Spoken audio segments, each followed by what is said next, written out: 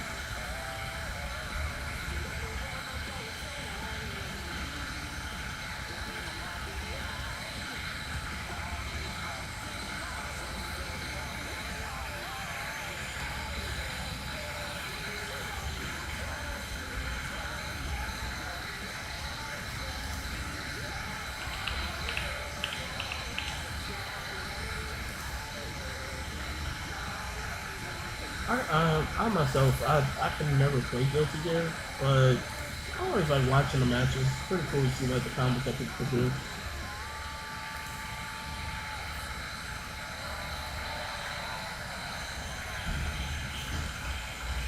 All right, let's keep that energy going while we get these top 8 players out here. Please make some noise for our boy. So we really doing this right now? EVO, get your act together.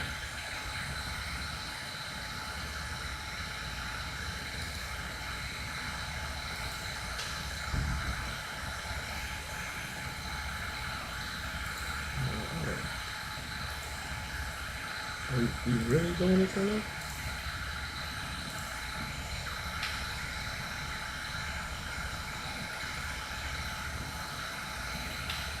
Yep, seems like everybody's having the string disconnected. Alright, let's switch over to the virtual fighting showcase until...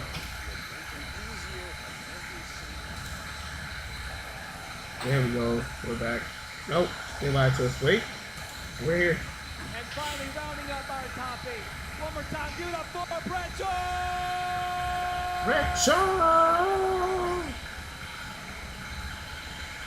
That's why some people just look like they're like socially awkward, but they're probably some crazy monster when it comes to the game. Those are the ones you gotta watch out for, the silent ones. Commentators take it away. Baby, we are here, EVO 2025. Myself, Rig, alongside me, the great with the explosive play, C4 IQ. How you doing, fam? I'm feeling the type of way. Yeah, a good way. A good way, though, bro. Game, man. Oh, I can't wait. I'm literally, yeah, absolutely. That intro video, as per usual, the EVO team smash round apart, right? Definitely going over the history of the game, not only at EVO, but just in general, and the way it's affected the community, starting at a time when society was not at its peak, right?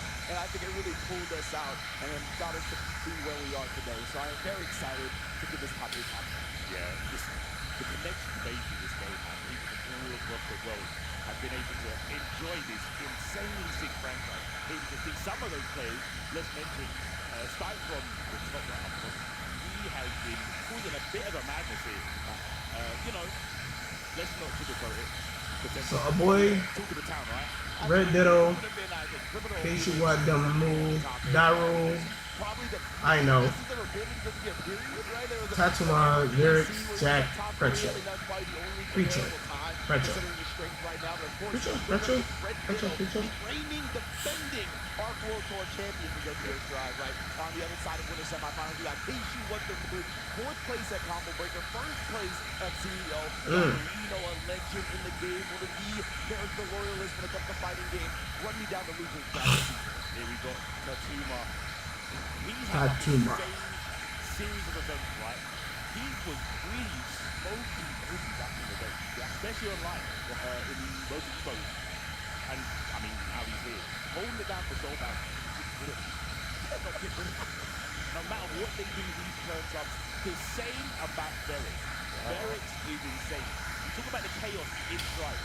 Derek is the most consistent magger. And there's a lot of them on the Mount Rushmore, right? We talk about Nuremeimer, Mitachi, but Derek has always got something on Evo.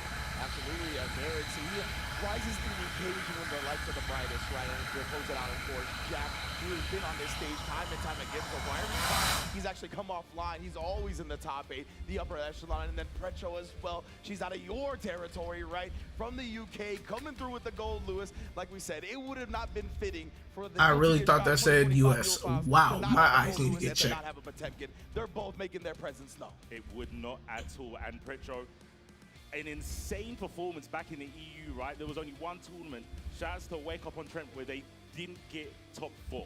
Indeed. Top 8. And now we're looking at the top 8. We got the predictions. I believe chat can vote as well as they're going at it. You know, you actually asked me this earlier when we were doing pools block, who I got to win. It's unfortunate that I have to stick to the pick that I said before because this other person slipped my mind. But I'm going to hold it down for Daru Ino. I think it is his year. The character specialist, I think it's Ino nice. Off. What do you think, C4? You know what? I'm going to cheat. I'm going to do an OS. My heart says Precho, obviously. Obviously, go Lewis. UK holding it down. But when it comes to the brain, the statistics, I got to go with Red Ditto. I got to go with Red Ditto. Absolutely, man. I don't blame you, honestly. Everybody wants Daru to win. Commit to Daru from before. Red Ditto would have been my pick. So there's Red Ditto. But yes, indeed, the chat is going as well. Daru Ito with a clean 47% right now. You know who the fan favorite is. I love this addition to the EVO Top 8 as well. This is presented by PlayStation Tournament, so big ups to them. Holding it down. We got our picks in. Daru is the crowd favorite. No surprise there as well with Red Ditto. Not that closely behind, honestly, but was in 2nd place. And he is the Arc World Tour Finals champion after all. Makes sense. Well, 15% off PS5 accessories? Obviously, fan favorite, picking one of those characters. Not me. Unlocking 50% of the competitive game accessories from PlayStation 5 consoles on PlayStation Direct with the code EVO2025. From pro-level controllers to high-performance audio storage and racing gear, this opportunity won't last long, so get there.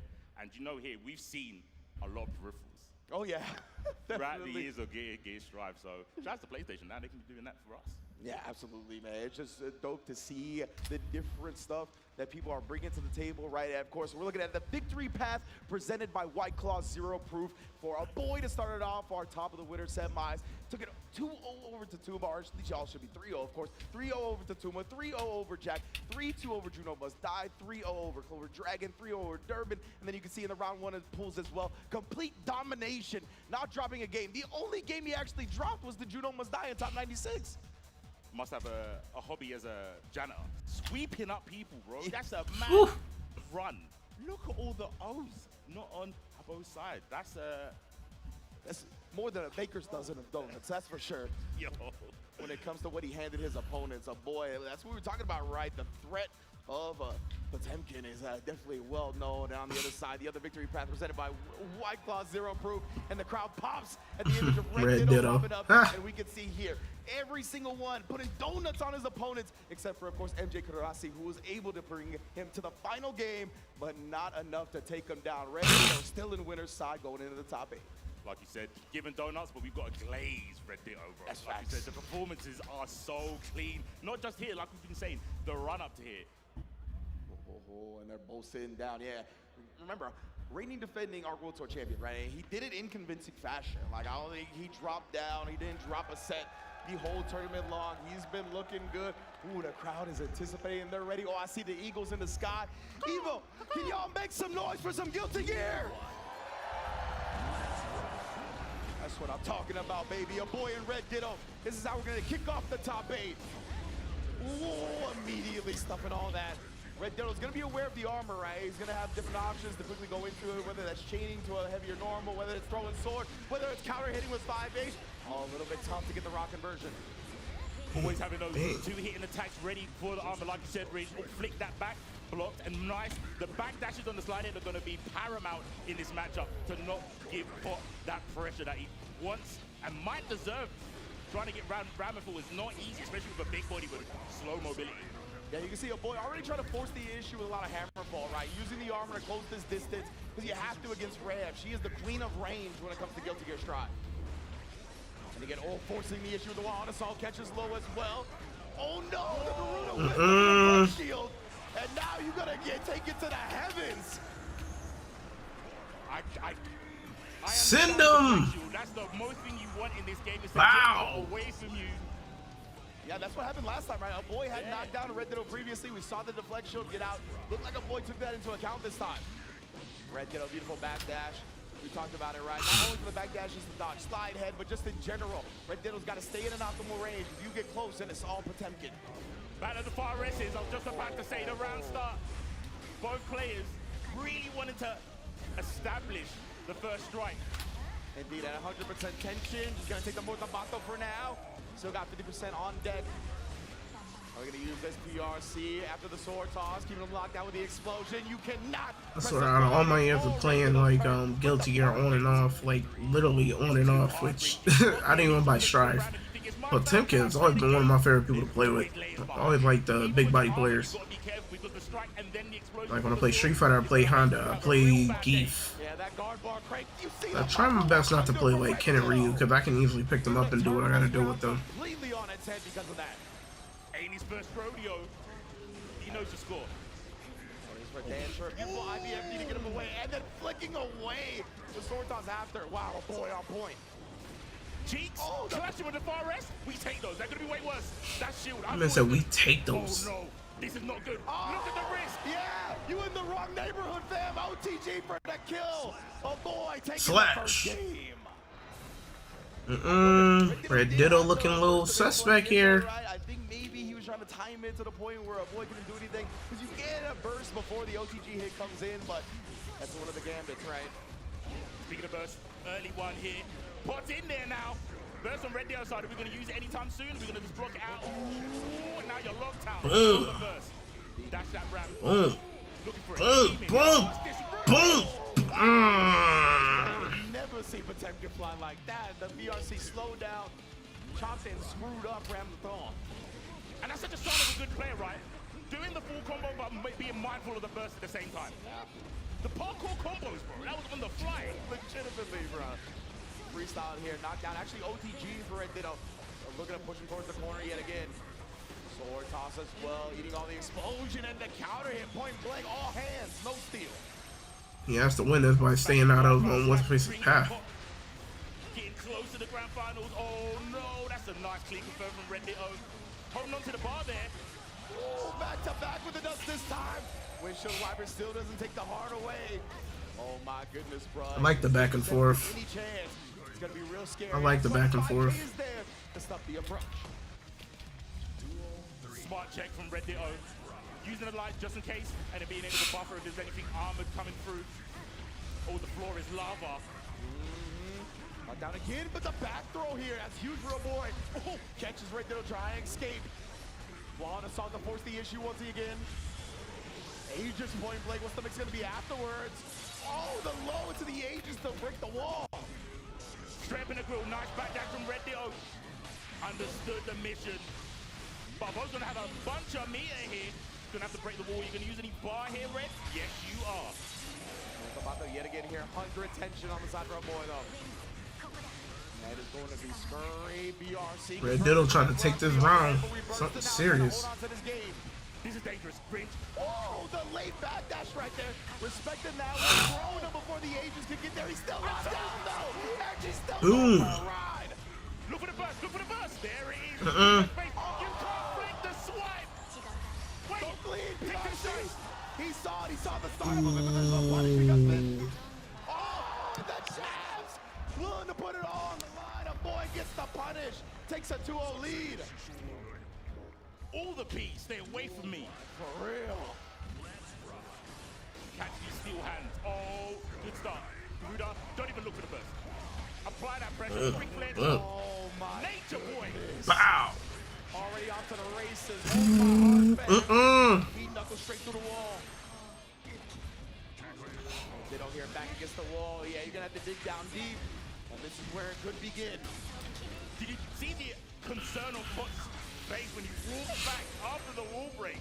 He was like, no, I don't want to throw this away. The goal burst connect. Oh my, don't jump. Red Ditto, do not jump.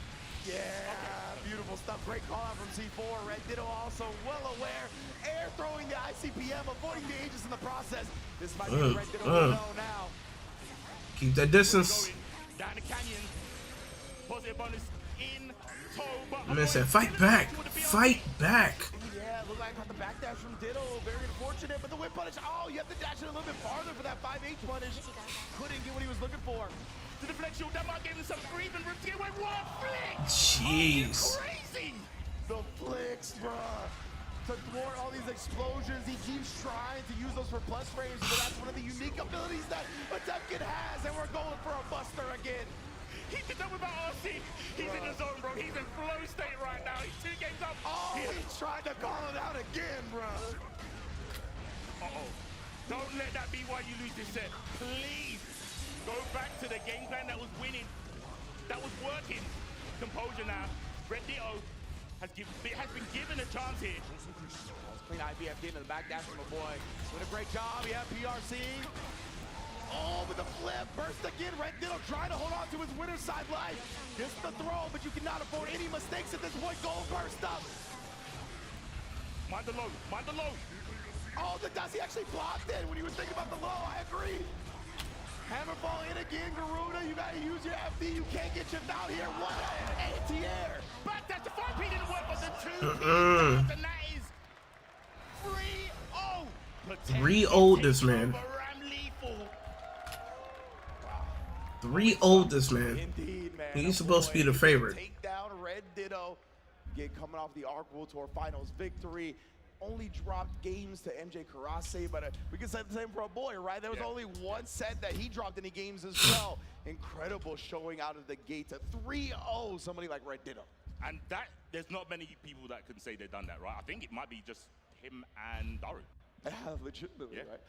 Wow, so boy, what an impressive showing, man. Taking his spot in Winners Finals, considering the meta and what we've come to expect from Strive this year, very fitting, honestly.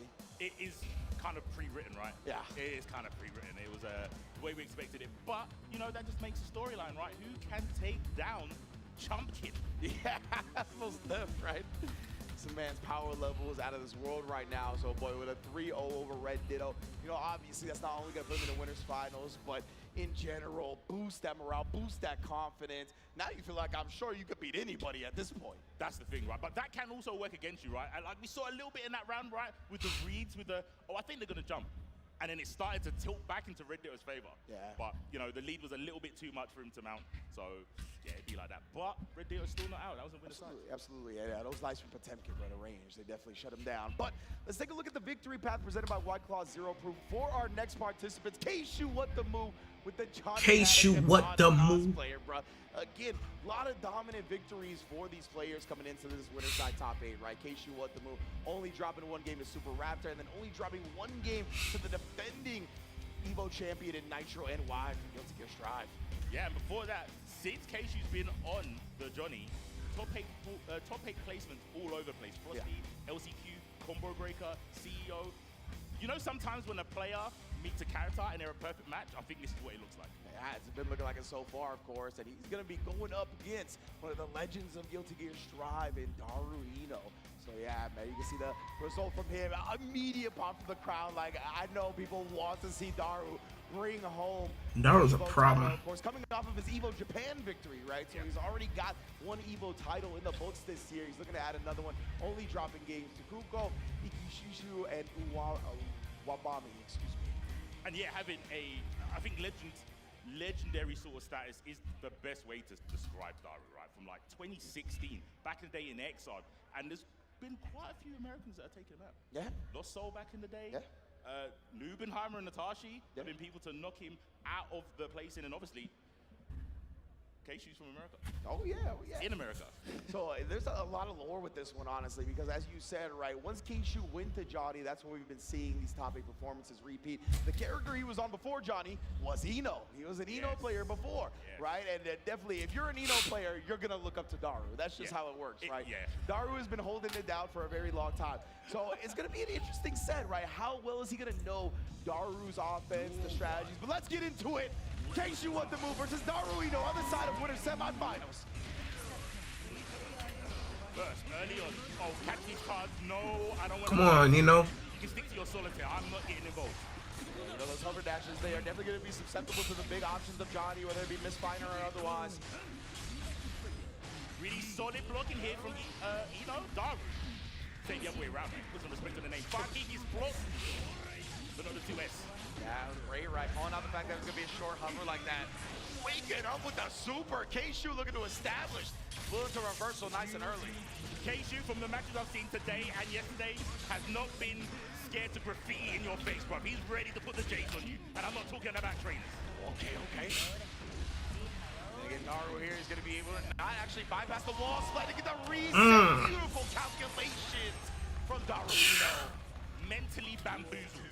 That's what that BRC was. That was smokes and mirrors if I've ever witnessed. Trying to get him lost in the lights, and he did Right, so Eno's a successfully. problem. You know how to use her. That's the 2K. Stay safe side. 4-man side smander. The contact there, who's going to pick it up? Not you, Johnny. You're going to pick up some music. The deflect shield pretty much sent Eno nowhere. Point blank in your face again. Oh yeah, gonna take the wall break this time, best believe. Daru, positive bonus on the side as well. Yeah, built the 50% tension, slowed him down. It was so delayed, the RC, after the stroke the big tree, right? Because it was coming from that positive bonus. Definitely caught him off guard in that moment. Just a scramble that goes in Daru's favor. It looked like a real shock to the system, right? Because Keishu was like, I can't challenge because I know the RC's there. Yeah. But then he hesitated because, like you said, the BRC was so late. He's like, does he know he's got RC? Yeah. Maybe he doesn't. Maybe he has no clue. Let me press a button. Whoopsie. Man, Daru chewing away. All for a second. Immediately, Daru gonna use the burst to keep Johnny in the corner. Oh no, the insane again. That's a really clean way to exploit the lack of reversal opportunity. Come on, Daru. We just make up the combos on the fly. Graffiti time. The fact that the 6K hit on the other side, but still pushed Eno to the corner. Like, couldn't have worked out better for Keishu. What's the motive? Ooh, read him like a book. Like I said, right, Keishu, he studied the Daru Bible. He's gonna have some reads on the tendencies. Oh, 6P on the other end. Okay. Daru, wide awake for sure. Burst gets the space, and Eno doesn't want to be that far away from you for that long. 6P right back at you. Great challenge from Keishu. Ooh, but backdash from Daru. Puts him at perfect 2K spacing. Opens him up with a high again. Eno's truly a modern lady, bro. She ain't scared to approach the man then. That's facts. She will do the inviting. MLA as well. Get your formats on point. Into the round ender. Bit of backdash. Keishu, get the space. All jump forward, trying to fade away, but yeah, too close to 6P. Interesting goal burst. Didn't work out in Daru's favor. What's the motive now? Late card. Johnny got so much daggone swag. One as well. No RC to make it safe. Couple hover dashes there. Saps the throw goes low, and Keishu first down. 5K whip, 2S whip. Come on, Daru. Style on him. Oh yeah, I mean, Eno's screen control, even though we don't see it too often, is really potent. There's so many angles that they can cover. Bing, bing. Version right there to keep it clean. Here we go. Like trying 6P, maybe anticipating the hover dash, but instead, Nope. Caught him. uses the super to shut down the chemical of pressure. Yo, has Keishu missed a reversal overdrive? Definitely not, at least in this set, as we get a tied up winner semis, 1-1, but a bounce back. Ooh, 6K, yeah, that was an emotional one. That's like, nah, I don't want to start my day off like this. Yeah, willing to use the wall assault nice and early, right? Both players already taking damage to their burst gauge because of that. Ooh. It's such an interesting matchup, right? Because they've both got such committal forward dashes. Yup. It's so hard to space, but they've both got tools to maintain the space, but they're so aggressive, they don't care about that. Exactly. The BRC forward puts him in perfect range to clip the backdash, the freeze, the slowdown also let him quickly identify that. Oh, beautiful stuff from Daru, right? You gotta shut down my stage transition, still got an overdrive for you to deal with. Oh, it was an expensive one though. Look, no resource. TK is gonna take to the corner. Pick a card, any card. Yes, indeed. Telling she is the queen, but I might be. Oh, Johnny, that puts him away. What's the motive grand start? Violence. Yeah, again, going with the S buttons. They've been potent for Johnny, always have been. Ooh, the 2P goes astray. Daru takes it to the bank, but now on the receiving end of some finders. Can you find the win here? Keishu a bit too overzealous. Daru knows how to match with a counter that's not got a reversal outside of tension. You have to know these things. Now the misfinder knockdown, and Daru is getting clipped by the same jump. Not sure what he was attempting to get out. Maybe an IBFD gone wrong. Oh, no, it's still not your turn. You might have got the bait, but that was mine. Finally missed. The quick RC, Daru, exactly right. He finally missed. Even Daru, I think, had that same emotional response where he quickly tried to press the button. Keishu with a quick RC counter hit to go up in the set. Mentally, all I was psych. All part of the game. Like, I wasn't even looking at the tension. I just saw the overdrive. Was like, yeah, he's been spending bar. Surely, like, he can't have that much in the bank, but he did. Man's been invested. Yeah, great. Man, swagging with Johnny. Resource management from Keishu. He's bouncing back huge after that first loss to Daru. Going to be going up 2-1 now. Let's see what the round start is this time. Oh, tried the 2D actually, and Daru just dive bombed him away. Catches the catch up to the 2K with their own throw. Oh, we're gonna break it. Yeah, Daru's opening gambits right now, not even going for a slump setup or a corner keep. Rather just get a positive bonus. I mean, he is running over Keishu right now. Oh, wait a minute. Nope, stop that up. It says stop that. Interested in all those shenanigans. YRC go first to keep the corner. So smart. I've seen him do it a couple of times. Was to kill the momentum. Oh, hold on a minute. Hold on a minute. I'm just surprised you had the faith to invest this much with such a life deficit, but look at this now. He's pretty much evened it up. BRC as well dodges it and slowed her down enough to still get the punish. Keishu brings it back. That was such a galaxy way to beat the low challenge. Oh, and then the possess as Daru approached. Keishu, he's turned this around and hasn't taken his foot off the pedal. Huge damage done with that one convert. No shot. Oh my. Kinetic fire. I'm telling you, his conversions are always so on point. He's hit by the Bluebirds trying to go for the 2K. Back in. No, the whip punish is not gonna be it. Keishu, what the move in winners finals? That was an insane whip punish. Jeez. Wild. Immaculate spacing on the 2S. And that might come in effect because of, like you said, being an Eno player before. Yeah. They know the ranges. And I think even at that range, it's like, I can react to stroke the big tree. Yeah. You can't do this here. It's checkmate. And on the perfect to end that set as well, dominance.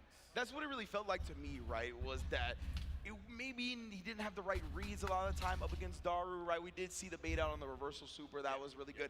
But it was all about knowing those Eno ranges. And that's really what let him kind of shut down a lot of what Daru wanted to do, right? Always putting himself either at range where he can misfire the hover dash or be safe if he ends up approaching on the ground, calling out the stroke the big trees with 2S. Just in general, made sure to cover every angle that Eno wanted to approach from. The level of mental fortitude you need to have all of these things in your mind. We're going to see that here with some of these replays. And we've been talking about Eno throughout, her lifespan in the Guilty Gear franchise. She's got such a unique way to approach, and it's really difficult to always judge it. Yeah, absolutely, right?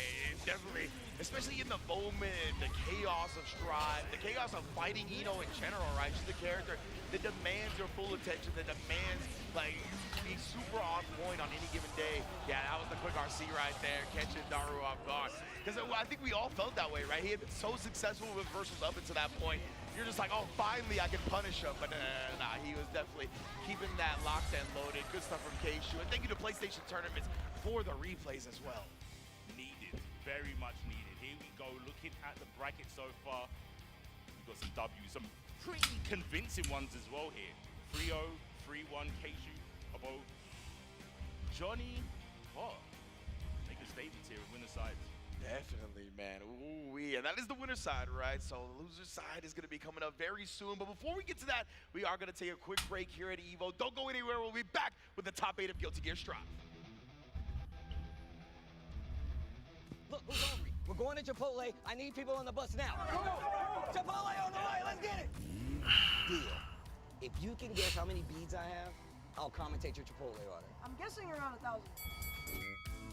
Now that's meaty. Of course you go with queso. That way your burrito will match your playstyle. You can tell he's been labbing that burrito technique. Now that's top tier. If you guys love Chipotle, make some noise! Man said, add Chipotle. It's just like your playstyle. Cheesy. And went head to head with Arslan Ash. I won PlayStation, go to EVO and battle against Sonic Fox. I have never seen that in my life. To compete on PS5, choose your game, find PlayStation tournaments, and register. It's that easy. Sign up for PlayStation tournaments for opportunities to win unique prizes and much more. PlayStation. Well, Vaya is laughing right now. Look at Vaya laughing right now. Oh, he's doing a dance. What is he doing? Man, he's too ready, you know. Not today, man. Oh my God! EVO has always had the best moments, and one day I'll be there. One day. その時また賞金額が上がって、いや気持ちは調子良かったです。Oh, please. Much more than just playing. It's being a part of this community.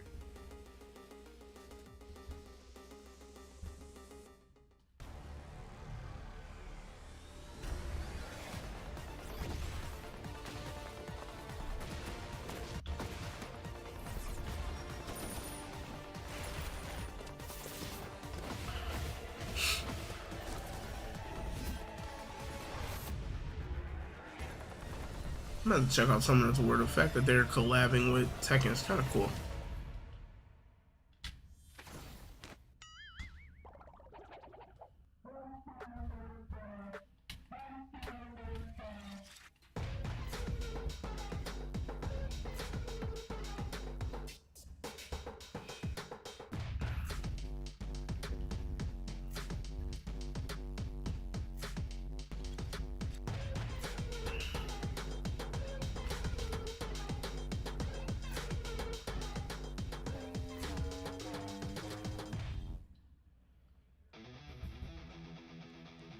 We are back here, EVO 2025, baby, myself and C4 in the building right here. Big ups to everybody that's happening, and of course this camera shot is presented by Zenny. This is the Envision Victory with Zenny, the official eyewear partner of EVO. You can pick it up, the co-branded Zenny EVO glasses at the EVO merch store right now. Legit chill. I've got these on right now. I've got 20/20 vision. 20/20 vision. I can see everything. Clear as day. The frames. You would have got that whiff punish like Keishu. Easy. You would have been able to guess the amount of beads that Tasty Steve Yes. had on. Yes. I don't see the screen. I see the player's thought process. I can't believe Tasty Steve called that person's playstyle cheesy. Like, I picked that up, Steve. Like, I knew what you did right there. But regardless here, let's take a look at the victory path presented by White Claw Zero Proof for Tatuma, the second place finisher at Guilty Gear Strive last year for EVO 2024, right? Definitely had quite the path here. Actually, getting put into losers by one of the players in winners finals in a bowl. Yeah, a lot of mix of characters there. Mina was a Jacko player, got really far from EU, bested her with the 3-0. But in the past, like you mentioned, right, falling prey to Nitro's dominance last year. And one of the few times that Tatuma didn't get top 8, the person who stopped him, Super Noob. Oh, Never forget. boy, definitely never forget. Big ups to the news as always. The opponent, though, out of Senegal, Barracks in the building, right? A former Arc World Tour champion himself. You see, actually falling to Brescio, who's also in the loser side of the bracket.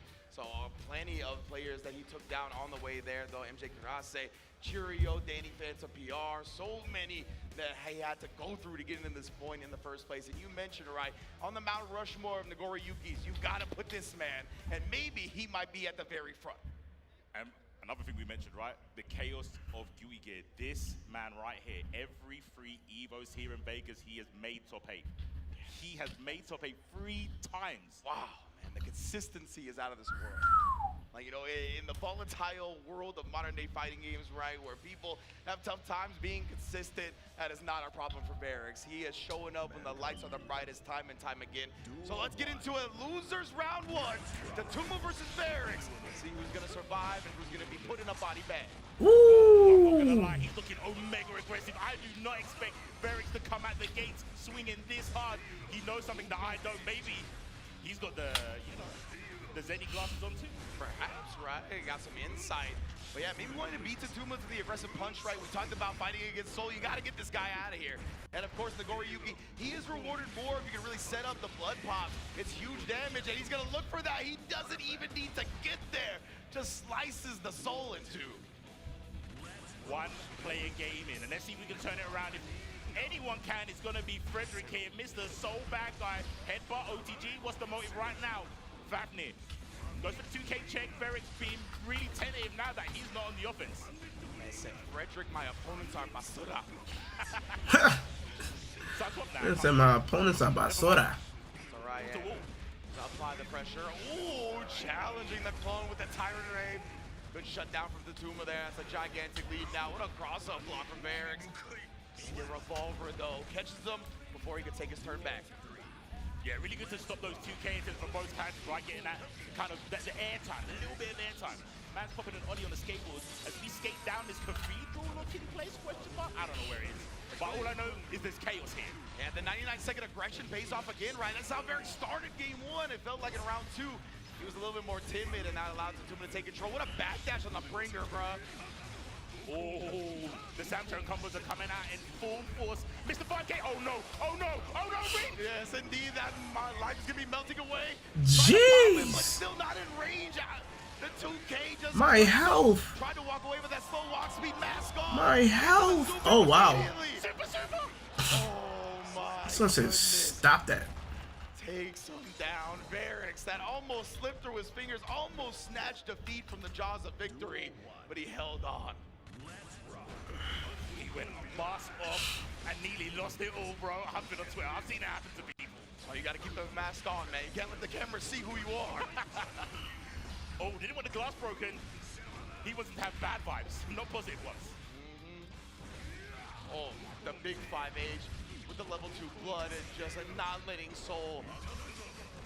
Anything. What an RC to the backdash to avoid the 6S and the second into the Jizu reached. What? Me and C4 literally reeled back in our chairs. I could not believe that Jizu hitboxes that far. I've never seen Footsy so immaculate like that, bro. That was wild. Yeah, that's why Tatuma, you see, after the first hit of the Jizu this time, he's backdashing. He's like, I'm not dealing with any more nonsense here. Phantom hurtboxes. 2S, check the run up. Oh, keep that mask on. It's going to be hard to make this comeback with that blood that high. I don't even think it's going to be on the table as an option. Tatuma cleaning it back and forth, round to round. Have been stunning, man. Both players are so focused when they go back to full health. Oh, get the fight, win the fight. Tell me that the Toms don't lie to me. Okay, yeah, he's willing to crank that blood as well with all this pressure in the corner. After getting that commander, we'll see if he pause on it again. But man, so much life taken away. That guard bar is getting cranked in the process as well. The chunks, he's done probably like 50% of just chip damage, bro. What's he going? Fight back, please! Another fight! Man, that's so tough. Don't lie. Get the bite, win the fight. Yeah. It's scripture, I'm telling you. That's how it started, man. Barracks, the snowball capability. You're kind of cool. Thank you, Andy. Thank you. Appreciate it. Like Tatuma has not been able to fight back. Even in rounds where he starts a little bit more timid, he doesn't come out of the game with some type of Beyblade gambit or anything like that. As long Yo, bro, have you played Guilty Gear in a while? Or I don't think you ever picked it up. Took you 10 minutes to respond, shaking my head. I'm in.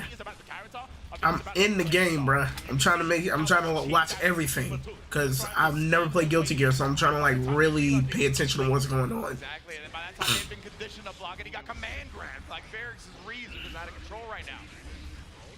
Here we go, Tatuma. Because honestly, I would love to play Guilty Gear.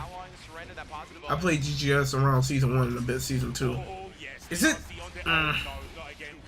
Does it feel like it's coming to the end of life per se? Like, do you think they're gonna come out with another Guilty Gear? Would it be smart for me to get it and start getting into it? Made the most of it, but the big body of Nago, he's still alive for now. Oh, yo, I hear the Halloween theme playing in my head right now. Horror movie villain Nago unlocked. Cause I ain't gonna lie, Varix utilizing Homeboy making me want to play with him. Yeah, there was a lot of tension on Varix's side as well. Well, keep in mind that end of life for some fighting is usually the most fun. Oh no, I understand that, but at the same time, it's like I don't want to jump into something, get serious with it, and then they come out with Guilty Gear this, Guilty Gear that, like a month or two later, or it gets announced. This has been, honestly, turning everything around. Tyron Rage for the hard knockdown. Pretty standard with the pressure here. Oh, mixing up. Oh, okay. Has no choice. This is it. This is your moment. We can take it right now, or you might have to go into a next game. Oh, no. That was huge, right? Because he needed to lower the blood to make this comeback. Now he's going to be able to do stuff like this. Beyblade into the Shizu, juggling off that as well, and just measuring the blood so perfectly here. The quick RC, he's got a two-piece. He just needs one more for the kill. Oh, he backed from the 6-8. I mean, Paul still played Guilty Gear Plus R, and that's a thing. Yeah, that is true. I remember y'all playing that. I've never had a bad time really getting into a fighting game. Yeah, it's so many fighting games coming out. Like, I'm looking forward to Marvel Token, and I've seen the button scheme. It literally gives me Marvel's Capcom 3 vibes. Which honestly, I think that's the one game I know I'm gonna lock in on, besides Tekken. Because Street Fighter is just like a, per se, a hobby game for me. Like, I play it on and off. It's definitely not MVC3, and I'm interested in Token as well. No, I'm not saying, I'm saying the button scheme, light, medium, heavy, and then special. I mean, button control wise. I know it's not no MVC3, but I'm saying button wise, it is. Because MVC3 was light, medium, heavy, and then X was launch. Yes. That. Man like Nago, blocks his waist. In the back dashes. Whoa, bro, Tatuma. The reads right now are on another level. Like, that whole round was just like, it felt like you knew exactly what Varix wanted to do at every. Let me know when the ads ends. The first two games, just data. Oh no, he did not get the micro dash with that grab. Oh my, Omelette, dude, that much. Look at this guy's health bar, bro. That's a big buddy too. Oh my goodness, yeah, you don't need the laboratory for that one. We see how much damage it is outright. Blocks the dust. All the mids, that's all we need, baby. Just mids. Taking me back to Majin Obama videos in season 1. All day, every day here, Tatuma. What a way to come back in this set, because it looked like Varix was going to completely run away with it after the first two games. 100%. Oh, again, bruh. Micro dash block in the 5K, back dashing. Andy, are you back from the ads? Yeah, the tempo's changed, bro. I can feel it in the air. Tatuma saying, oh, this aggressive start thing? Let me know when you're back, sir. Like, hard calling out, having the timing so consistently. I think that smaller bodies only got 5 frames of invincibility on that back dash, right? So finding that moment to avoid the Beyblade is wild. Forest chain. Trying to hit with a start step backwards. Oh. Yes, indeed. Slice. Look at the tension, though. Oh, my, the tension was in the air, honestly. What I was saying is that I understand it's not MVC3, but I'm saying the button scheme is MVC3, like light, medium, heavy, special, and then like you got the extra button for your tags, and dash and everything. That's what I meant. They keeping that type of scheme, because I know kinda that's literally what it is. I can pull up the button scheme for you right now.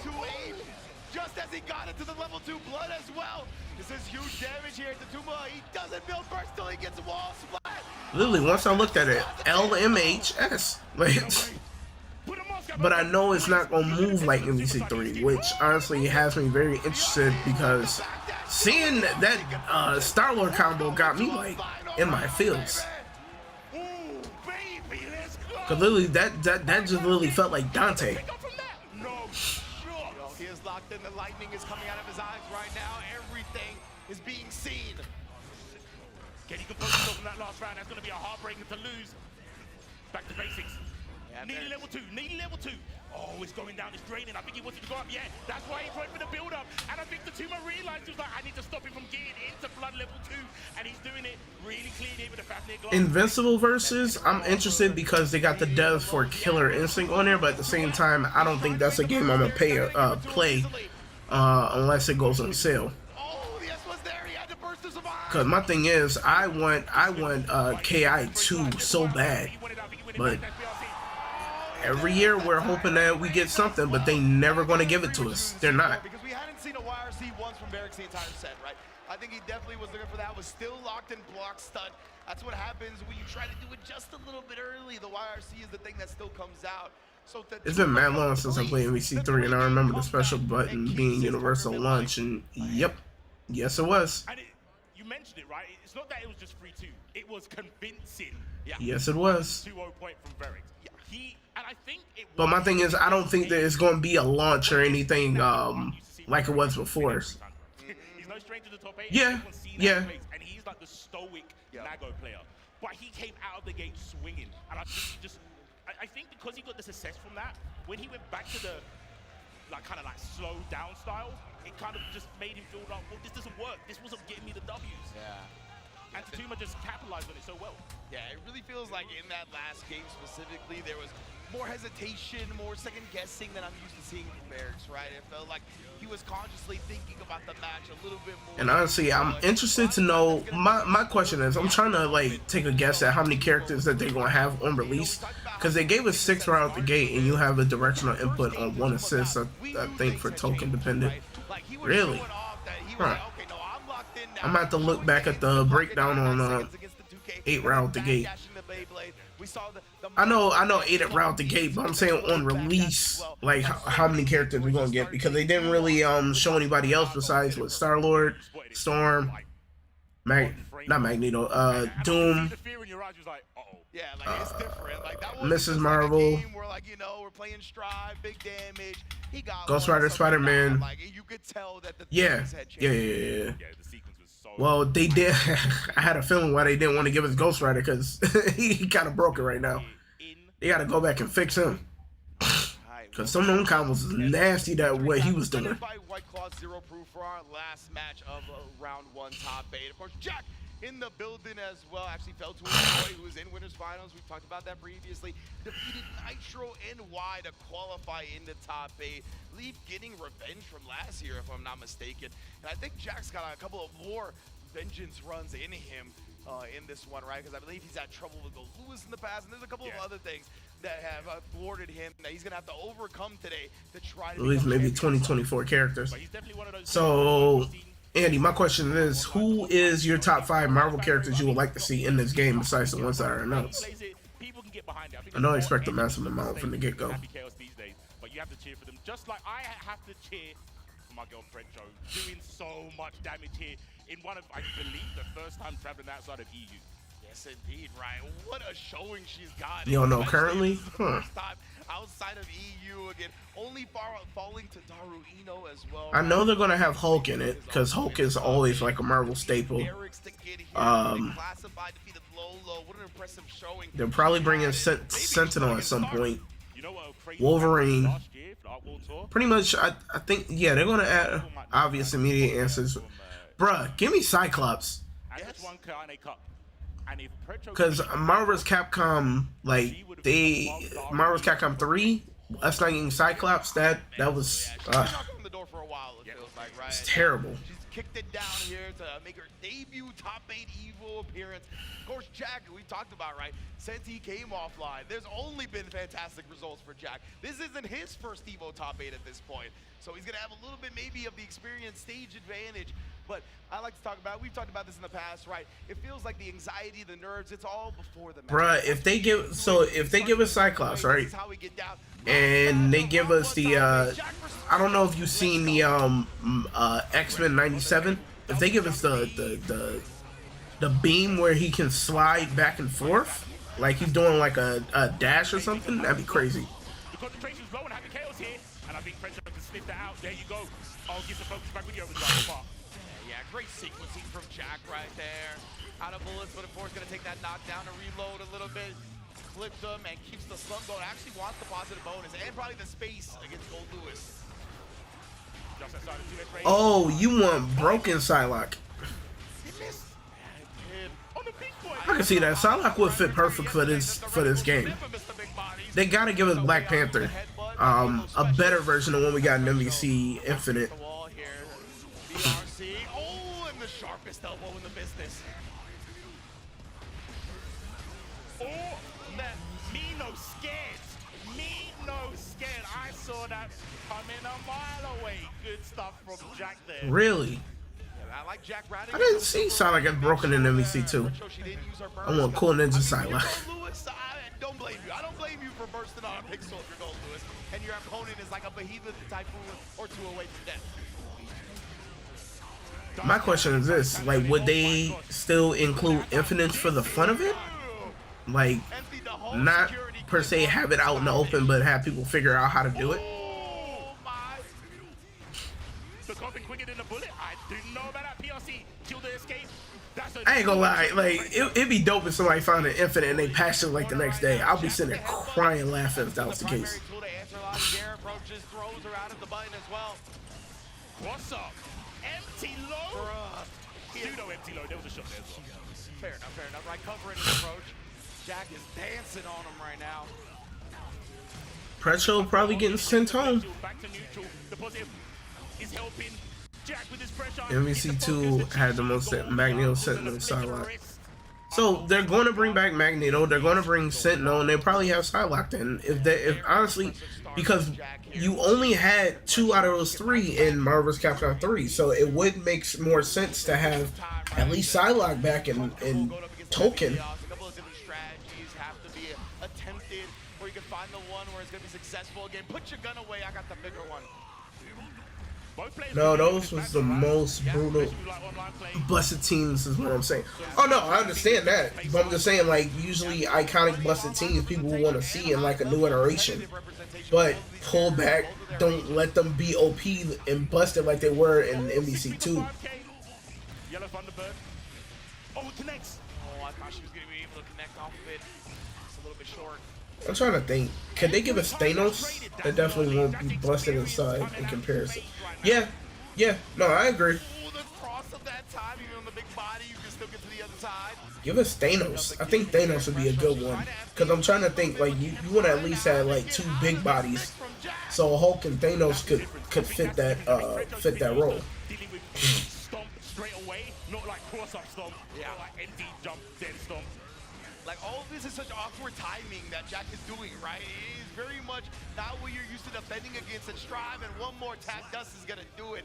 I can't blame her. Like, it looks uncomfortable to defend against. I honestly think it might be a case that it's not real. So if Pressure decides to do I something need a new like hitbox. she'll hit, but she's just not used to doing that. She's used to the real. There's the 5P. Yeah, there we go, right? Exactly. I'm not gonna lie, Andy. I need a new hitbox. Like, I love my That's why I'm glad Pressure lunchbox one, stack box. But I want something a little more like heavy. Probably one of the closest. They got 5S confirmed. Yeah, just stalking with your Thunderbird. Oh my gosh, how did he know? And I have to sit down and force myself and play 2D fighters with it. I have to. I gotta break out of from using pad. It's hard for me to do that though. But like Tekken, I can play hitbox no problem. Out of bullets, out of life. You know what? That was so gas.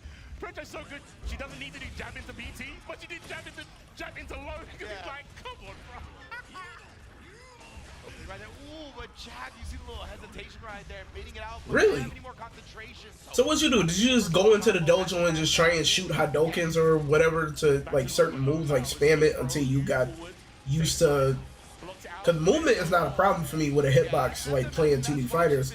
It's getting the moves out. That's my issue. Specifically, but Jack sequences around that. He'll stop his pressure to that micro and get closer beforehand. Like, it's tough, bro.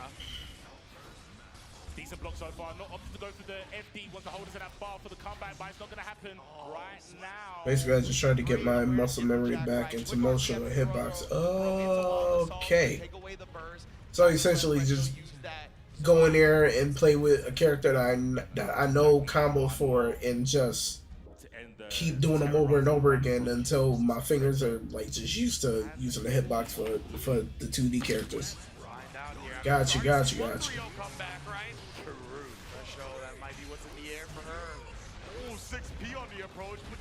Yeah, I'm gonna have to do that.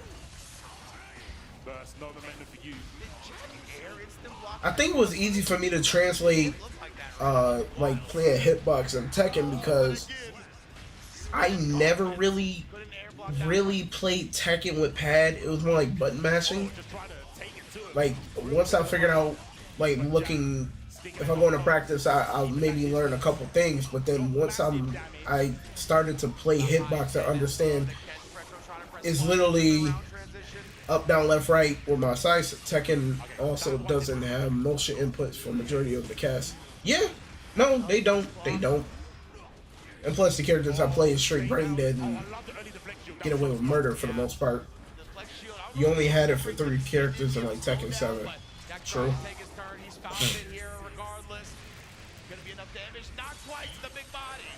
There's no way you made this comeback with a focus set, right? So Jack now on set point with I did pick up King though. I'm trying to see what Armor King looks like. Because I think I'm gonna pick up AK. I'm gonna pick him up and I'm gonna learn him, and that will be my second character besides playing Law. Yes. Like that with a new on him. Oh, Jack, he tried to get cute with that one a little bit, right? Keep him at bay, but no, we're in there. Jump D. Press show is on the board. Really now? When the last time I touched it? Maybe a month ago I touched it, just screwing around, played like maybe 1 or 2 ranked matches with Law.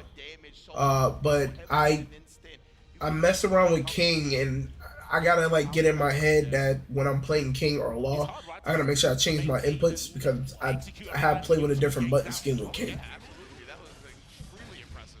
Oh, what? Check. Probably the sharpest elbows in the business. Oh, Lewis. There's got to be some canon where he's a Muay Thai expert, bro, I'm telling you. Yeah. Oh, how did he get back to the original side right there? I can't blame him for getting hit by that one. I definitely would have. Yeah, that was grimy. Okay, still alive though. Gold Lewis only needs a speck of HP to make the comeback. Oh, everything's just out of range. Yeah, Jack is keeping his distance, right? He said, let's go back to the era of Happy Chaos. I don't want to get any type of close to you. Best on both sides. Oh, nice block. The rising jump as here, BRC again. Yo, what? How did she block that? Micro walk forward and she just held it? Oh, we just skipped the neutral. It's my turn. No, 2D whip. No, show. I've never seen that. Oh, man. The FD. What a heartbreaker. Yeah, it was the FD manipulating the space. That's what we talk about in Strive and Guilty Gear in general. You got to really be aware of how the FD is going to affect people's strings. Okay, didn't back that this time. Oh, headbangers. Woo! Enjoying the rock music. Oh, my Bing, bing. Yeah, Ooh. turn this into a mosh pit right now. Oh, rise up, bro. These beats. Bing. Got him. Typhoon for Fresh Show. She's on the verge of tying up this one. Yes, indeed. The 2 S's there to stuff the approach. Wait a minute, fam. Check with the 5P. Oh, it's the roll. It's too strong. Oh, my. You know what? Block is for suckers. Jid. Fresh Show, she's picking her spot so well. And staying on the same side this time. Jack's starting to get mixed here. What a press back. Finds the perfect opportunity to do so. PRC super. Gonna take my turn. Oh, we getting buttonsy. Okay, it's cool. Damage is low. The momentum though is in Jack's hands. Needs to not let it go. Meter advantage is probably going to be in Jack's hands in a minute as well. Does he think you can stop that? Oh no, the dust connects. He's got bar. Deus Ex. Ooh. I was gonna say it's all about win Fresh Show burst at this point. Brings him back close. What blocks from Jack with the jump? Ooh, oh, counter. This is such a hard thing to come back from. I don't think it's gonna happen. There's so much meat up after the throw. The Deus Ex Machina. Woo! Once again from Jack to close it out. Survive in a top 8, but an incredible showing from Presho as well, especially with the first performance you said outside of Europe, right? That's incredible. Yeah. Try not to be biased, but yeah, Presho has just come strides from when I saw the back of the EU on online and offline. I mean, to get top 8 here, kind of like Jack's story. Yeah. Kind of. Yeah, just a generation after, right? Yeah, 100%. And Jack, of course, holding it down. That was a good match from both of them. Good match. Of course, presented by PlayStation Tournaments. And yeah, man, I thought honestly, Jack looked like he was gonna run away with it, but Presho battled back, put a game on the board. I thought we were going to do a final game, honestly, with the way Game 4 was going. Yeah, there was some really like awkward and clutch. So sometimes, you know, you can be dealt a decent hand. I think sometimes with the whiffs, not lucky, but it was the case of Jack was like, in case this goes You wrong, might play some Tekken while in the midst of watching EVO. Put the screen up for the gameplay, but on a shorter screen. Sorry, the 2K and the 2D, that very rarely doesn't connect. But Jack was on the P's and Q's on point and capitalized on it so well.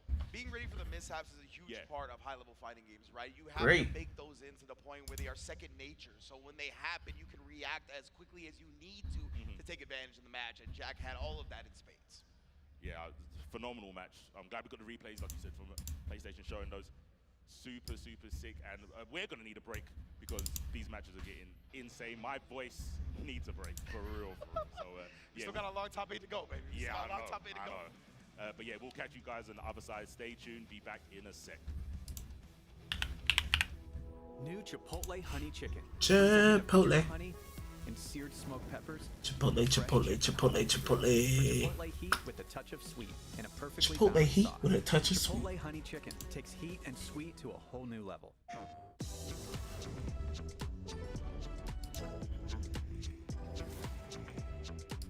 Boom.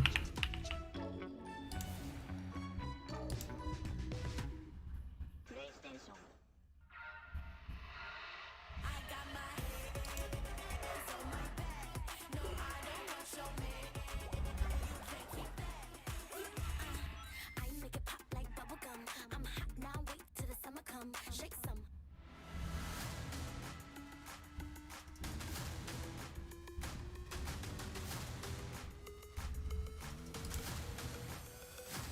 I was born ready. Can't break me down cause I'm strong like Chevy. Look and watch me rise, blessings I got plenty. I'm the hero, God chosen and cheat code. And I achieve more horsepower like Centaur. What was I sent for? I got a planet store. A planet to restore. Star was really born. Yeah, I'm born ready. We knew pretty early on that the game was fun to play.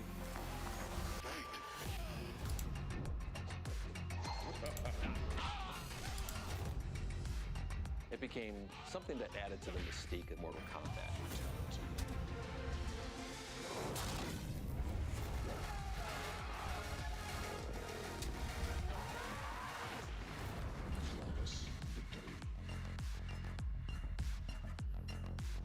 Loki, I plan to pick up this MK collection.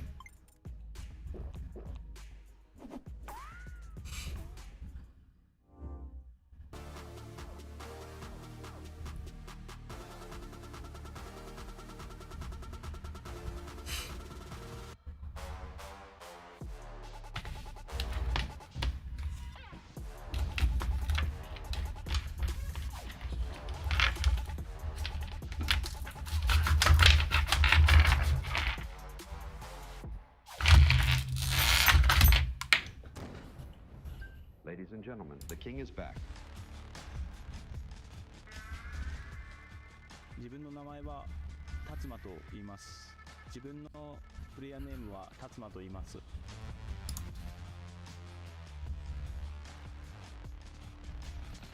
アメリカに来るのは2回目で挑戦させてもらいました。去年も同じロードトゥエボでエボに参加させてもらいました。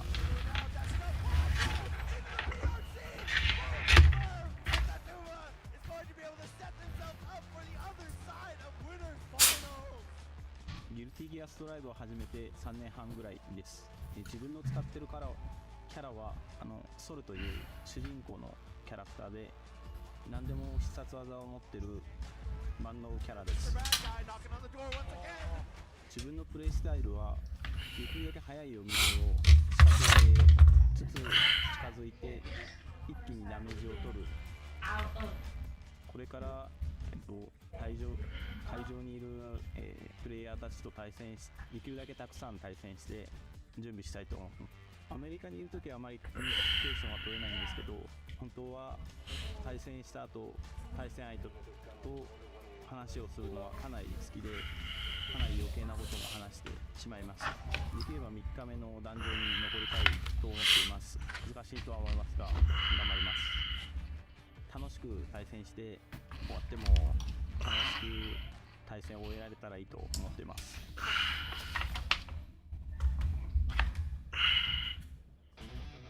Ladies and lurkers, boys and boomers, mashers of all ages, we are back with some Gear Gear Strive here at EVO 2025. Rinch? Yeah? How you feeling, bro?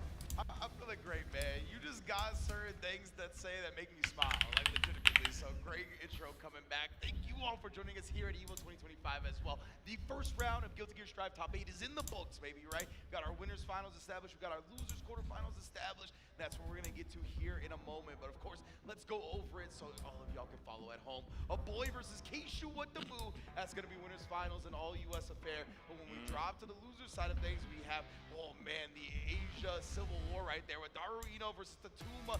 One of the few Asian representatives is going to be remaining. And then Red Ditto and Jack is going to be U.S. on the other side. Yeah, these are going to be some interesting matchups because I think none of these players are like going to be surprised with who they're interacting with, right? And they're all like kind of different generations. Absolutely, yeah. I mean, they put the bets against each other. They're trying to clean up, right? They want that new generation to take over, but they might not be able to stop them. The performances that we've seen so far, I actually can't call it. I still think, Daru's seeming pretty solid. Yeah. But he's already in losers, right? Exactly. It's so hard to win from loser's side in top 8. So, it's a tough position that he's going to be in now, right? I believe we're going to watch Daru versus Tatuma next as well coming up for the top 8. Right? But yeah, man. Keishu wants to move in a boy, sitting in the winners finals. That is going to be a barn burner as well. But, John, I want to know what character has the most hits out of this. I actually want to know. Because I think at the start of the game, they weren't. Well, obviously Johnny wasn't in the start of the game, but when Johnny dropped, people were like, he's kind of lacking. Yeah. Got a couple of, quality of life changes, I would like to say. Most definitely. Some love has been shown to Johnny, absolutely right. So, definitely a character that has plagued a lot more people now than when he first got put together in Strive. On the other end, Eno is just one of those characters that is always going to rub certain people the wrong way. Right? Yeah, exactly. There's certain characters that we as players have that we're just weak to the archetype of. And for plenty of people, probably myself included, along with C4, Eno is one of those characters, right? Get in your face. She plays by different rules than a lot of Guilty Gear characters via the hover dash, via the accessibility to these mix-ups. Like the length of mix-ups she can go to is just different. She can bully you with plus frames via the MLA on the guard break. Just so difficult to deal with, and constantly having to force a check out of the opponent. I love how you described the high-level play. Me, I just want to crouch, bro. I just want to charge flash kick. I just want to charge flash kick. And that's not easy against Eno, right? Because we're talking about the hover dash, the overheads come in more frequently than they do against other characters, and it plagues like your characters like Leo, who rely on a down back charge for some of their key moves. Yes, yeah, it's archetype-wise, it's just not in my favor. But I mean, I'm not one of the top Leos to complain, so I'll just sit here, stay in my lane, and watch these good games. Let's see, maybe I need to have a pocket soul. I was going to say, yeah, the good thing about Tatuma, right, is that he's playing Soul Bag. I know charge is necessary. You just got to have the DP inputs on point. But yeah, I'm very interested to see how he goes about checking Daru, right? Are they going to just mainly rely on like fuzzy jab timing defensively after like certain hover dash setups? Or are we going to try to actively beat Eno to the button itself? It's going to be an interesting one as well. So Daru Eno versus Tatuma. EVO, can I hear some noise for some Guilty Gear again? I love the arena noise. Ooh, I love the aggressive round starts here, Tatuma. Maybe coming off the energy from the match they had with Varric, saying, I want to get this done. Legit, right? Saw how the aggression worked, especially early on in the set. Maybe Tatuma taking that himself. And already the Titans. Hey! Yo, Yes, sir. MT, oh my, there were so many layers. Bro, it's hot in here already, man. I don't need any more layers. Jump, bro, and then punish on the way down. This is what we talked about, right? Where you have to be ready for multiple scenarios at any given moment. That's exactly what he went with the cover, the hover dash, or the air throw. Saw wasn't there. PRC punish. Beautiful. Backdash, oh, delayed overhead. Nice read there from Daru. Break that down. Back 50%. Nice chunk. That's a great start from Daru right now. Oh my goodness, and challenging the stroke cancel. Not today, fam. Late burst. Yeah. Didn't want to see where that combo was going to take him. They're just kind of trying to guarantee that the burst gets off successfully, but nonetheless, you're pushed to the corner quickly anyway. Try to catch on the other end. Gets at least the pressure. The guard bar gets cranked. Yeah, you're going to start fighting back here. It's a great opportunity for Eno. Ooh, backdash DP. Okay. We're understanding what the mission is. Again, catching the backdash with these delayed overheads. Yeah. Daru knows. Come on, Daru. These fuzzy timings defensively, but does run into the far S this time.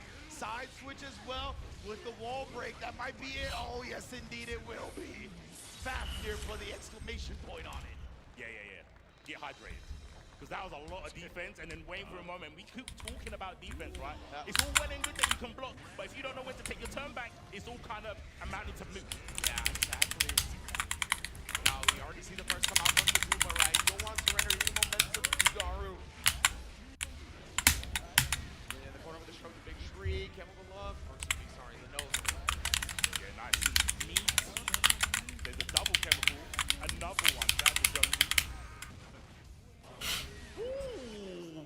The fadeaway. Punishing when nothing seems to get there. And Daru with the dive bomb to disrupt the neutral, and that's going to result in the kill. Felt really slow paced that match. Yeah. That's why I guess the dive bomb hit, right? It was just like the first fast-paced thing to happen in a hot minute, but the 6P challenge afterwards. So Daru. Burst, give me room, give me space. I haven't seen many 5Ks from Zuma. Maybe saving for a late day, or maybe just trying strategies round for round and then going, oh, this one works, let me apply that a little bit later. Oh, the counter hit again. Daru's timings just blowing Zatuma up, right? We saw after that hover dash, if Daru immediately presses like a punch or a kick button, he's gonna block. Like that timing was to specifically blow up a slightly delayed reversal button, and perfect for Daru. That's what I'm saying. I think maybe he's going to try it late because the DPs were kind of hitting in the last one. Yeah, and he got a W. But I think he doesn't want to be too risky too early. And he doesn't want to go behind as much as he did against Ferris. So let's see what the motive is now. Keeping it pretty standard, right? Beating the FD allegations by just doing run-up throws. Like, you want to hold that down? Cool. Misses with the 6H. And now both players showing a lot of respect. Tried to, I think, extend the recovery of that backdash with the RC. But nonetheless, the Tuma picks it up, takes it down. Not much help here. Strong the big tree afterwards. I don't know. That might be a little bit of anger in the home. But sometimes it's all about how you harness that emotion, right? Some players, they can definitely use it to their favor. Some it's a detriment. See how it plays out here. Wow, what a 6S after the deflect shield, right? Sees that the space was created and immediately nullifies it. Leon Deck is going to RC off the revolver, obviously. Oh, he's scheming for a wild throw. He is scheming, but I think he's going to bring it out later in the set. Yeah, these 2Ds on the jump back, or excuse me, like the far S on the jump back into the 2D as you're landing. It's caught Daru a couple of times as well. Something to keep in mind as we watch forward. Man, Salvatore Ganache holding it down. Oh, the 6H I'm like, I'm low. from the 2H work. Show you the tombstone, bro. That's when you're 6 feet under. Always running the deep wild assault into dust. And just backs away. Gunflame maintaining space. Holding on to the life lead. Not trying to end it quickly. Has 2 games up. And yeah, Daru was holding FD for his dear life. But the Tuma, he just kept nullifying all that space. Really, 6S will be these daggers in between the string.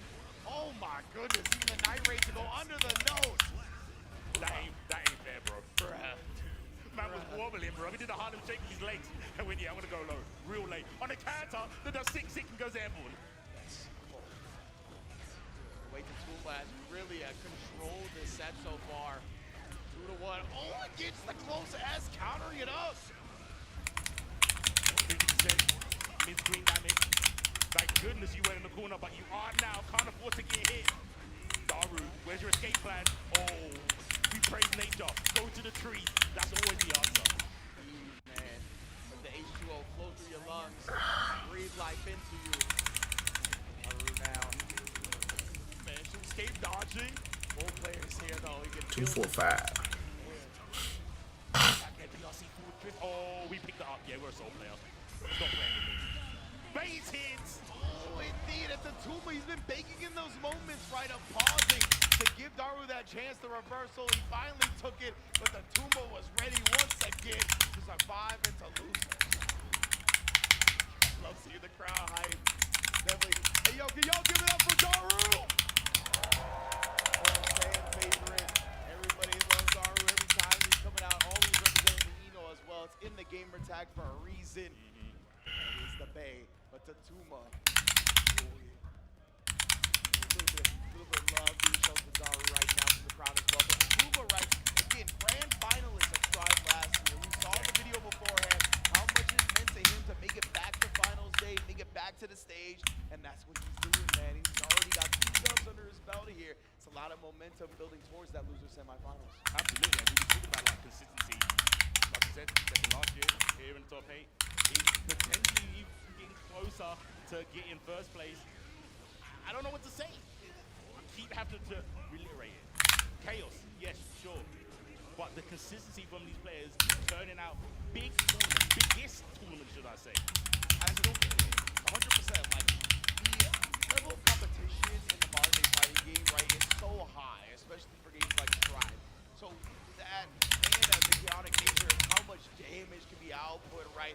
It is wild to see that these players are so consistent, right? We see Daru in top 8 constantly, coming off of EVO Japan victory. He gets top 8 here at EVO US. Tatuma, come off of second at EVO US last year, gets top 8 this year, right? You're talking about Keishu getting 4th at Combo Breaker, 1st at CEO, now top 8 here. These players have remained consistent. Red Ditto winning our World Tour Finals here in top 8. Like, everybody had to What I do is be aggressive. Not his first EVO US top 8. Like, bruh, the fact, you know, people always want to talk about how volatile a lot of these games are, but these players have figured out how to use that validity to their benefit. And that's why they're here. And that's exactly why they're here.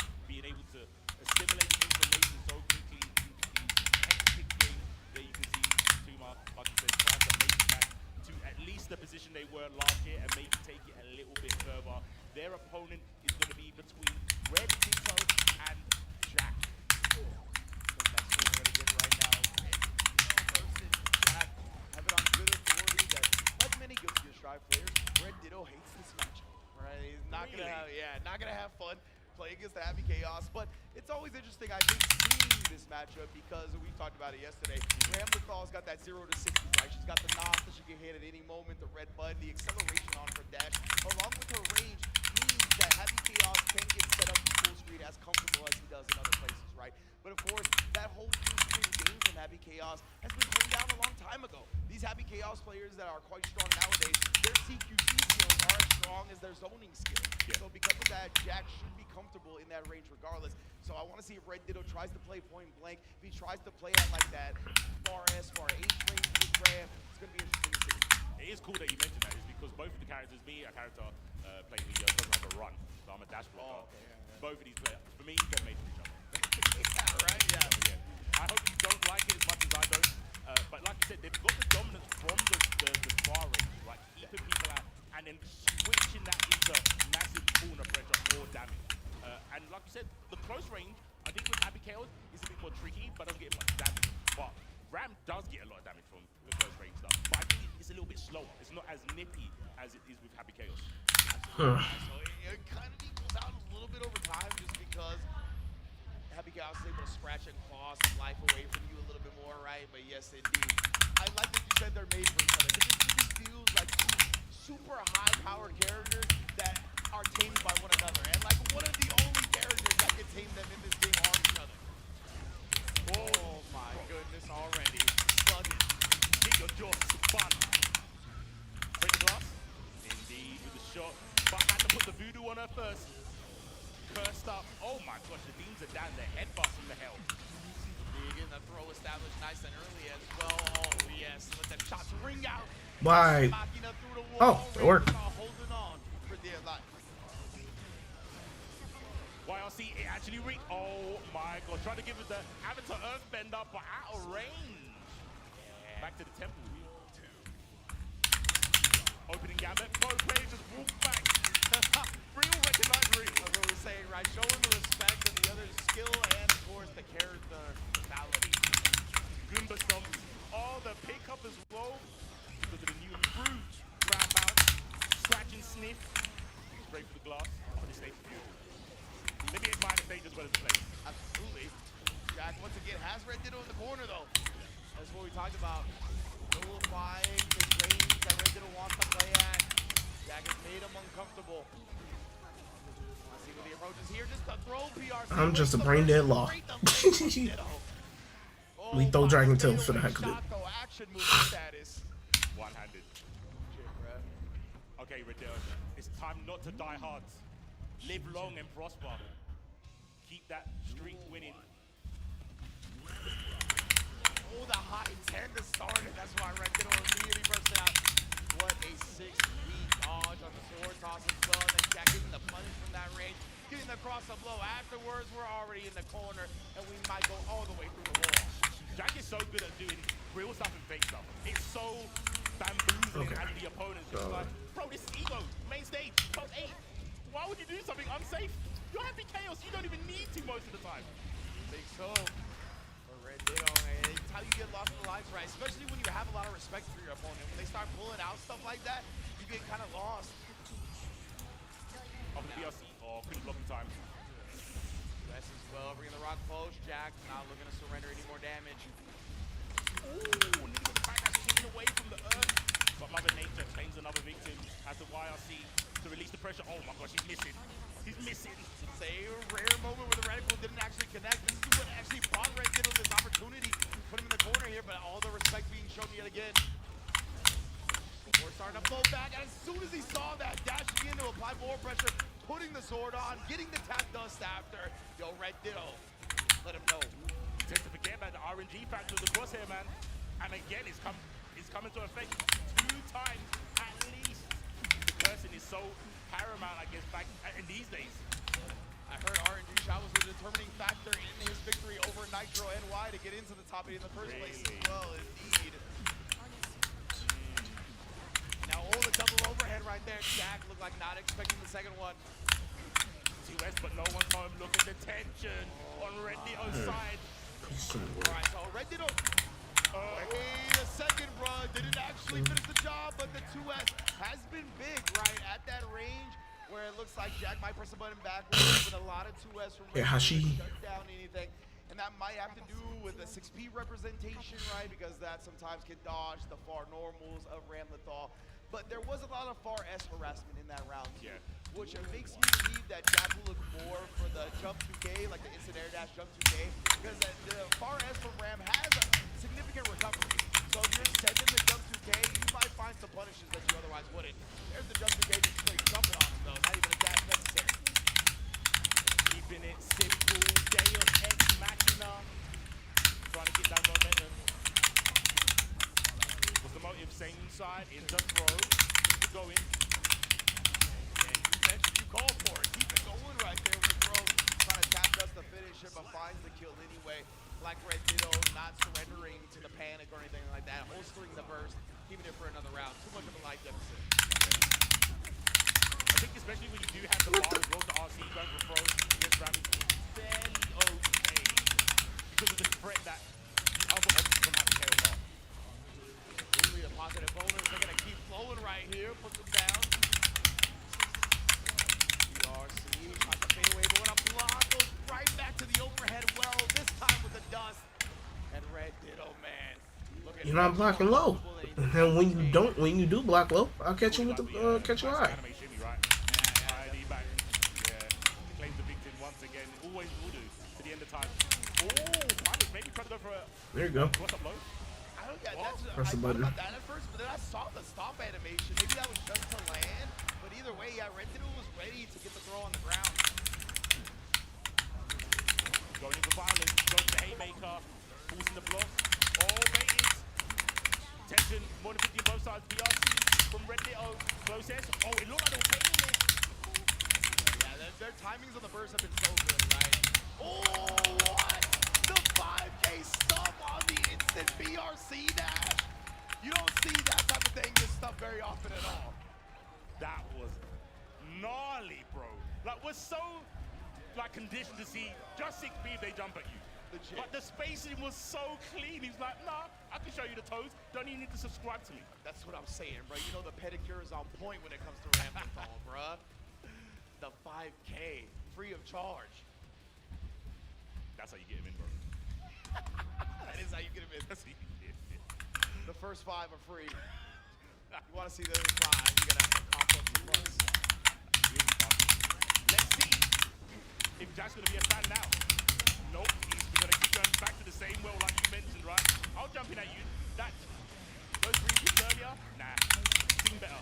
Yeah, exactly right. Like that hurt in that moment because he didn't have enough life to survive the 5K, right? But when you got a lot of life, you might as well do it because not a lot of reward is coming out from Ramblers on starting with that combo, or starting with that starter. Alright, that should be enough. Oh yeah. Ex Machina with the wall break damage. No chance from Ramblers on this time. What a response from Jack, bro. Perfect mag as well. These players are ridiculous, man. I like it, 2S. Dino's getting straight to the 5. Lead just in case the approach didn't work out. Going to against Ram as well. She can backdash away from 2S. It's still punished. She doesn't have to go forward after that. Oh, we both got those. We all got those 5Ks here, baby. I think that's like he's the only one who's in this Salahan, bro. Again here, no backdash escape for Red Ditto, and I mean, in the blink of an eye, Jack has tied up this set 2-2, and we're going to the last game. What goes through your mind as Ditto now? Right? That game went so quick. Was there any info to gather? That's what I was gonna think of, right? Like, do you even take that game into account like that? Maybe if there's like some real like headlight type thing that happened, that you're like, okay, I have to make sure this doesn't happen again. But besides that, in terms of general overall strategy, I don't know how much you glean from that. Let's see. Oh, back after the 2K. That might have been something. Oh, yeah. This might be what Red Ditto's looking for now, right? Some different ways to like show Jack this moment that he can take his turn back and then stuffing that moment. Them nunchucks is something serious. Going with the flip here to continue this pressure, put him towards the corner. Ooh, the fuzzy overhead actually hit, but no combo afterwards. Wow, BRC out and then straight back in to the clammy feet of Chaos. Come on, Red Ditto. Oh my god. Felt like that was a very confident burst. He could have let that combo rock and then maybe save the burst for another time, but I think he felt the momentum, but Jack has stuffed it regardless. Nice block. The reticle though, still locked on and Ramlethal. The whip punish with the bullets. The awareness of the S-Ray, we've seen it from day one. Everyone's been trying to battle it, and Jack maybe came into the scene a bit late, but knows what's good. Does he know how to get around tension? On Ditto's side, he's got 50. Goes for the burst. There's the RC. What's the motive? Explosion cross up, same side. Trying to make the burst. Jack did not give it to him. Ah, the sword stabs him into what? the some way. Red Ditto on set point. Oh, too early with the 6 feet. Gets to the other side. Gets a hit. And that burst won Red Ditto the last game, but might be the reason they lose this round. Let's find out. Might even get it depending on the next hit.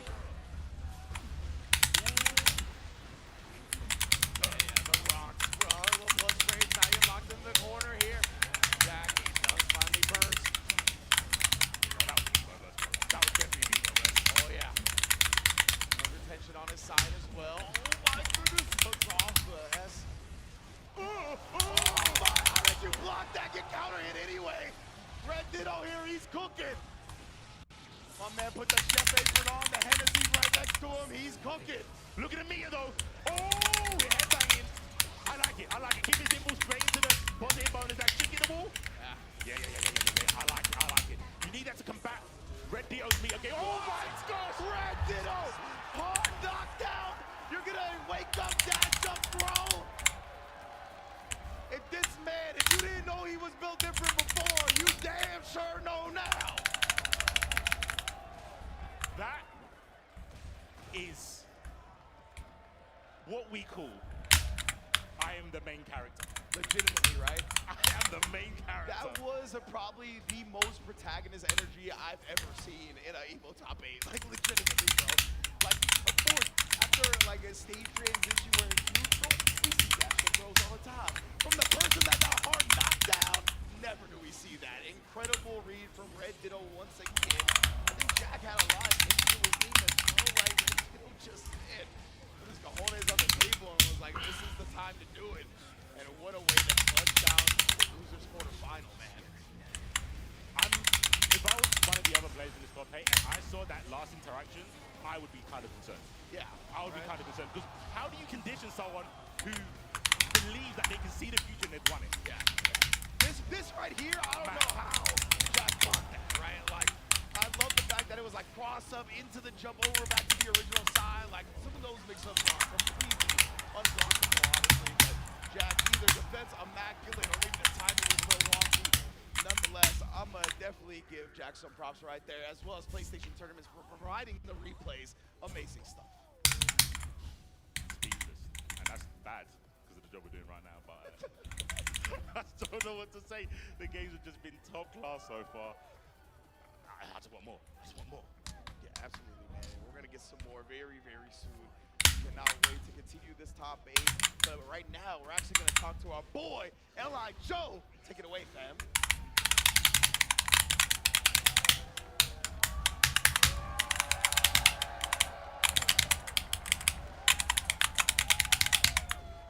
All right, listen, everybody. Do not go anywhere. We have a new EVO Connections Trivia Challenge coming right up. Where you can see if you know more about EVO and some of the biggest names in the FGC.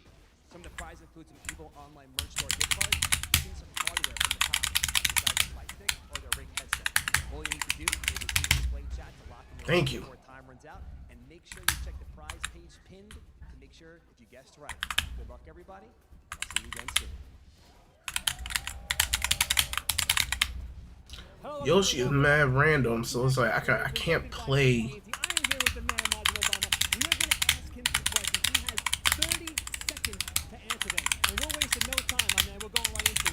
Straight off the bat, what year did EVO move to Vegas?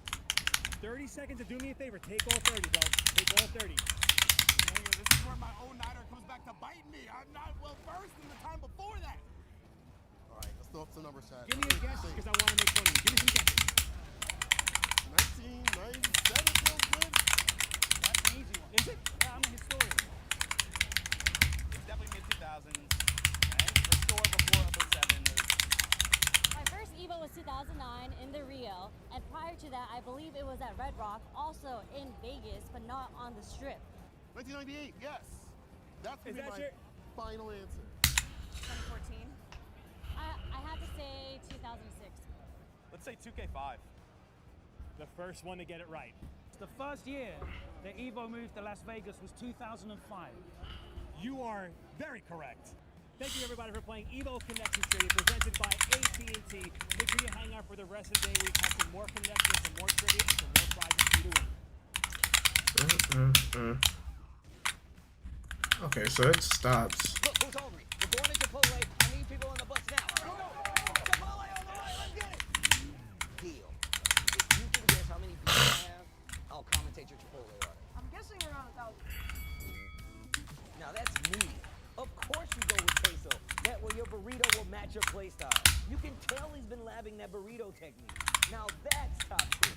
If you guys love Chipotle, make some noise! Chipotle. Well, Vaya is laughing right now. Look at Vaya laughing right now. Oh, he's doing a dance. What is he doing? Man, he's too ready, you know. Not today, man. Oh my god!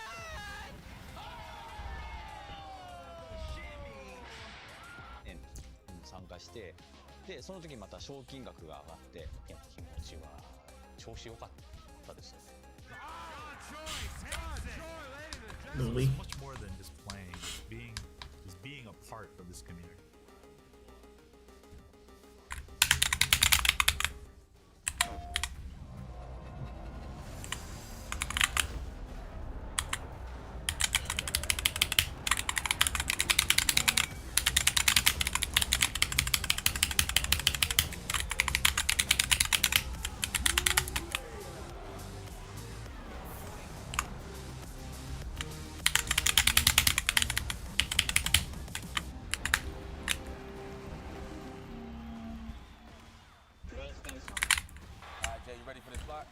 You know, I feel like Shut that down. Really Boom. Everyone's been loving it, but we gotta let the people know where we're gonna be at. Let's just do the meme real fast. You know, my heart meme, get the engagement and everything like that. Yipes. So you understand me. It's not about the engagement. I'm just always thirsty for a drink. That's what it is. White Claw Zero Kick. Yeah, but that was corny as hell. But I'll drink to that. Cheers. Cheers. I'm thirsty.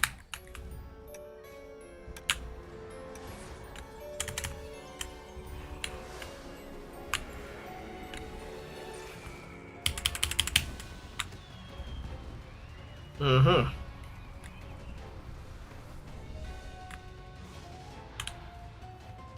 I'm at you.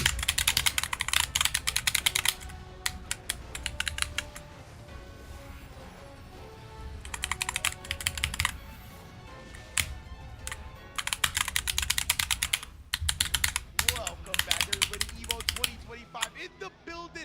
We're kicking off the Sunday Arena Finals with Guilty Gear Strive, of course. And it started with 8 Elite Warriors, and now we're down to the final 4 C4. Hey, look at that. Hey. Very fitting for you to be. No, what's league? So I'm glad to see a bunch of players bring in their S-tier game, and we're going to see who really clutches out and becomes an EVO US champion. Indeed, indeed. The carry variety has been pretty good so far.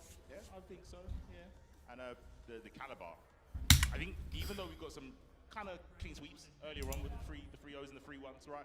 They've been getting closer and closer. Better and better. I'm here for it. I hope everyone in the venue is also. Yes, I love the energy from the EVO crowd. Of course, let's get you updated if you're just tuning in when it comes to this topic. Oh boy, in case you want the move, I believe that is going to be our next match, the winners finals. See who gets that grand advantage on the loser semis. Tatuma, after falling before top 8, took down Barracks 3-2, took down Daru 3-1, finds himself going up against the reigning, defending ARC World Tour champion, Red Ditto. This is going to be a case of prestige into Tuma. The consistency to be on the back foot and still make it happen. And then with Red Ditto, it's the kind of momentum that he's been carrying so far. But first, How's this man looking like Ryu? we got Keishu, what the move going up against a boy. Man, we saw him attempt it right. A boy was the one that put Red Ditto into loser's bracket in the first place. A feat that not many accomplish nowadays. Like, straight up, rarely do you see Red Ditto drop any sets. A boy was the one that put him there in the first place. And now Keishu wants the move coming to the stage. Headphones already on, locked in to try to get this grand final winner's side advantage. Really? Yeah, man, coming off of a 4th place combo breaker performance. First place at CEO. This has been Keishu's time. Yeah. You mentioned that change to Johnny has done wonders for his results in gameplay, and you can see it here in winners finals. Definitely think from those two, I'm not blocking low. from their last match, they must be feeling like really, really. I don't know if it's a case of confidence in like their game plan or things are just falling into place. Like we were talking about the matchup with Keishu against Daru. He knows Daru. Yeah. Well, sorry, he knows Evo. Yeah. He showed that he knows Daru now. Absolutely, absolutely, right? Yeah, these two are coming to the plate now. Boy, able to take down Red Ditto, right? Confidence gotta be through the roof. Red Ditto hardly ever losing sets nowadays, coming off of the ARC World Tour Championship. And then Keishu, yes, he knows Ito, and we talked about how if you know Ito, then you know Daru, and you look up to Daru, right? So taking down one of the potential heroes in the aspect, that's gotta be a big confidence booster as well, right? You definitely gotta be feeling yourself like, who's gonna stop me now when the person that I idolize for this game, I just put down? That is a crazy moral boost. We'll see who. I mean, I think both of them are going to play extremely confident in this winners finals. Obviously, both high energy characters. Johnny is a little, I think, scary. Could be the swing of the Potemkin at times because like a lot of the hits are very far, but they're also single hits. There's not a lot of multi stuff to break the hammer fall and whatnot. So the meter management is going to really come into play with Keishu, right? But we saw earlier in that first round of winners how strong his resource management. Stop that. Right? We saw the quick RC after the super when we didn't even realize he had 100 tension at that point. So he's definitely keeping that meter in his back pocket to never get caught slipping by something like that. Actually, a smooth criminal when you think about it, right? Because he made, I would say, from the match, Daru didn't know we didn't know, and it's our job to know. Yeah, exactly. Like, We'll have our eyes. he was doing so many things, being so active in news draw, like it was just hard to keep track of every single thing, and that tension stuck by everybody but Keishu, right? So when you're that locked in, when your processing speed is that high, yeah, it's scary for anybody else going up against it. You know what else is scary? Armor. Pop busters. Hella scary. Oh, let's get it. Winners finals. Let me hear some noise, EVO. Yeah, nah. I wasn't gonna let you take that one. Versus Keishu with the move. And we say it's going to be a scary set, considering it got Potemkin versus Johnny. Yeah, the drastic movement from Johnny is going to be tough to get around the Ric Flair job. Fares. Oh, that hammer falls. Yeah, that's another thing, right, is that he's a dash blocker. He's not a runner. So because of that, there's going to be these moments where you might be able to move just a little bit in with other characters. Johnny's not going to be able to do that. And instead gets his dash. Potemkin buster. Ow. Oh my gosh, you can't even backdash. He did that without RC on deck. He doesn't care. And this is what we're saying about. These are the kind of movement, choices, battle calibrations in your mind of, I'm doing so well. There's no option of it failing. Oh my goodness, let's lock him down with the Garuda impact. Tapping the dust for the RC. Heat knuckle conversion. And that small meter. More light coming to the second side. Cargo into play. Goes low. Oh, invincibility and armor. Maybe we need to rethink the character. Oh, what backdash! Off the slide head, not gonna let him happen, but that's what we were talking about. Hammer fall. You don't got the mirror to blow it up, then you're just gonna get bullied in this match. Tap does, he's still going with it. Finally, the pot buster. In a way, Casey was awesome. He was working way too well. Yeah, he was working way too well. I'm so glad you said well. You were doing too well. That's legitimately So he had the launch screen going to the go to the rage. Fast pass to the front of the line. I'll take you there. Ah, nice. Grab you, right? When you block a dodge, you're actually asked to get grabbed. Yeah. Oh! How? The steal, bruh. Caked up. A boy likes Thank you. that too. He'll do a lot of these reversal moments, or where you have a gap, he'll just do instant jump to H. Jump to H. Oh, I thought might actually get a dash under, but calibrated the combo correctly, and now gonna hit him with the graffiti. They let him know my name. What's the motive? No. Oh, that Hezzy, dog. On an armor command grab character. Yeah, that's a great point. Yeah, the fact that you got the confidence that there's an armor command grab to do that. You're different. What was it? What was it? What was it? Nope. He's got the meter on deck here. What was He's it? trying to dash out. Still on the eat the cheese, but not for long. Do a slide. Oh, yes. Nope. I don't know, man. It's Potemkin. It's not enough. Double focus sash. Next hit is gonna take it. There's the beat up. Blue burst into. Okay, so Where you going? so that goes into that. The armor, right? Yeah. All the blue stuff on the screen, and DK was like, I'm using the burst, bro. I don't care. Like, even with both players at a pixel, there's no way he's giving a chance for a boy to steal that round. Can't let him go up with this much of an advantage. And once again here, Super to break the wall. Let him know my name, dog.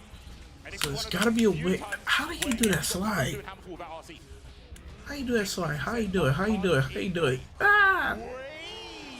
The Super PRC again. Let's toss him to the front. Hammerfall knockdown. YRC baited it out with the jump and punish.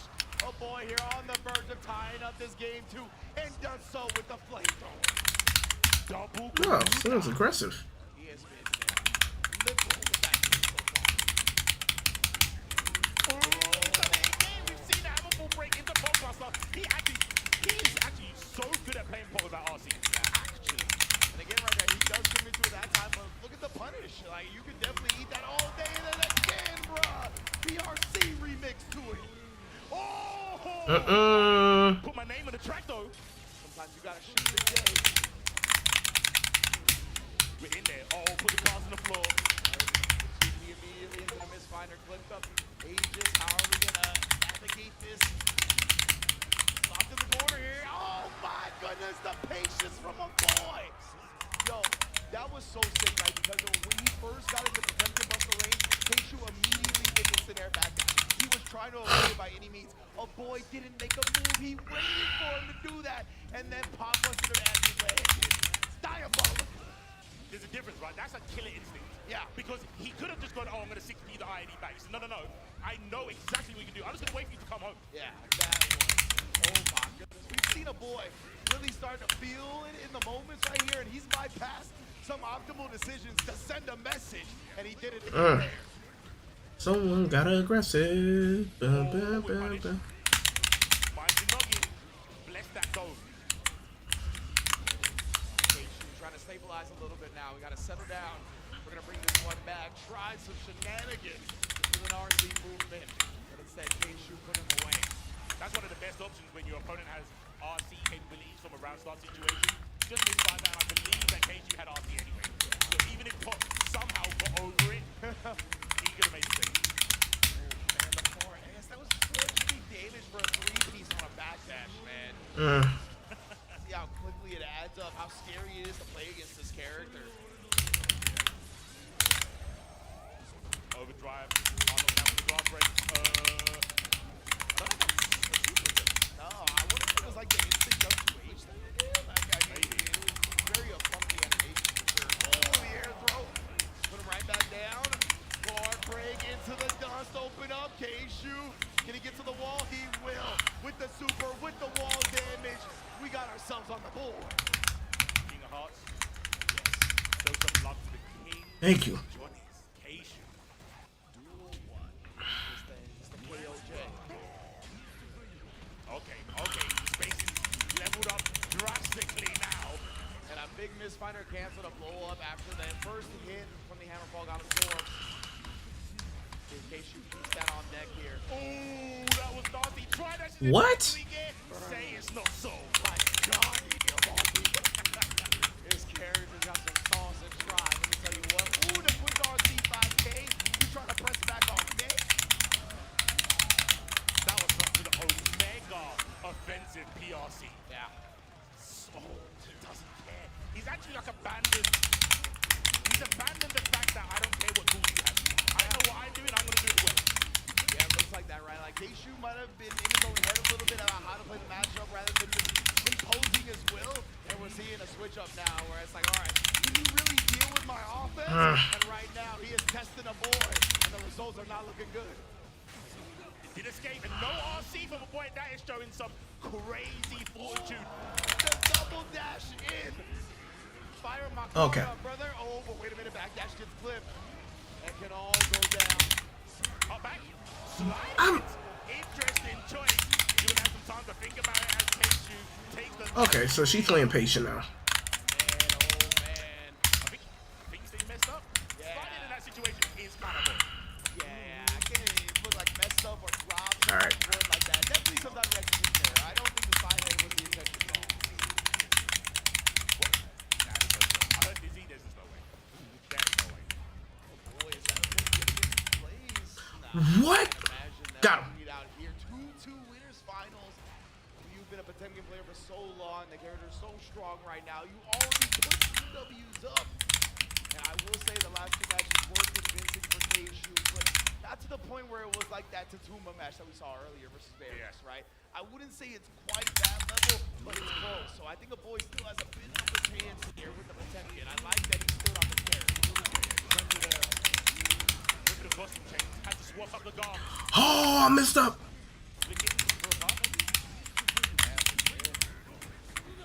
I told you the spacing from K-Shu has leveled up after like the 3rd game. Thank you. I really like just even with punishing with a misfinder from long distance. The RC that we talked about is going to be so important to have that on tech. But a boy, of course, bursting at the perfect time to put Johnny in the corner. Now you got no meter. The Hammerfall comes through.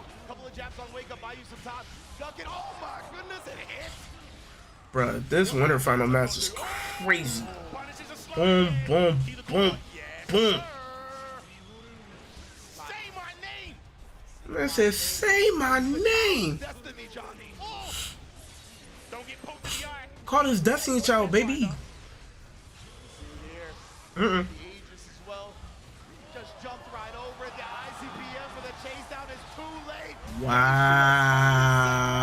And taking the lead.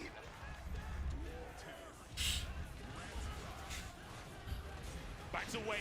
Wait for the landing. Oh, that's a big start. Oh my goodness. Whap, whap, whap. He's fine with that because he's Chumpkin. Look at this now, just pulling him into the corner here. Is Johnny about to win EVO? For the knockdown, this could be the beginning. You see the weight on that process. Yeah, man. Sinister. Not to respect being shown right now, trying to FD, but again, he's gonna use the flip to nullify that. Nice, the backdash clipped again, but not for the H. He backdash the slide head once more. Oh, we got through that with the backdash. Rich! The spacing from Keishu, how are you so locked in there? Don't get broke. Oh, by the hands, he doesn't bite. The dustin there for the RC. Keishu up the move, not yet. The throw, he's at grand final. The composure from the fumble. That's a sign of a good black player. Yeah. Because a lot of people threaten. That happened a couple of times. And the ball was changing it up. He understood why he was losing. Wow, man. Pushing it out in the scramble, yeah. Boy, definitely looked like he was starting to figure it out, right? Yeah, like, if we got another round, I think this match, it was so close. I think it would have kept going back and forth, right? But it's the nature of the beast here. It's best of 5, baby. We only got a certain amount of games, and Keishu was the one that clutched it out at the very end.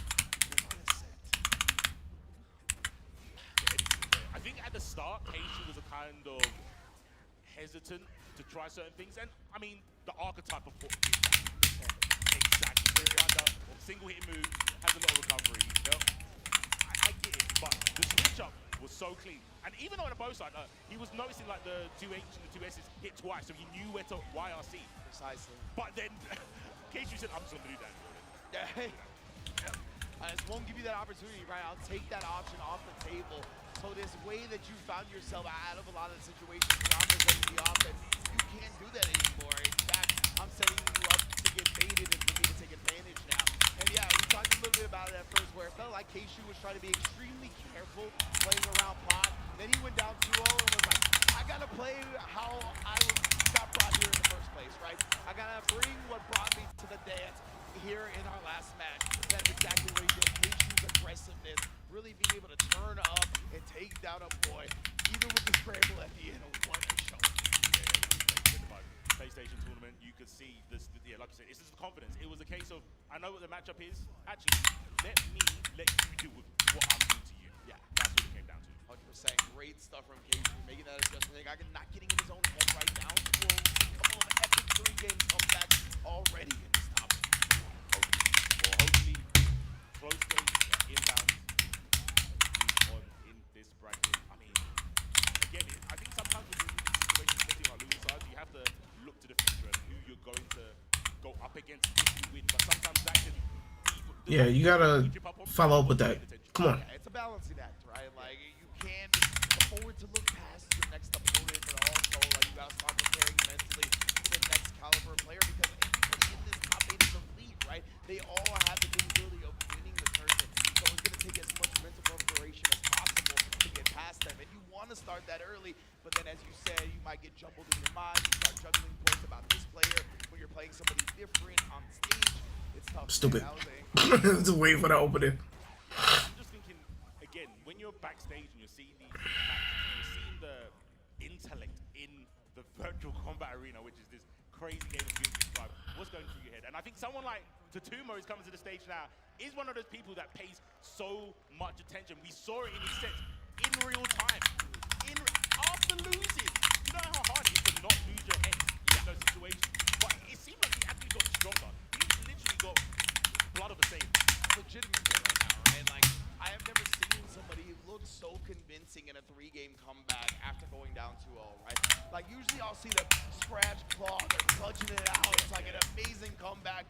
Tatumo looked dominated during those 3 games that he came back on, right? Like, he legitimately figured it out how to play against Barracks in every optimal way. So yeah, both of these players are students of the game. Take a week off from this game and months off from the game, actually. To not only evolve their gameplay, but evolve the game in general, right? Trying to push boundaries, trying to be pioneers for the way this game's played at a high level. So I am extremely excited to see these two clash.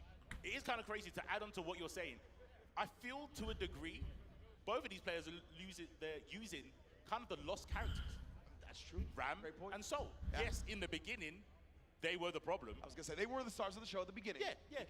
And I think people were like, oh, they got power crept, and we saw less and less of them. But they're holding it down with these two characters in 2025. Yeah. Is it the character? Or is it them?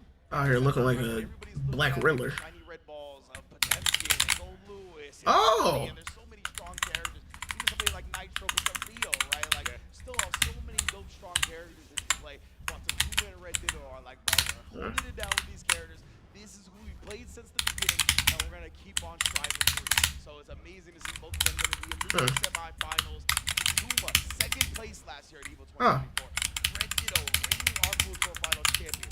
Like we talked about, the consistency of this top 8 as well. The players in here are just the best of the best. We go to your shot. So once again, the back-to-back wins, back-to-back places from both of these competitors. Let's take a second. It's just a testament, man. It's just a testament to when you hear the state of the game, and you have people like this that, you know, they just shut up and get it done. Basically, that's all it is. Shut up and get it done. They might see you complaining, they might, you know, chime in here and there, but at the end of the day, they're not going to use that as a way to hold them back from getting it done.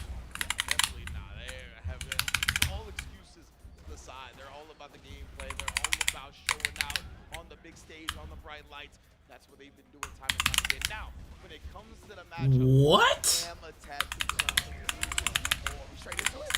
Oh, okay, let's get into it. I am attaching Server Tatuma just because Red Ditto has Jonathan Tene, right? One of the premier soul bad guys in the world.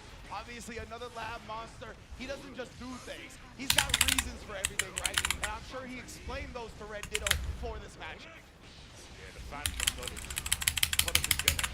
Yeah, man. Let's see if he can give the energy. I got some more respect today from Raynon. And that knowledge, like you said, might backfire because Red Ditto might be looking for what Jonathan told him, and Tatuma's like, who's Jonathan? Yeah, that's Jonathan, right? bro. That's another balancing act. YRC baited and blocked. But yeah, that's another thing, right, is that you have to take that into account. But remember that you're not playing that player anymore. Some decisions might be different than you see earlier. So while Red Ditto juggles that, he's mainly just going to be looking for matchup stuff, I imagine. The dash block, wasn't close enough to the DP. I love the creativity to try and blow that up, though. Like I said, we saw the dash block. I just think they didn't get the ID they wanted. Yeah, exactly. Tatuma is a dash block monster. Like, he's always trying to move around in any type of launch string. Tap, tap, who's there? Oh, that's us as well. Red Ditto off to the races here in game 1. Very close to closing it out. Still alive, though. Oh, no explosion, just jumps away. There it is, over the top. How did you get a throw there? There's no shot. How did he get a throw? I'm so confused. Never mind. A little bit of a fumble there after the OTG. And again, Red Ditto saying, this is my tournament. Just wake up back from against someone like Soul. You're back to the wall. We've seen what that character can do with one counter hit S. Red Ditto, there's no hesitation in this game, right? He understands the sentiment that he who hesitates is lost, and he never is second-guessing himself. Sweep the ground, control that space. Oh, there's the IP. Clean reaction to Rogan for the 5K, knowing that one of the quickest, fastest options to go for. Racking up the risk here. Oh, yeah, he said, no. None of that, please. Oh, the fade away of the explosion is the confirm. Oh, to the other side as well, just a mid, not expecting the cross-up. Why is that so ambiguous? Yeah, right? Like, the way she landed like that, it felt like she just stuck to the other side at the last second. And it just appeared with a close S for that ass. Oh, wasn't close enough to fire. That time was... Oh, no. Take to the wall. Yeah, with the wild approach. Easy. Jump deep. Oh, no, just another DP. Oh, yeah, beat him to the bite immediately. That's what it's talking about. Going up against Soul in that neutral range. Difficult. Chunk of health. Remove. Oh, in the end. 5P, I'm guessing. Oh, the scratch and snip brings to the ground. All day, every day, 6 My leg. I'm going to alley-oop to myself real quick. That's the all-star game alley-oop. Oh, the backdash BRC overhead. Red Ditto sends the sword. Yo, he is giving us throwback tech. Yeah. Throwback tech. You remember this one, guys? Bringing out all the Ramlethal classics. Are you ready? Are you ready for the old stuff? You guys forgot. And goes back to what you were echoing though, right? About how both of these players have stuck with the characters. They're doing it even though these characters aren't the most popular in the meta right now, right? And that's something that is an advantage when it comes to their player skill, is that you might have forgot something. You're over here trying to lab how to defeat Gold Lewis, how to defeat Potemkin, how to get out of this scenario. You could slip through the cracks when it comes to Ramlethal stuff at the end of the day. Oh God. Displaying the dash blocks like you was mentioning earlier, Rince, getting IB early on, but still out of range for anything meaningful. This time, you know what? We'll just get out of range and put ourselves back in it. Yeah, exactly. I was gonna say that's another thing that's pretty strong about his gameplay. That he tends not to flow in a predictable or autopilot type fashion. Right now, Tsuma's shutting down anything that he wants to do. Oh, very delayed on the IAD. Didn't get hit, wasn't too confident in the OTG. Oh, just so nice. Oh, what? You already know. So the 6H pulling people away. But Cloud still try to walk back from Ditto. We're pushing the dash button attempt with the 2 and a 6S stuffs Red Ditto's attempt. And he continues to block, so you see Red Ditto didn't wake up with the button here, but still getting counter hit in the corner as he landed. Very good to 6 feet. Oh, he saw the IB. DP dust doesn't kill, no asbestos today. But the fact here will take the last remaining bit of health on Red Ditto's side, and that's 1 on the board. This is his prime situation, though. Talk to us about it. Why is he like this right now? Another. There we go. I'll take the trade. I will take the trade. Like legitimately, when he makes adjustments, it feels different than other people, right? Like he is hard calling out timings, IBing, DPing the thwarted, but Red Ditto right now, he's gonna start trying to stabilize yet again. Don't pull press. Oh, DP stands for don't press. Never forget. Oh, I mean you can press from long range though. Long range pressing, that's fine. Oh, it's definitely right there. Red Ditto just sent the sword. Kind of pulled the Tuma with the spacing. Tuma thought he was going to go with a flip or a Garo or something like that. Garo, excuse me. Backdash, chased it. Bro, why are people running? Swipe with no swords. And Red Ditto 1 round away from loser spot. Oh, the confident walk forward at round start paying off. Getting underneath the jump, but the big swipe doesn't connect correctly. And now you're getting your face punched in by Frederick. Corner, right? Red Ditto choosing a burst here, right? Oh God, hold on. If that 3rd round comes. Yeah. Straightaway S again, saving another one. Couldn't get much of the jump in. Oh, the dash forward, and maybe going for a 6B because it was counter hit. Yeah. Maybe a little bit too late. Definitely, it was one of those scrambling moments, and Red Ditto couldn't get his blade out in time. But that was a good button choice by the 2 minutes as well. It's a nice downwards hitbox for that jump button. And then going straight through on the bandit revolver here. Takes the heart away from Red Ditto. What about to beat the 5K? Oh my God. That has to be one of the MVP spots. Absolutely, bro. We've seen the 5K stuff, some weird BRC movement. We've seen Plague at round start. You see again, man, that guard bar's getting cranky. About to find yourself in the wrong neighborhood, man. The defense here has been so clinical, but can you escape? That's all that matters right now to Tuma. Blocks the dust. And there's the DP! No swords, never mind, we got Tozo, 2K, there's the burst, only 1 sword on deck, there's the other one, the explosion, cross up, that was Raimi! And that should be... Not quite yet, maybe it was the Noble Dream, but I think it was going to be too slow. And now we got the rock deposited frames here. Red Ditto, he's a pixel away from closing it out. Wait, Liddy's going to the back, and the DP goes astray, but Red Ditto goes further in this tournament. What a match, Red Ditto clutching it out. The Tuma though played valiantly.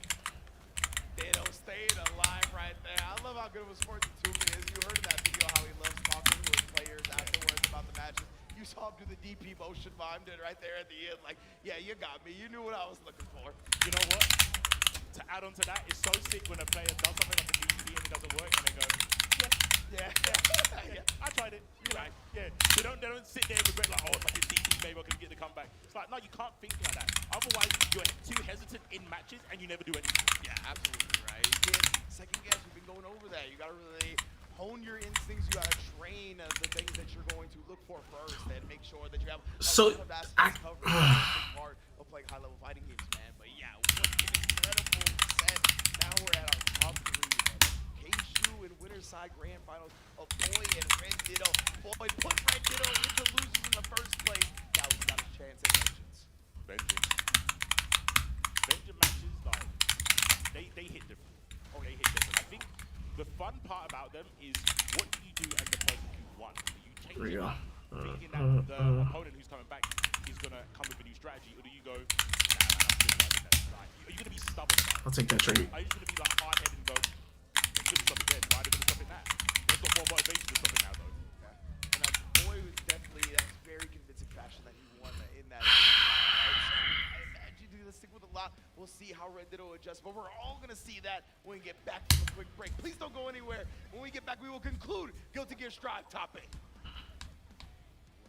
That sizzle, that's the soundtrack of Chipotle. Literally melting your mouth tender. You see our chicken glistening, our fajita sizzling. It's magic happening. And this is gonna be in your bowl. This is it.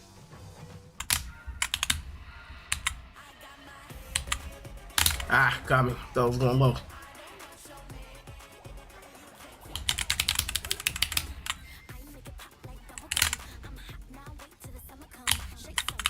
I won PlayStation's Road to EVO and went head-to-head with Arslan Ash.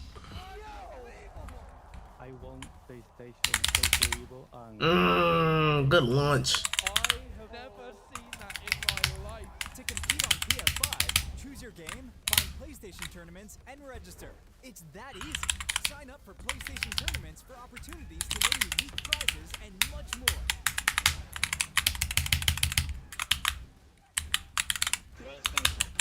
Whether it's sunglasses outside, blue light glasses inside, or night driving lenses in the dark, Zenni has affordable eyewear for everyone. Get 10% off at Zenni.com.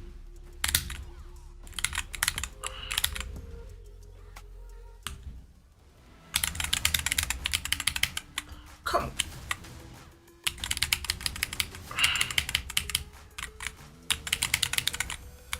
Oh, I'm too far away.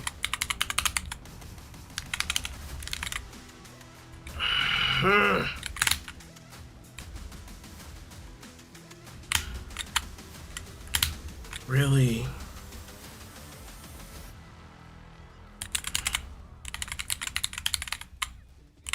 Tenno is back with brand new, officially licensed design.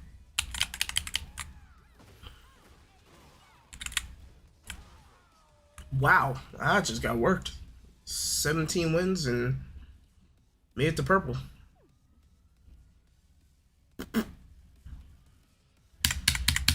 Gotta finish the set.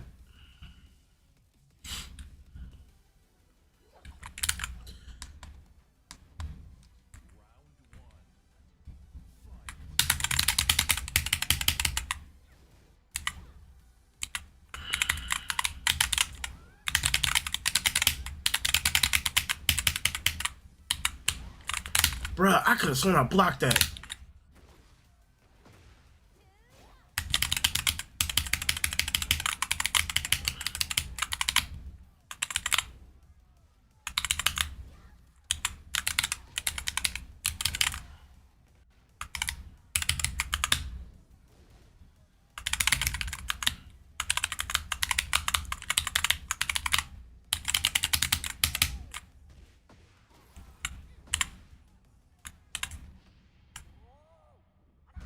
Got her.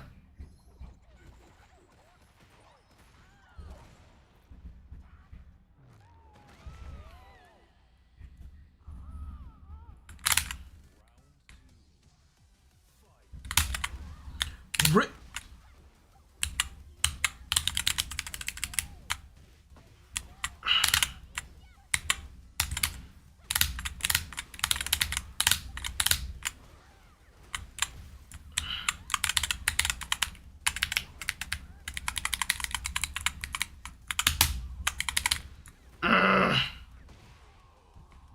Bruh, you gotta be kidding me.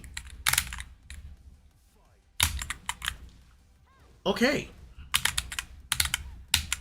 I dropped that.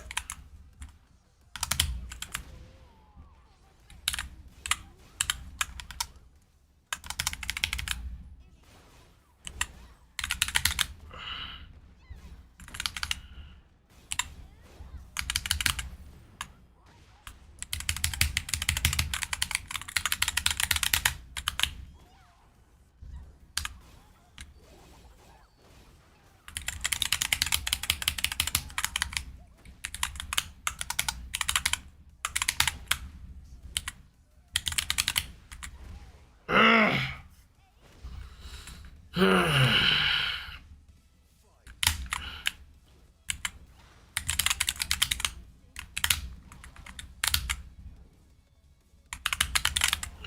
annoying.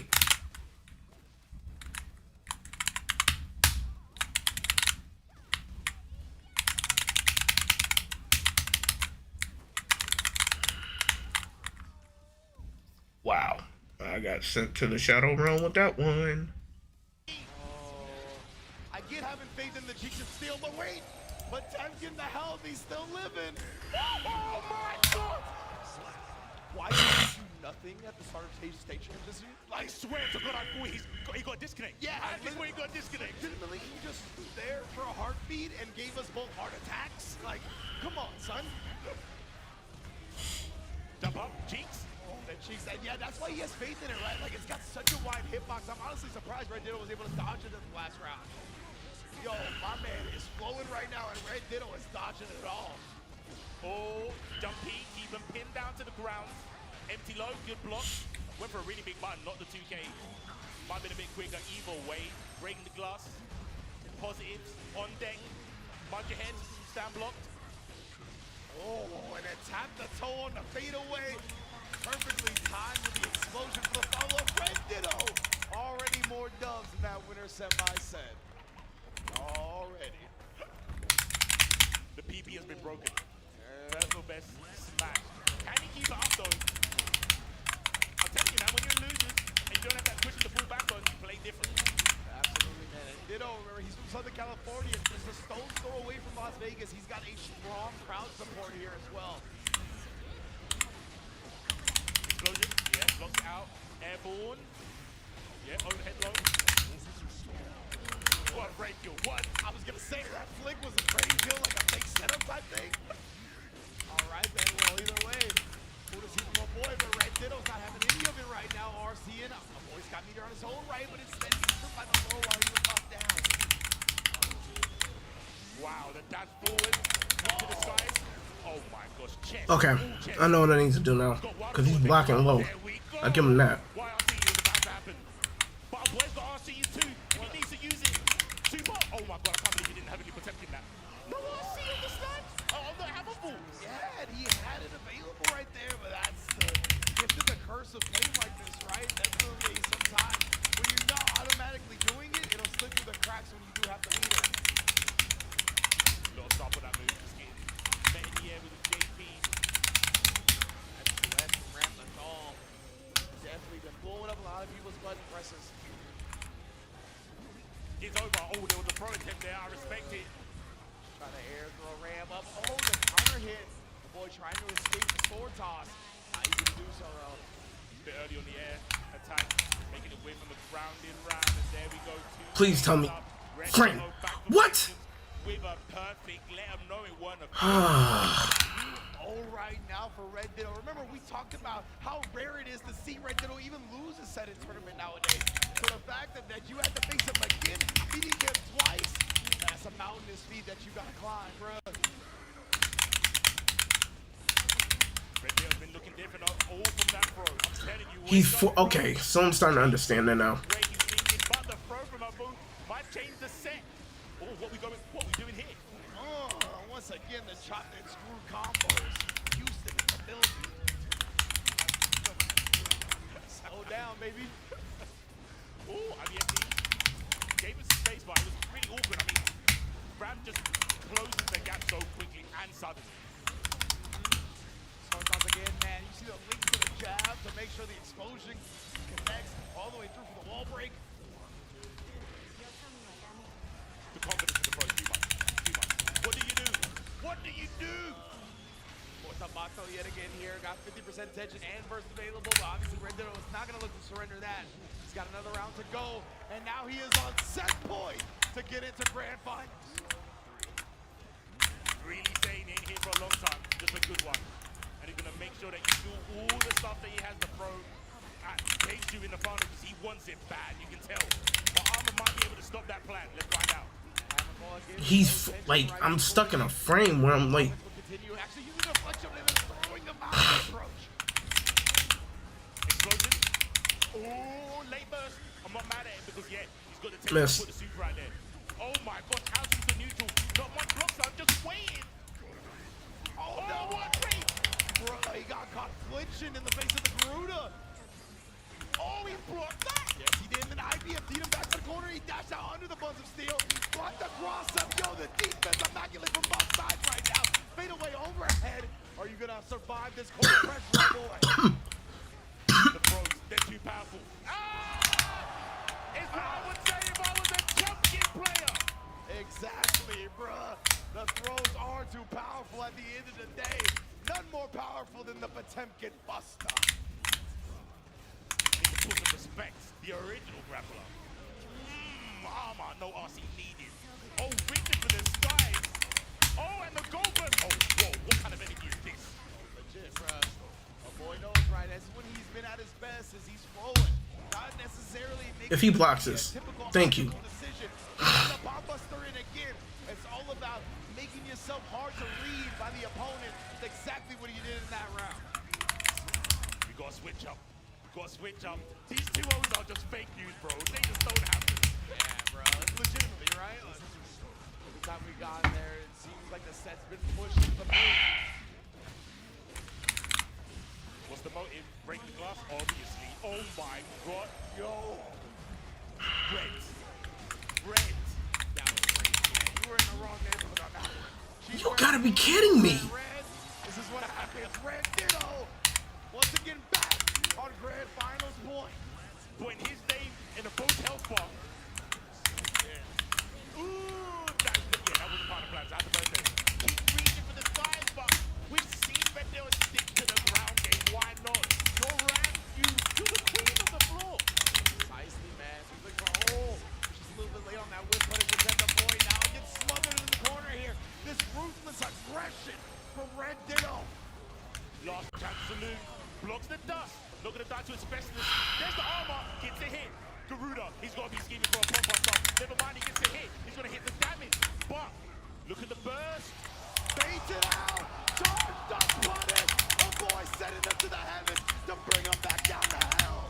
So close to a kill. Burst isn't on the table. There's the Garuda. He's got bar. The shoulder top misses, but he's not dead. Block, you have to FT. The flex shield in his face. Shields up. Aegis. What's the salt? This is a great way to avoid a lot of chip as he walks him down. Red Dittle's just waiting for the Aegis to dissipate. What are we gonna do? He runs into it. No completion. Berthy blocked it. Oh boy, forces a game 5. You see the Conor McGregor walk out? Bruh, legit. Walk them down, son. Gorilla tattooed on my chest, though. And the Aegis stopping the sword as well? Yeah. No, the Aegis was genius. Did you see the confidence in the wall? He knew genius. He knew. Like, he was going to have to play around, like, not getting chipped out so hard. Rip. He didn't have to worry about that anymore. That was legitimately one of the smartest decisions I've seen in this top 8. Yeah, look. No, made purple. I know you don't like rap. But don't say this say it's not peak fiction. Legit, bruh. Trying to give the 2D counter in. Red Ditto not trying to give him that damage, but we see he sends the hammer falls, and they've been so successful. What sensational backdash on the forward approach, still having to pay attention to the options. Yeah, that was a zone backdash right there. The lightning from Red Ditto's eyes now. He awoke in the YRC to buy some space. Oh my goodness, you can see the space he's playing at. He is not trying to give Potemkin Buster at all. Stumps the hammer fall break. You better commit to that one, fam. Yeah, the one time he doesn't let it rip. Right? Red Ditto, and that's kind of where he's trying to lie the strategy at, right? He's like, I'm gonna keep pressing, and one of these days you're gonna break and you're gonna die for it. No more silly buggers. No more tomfoolery. Send your best. Don't try to hit me. Legit, man. Oh, he tried the acceleration. It clashed. The 6-speed clashed with a bunch of steel, but nonetheless, Red Ditto picks it up here again. Keep it in media, preventing a boy from escaping. We got one more chance here. Now that we're back to the neutral in the corner, what a 2D placement. Oh no, Red Ditto, he tried a dash option. Got countered in the process. Bait! YLC, boom! The burst and counter the defense. He's gonna get a throw. OTG should be enough, and there you go. Red Ditto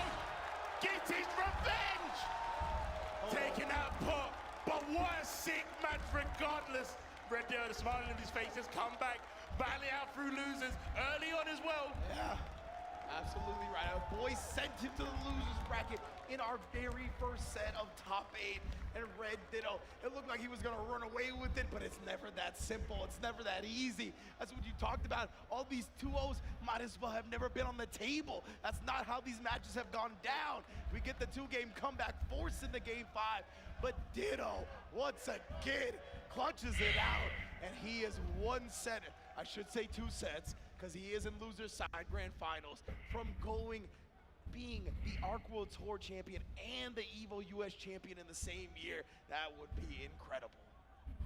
You know that the Aegis, and then you had a boy walking in it with the pot? Yeah. I think that's what Red Ditto feels right now. Yeah, oh, untouchable. Yeah. Legit, right? Yeah, Like, you can't touch me, bro. there is just a aura in front of me right now that is making sure my protagonist energy is preserved. Yep. Man. Yeah, and you called it. I'm gonna keep hopping back. That throw on Wake Up, that's when everything changed. Absolutely. That's when everything changed. You could feel it, like the energy from Ditto, the energy in the room, in the arena, changed when he had the cojones to wake up on hard knockdown, dash up and back throw you for the set victory. Like, wasn't even just like early on in the set. That was the clutch moment. And you know, when something happens like that and it works out, your belief in yourself skyrockets, right? You're like, why would I second guess anything at this point? Look how right I continue to be. Can't miss. Actually can't miss. Shiny Ditto right now. Oh man, but of course right now, everybody tuning in at home, I need you to get your stuff ready because there is a Chipotle code. So if you want a free entree, text GXN725 to the number on your screen right now, because you know Chipotle always got EVO's back and we got yours. You're lucky it's unprofessional to get your phone on campuses, otherwise I'll be typing that in. You know what I'm saying? We are not allowed to come in on this Chipotle entree. But hopefully everybody right now at home in the arena can text and perhaps receive one themselves. The burrito bus, the Chipotle bus this year was such a sick addition to EVO. Actually, I really love the skit with Tasty Steve as well. We'll talk about the queso thing another time. Yeah. I'm interested. You know, come from the UK, we don't have many of Chipotles down there. Not many burrito shops, so gonna enjoy while I'm here. Just like I'm gonna enjoy this next fight. Keishu, what's the move against Red Ditto? Johnny, Ram, similarities are there. Long range swords. Countered explosions, similar. But here we go. The bird is flying. Ringe, what are we doing right now? This is grand finals of EVO. Can y'all make some noise? Keishu, what the moo in winner side. Red Ditto in losers. Let's get it. Starting off strong with a 6P. Low misfinder doesn't connect a little bit too early. Dasher card, 6K trying to chase the air mobility from Red Ditto. Alas, he gets away. Red Ditto putting the swords with a Sundo shine on Johnny. That's for damn sure. The bottom get the hard knockdown wall break, but right back at you. We've seen a Keishu willing to represent the reversal super. Not trying to just sit there and get bullied by the block strings. Open her up, put that green wall down, and you put the swords down. There's explosion. Didn't cause much. Whoa, gets the S on the approach, counter hit. But Red said, nah, not today. Oh, looking for the burst. There it is. You wanted it, you got it. Red Ditto with the dash of throw this time. Oh, and they're staying on the same side. Easy's up, Keishu. Might have been trying to backdash, might have been trying to jump either way. Thwarted. Oh, with the round start. Far as beating Red Ditto to the button again. Now we're in the corner. Give me my positive vibes. Thank you. That's such a game of chicken that we're going to see over and over again, I think, at Ramstar. There's wins. Who's going to press far edge quicker? That's the thing, right? Both of these players are extremely confident styles. Keishu has been the one representing it more and more at the round start, though. Frames, he waited, right? Because the 100% tension. This engaged Keishu tried to pop off with a super. Keishu's one of the players that will utilize that. We were talking about not just the meter management, how you manage his meter. There's the RC on the graffiti. That's going to combo. Yes, sir, but I don't know if he's going to be able to get the corner. Close enough, though. Ooh, Red Ditto, he picked this spot for a second there, but tripped him up immediately. Bounds on hit. Yeah, legit. And then Red Ditto jumps over on the explosion. Can't quite finish the job here, though. Oh, my Viking's better than yours, and the dash up throw once again. I remember you talking about this a couple of days ago about the acceleration of Ram. Yeah, the speed, the 0 to 60. Nobody matches how quickly she excels across the screen. you're always in threat of throw range, no matter where she's standing. And then the guard break here, respect shown, Red Ditto, what defense shown? Yo, that was Rasengan life, bro. Check with the 2K. I mean, in the sets previous, Keishu's taken a while to get warmed up. Yeah. So this might be a data match. We'll find out. Shall see indeed. Red Ditto continues rolling. Gonna get both swords back as well. Does get the reversal super off, right? You see Red Ditto obviously less inclined to respect it if he doesn't have the meter to RC it safely. Those have been the ones that have hit. Keishu just lays it out there. I got swords too. Deuces. What's the opening gambit? Backing away, Keishu being a little bit more passive. Scheming or maybe just collecting data. Find out. See how he uses that intel later. Oh, you were in the wrong neighborhood, fam. So even with this starting from 2K, look how much life it's doing. That guard bar was cranked so high. That's actually wild. Yeah. Yeah, and Ram does usually not get that much damage from her lights like that. Wrist great equalizer. Oh, I think it was JX. Oh my goodness, the Baghdad GRC cleaning the hat. Oh, another counter hit. We will take those in your case. You baited. He said, I'm the only one who does reversals in this building. Yeah, exactly. You gonna sneak that by me because you don't got meter to RC it? Oh my, literally counter. Baited super, counter. Like just an amazing reads from Keishu on offense in that sequence. We're picking up right where we left off. Yo, my eardrums, bro. I'm telling you, if I hear any more bass from these counter hits, I'm gonna go deaf. It's legit starting to sound like a DJ drop. Like, run that back. Take to the corner, explosion, stay. Yeah. Normalize this, stabilize the combo, but look at the tension. This is the massive mind game. We saw the start of the overdrive, but didn't lose the bar and the RC because got interrupted. Indeed, man. That was good stuff from Ditto. That commitment actually paid off huge right there. Oh, and then Keishu gets clipped. Trying to bait out the burst. Good discipline to find the timing that Ditto wasn't looking for. Uh-oh. No, slow down, point blank before the close S. Grab that. Oh, yeah. Yeah, I'm familiar now. I wasn't earlier. I'm familiar with the grab game. Yeah. I'm familiar with the grab game. Yeah. 100%. And right there, I really loved it because he had just gotten clipped, maybe trying something on the BRC close S, right? So now he was like, I'm not gonna try, I'm gonna go with my fastest option. We know how fast the Ranlathal is when it comes to the dash. Throw was smart. But there's one thing you gotta be careful of if you're Red Ditto with these throws. We've seen the Renson blow that up. And Keishu might be saving that for a rainy day when he needs like a 50% combo and he can tempt you into either taking or doing the defensive throw to turn the momentum. Yes, indeed. Down the corner here. Ooh, trying to sneak one in. But either way, the BRC to 5K keeps Keishu stuck against the wall and then flown through. Space. But we was talking about it, right? The drastic mobility of Johnny. It's all or nothing. Yeah, he's a big commitment character, right? In almost every sense of the word, but especially with the movement. And again, Abortobata baited out, but he had the 100 tension this time. Jumps over for the cross-up explosion. You know how Red Ditto gets down? We're on reset point already. Quick, fast, in a hurry. Cutting a swath through the players and losers. Red Ditto about to reset this bracket. This man ain't come to play.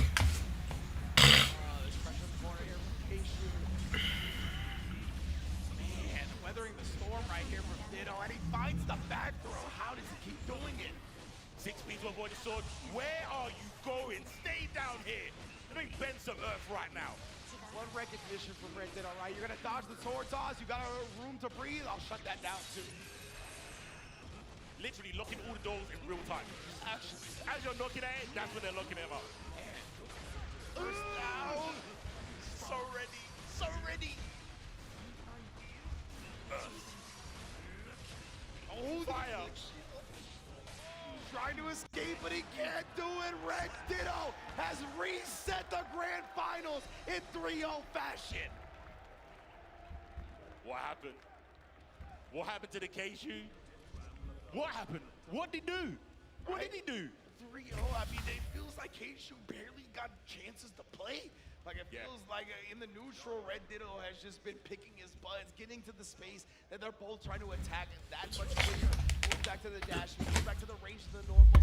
It's just a little bit in an advantageous spot compared to Johnny.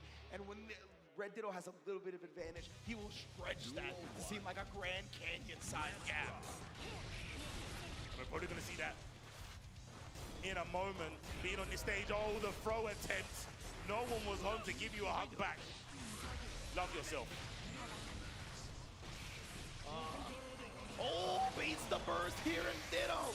He's doing his thing right now, bro. Picking up where he left off from the reset bracket.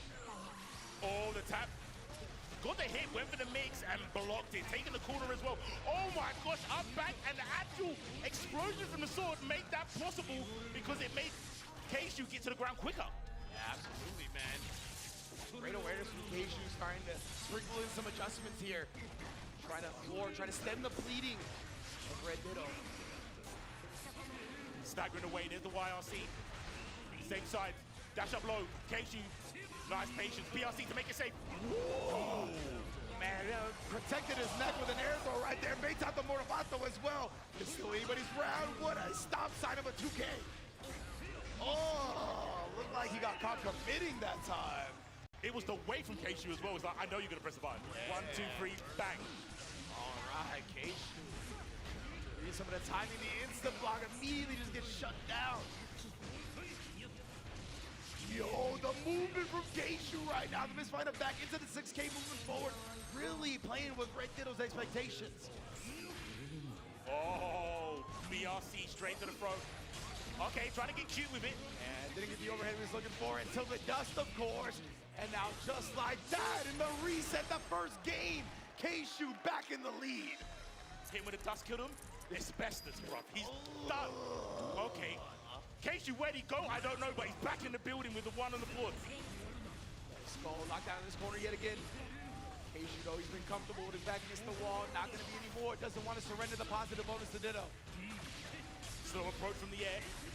I told you the Visenga's going to come out now, trying to entice Red Ditto to go for a defensive throw. At the end, even when Keishu did the little hezzy butt, it felt like Red Ditto committed to the throw in that instance as well. So, doing a good job trying to read these moments. Oh, my queen. I'll take it to the club. Those toes, 100%. Oh, mine's a noggin, though. I saw the bar there, by the way. The club is the cards, too. Yeah, I got you. That's why I said it directly to you. Sorry, you know. Yeah. Back throw in the corner as well with the RC. Took away the burst with the wild assault. Keishu, a mastermind. Intelligente. Oh, that's a crazy trade, but we keep swinging. We squabbling out here.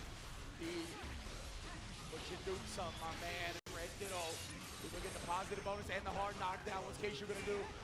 Trying to empty to gain some space back, but of course you're already in the corner. All that space that you wanted, nullified. We're gonna keep the positive vibes flowing.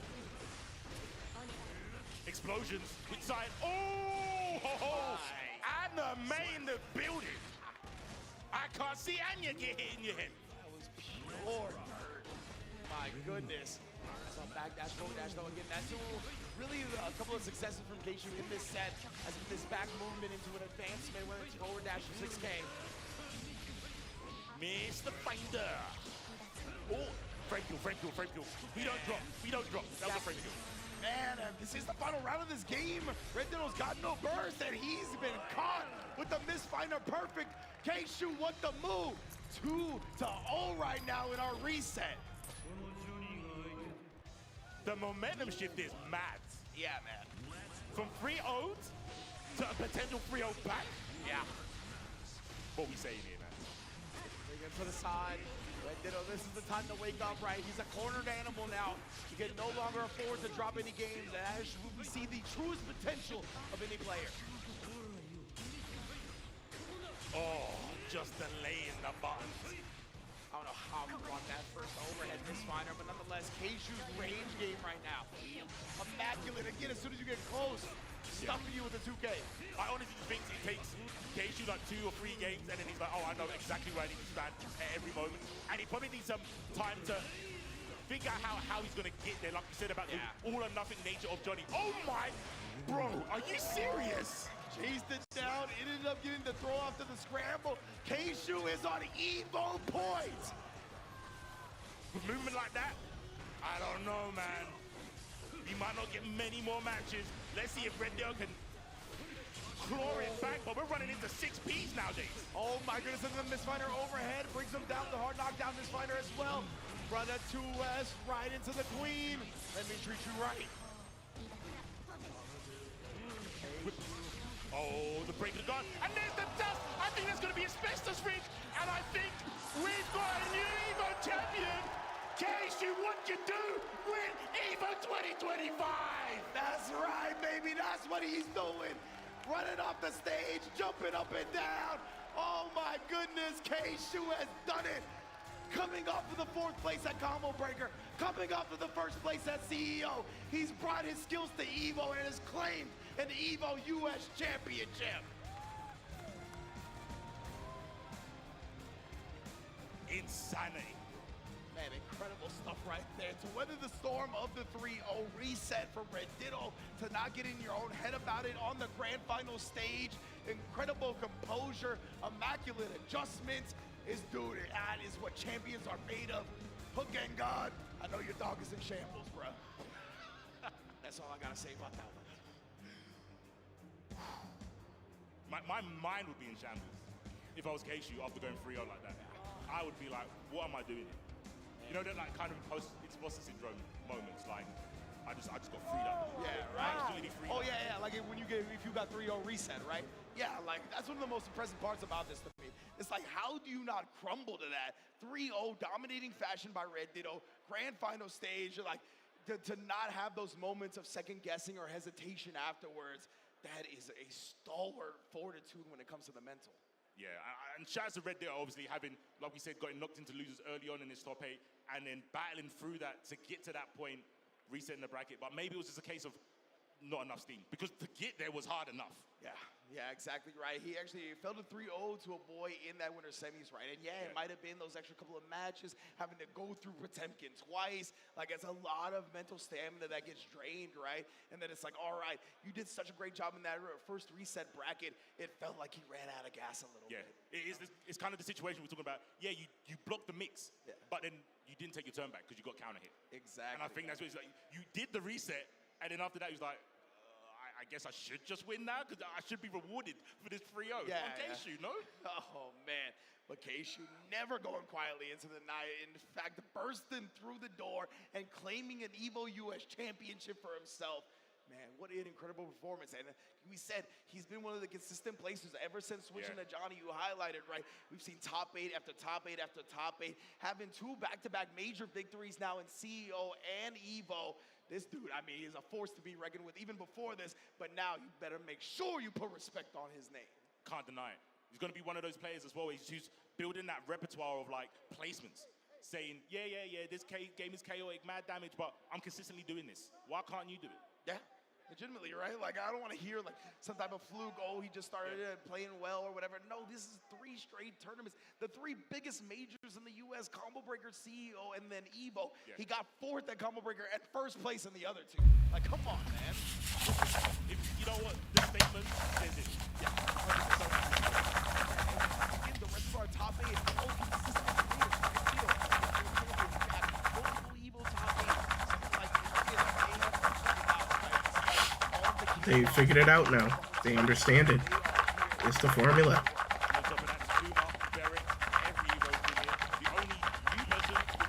Yeah, legitimately. She made her debut, had a great showing as well. Man, I just can't wait to see how these players continue their Strive careers. It's just getting better and better. And there's so many new, I reach out, I shouldn't. But I've seen people like asking questions. There's new people still coming to this game, which is sick. That's what's so cool right now. The fighting game community is in a growth stage, right? Yes. Like, there's more people coming in more than ever.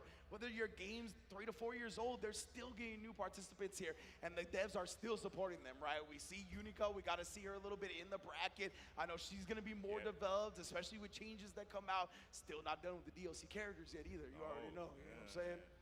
But, ooh, let's go up to our boy, L.I. Joe, and hand out these medals. Yeah, that's right, everybody. Let's go get loud. Make some noise for your Guilty Gear Strive top 8. That's right.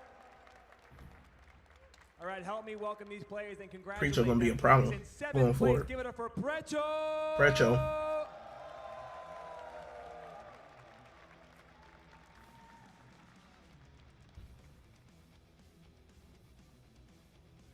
And also in 7th place, get loud for Veterans. Bringing top 8 back to Africa. And in 5th place, get loud for Jack.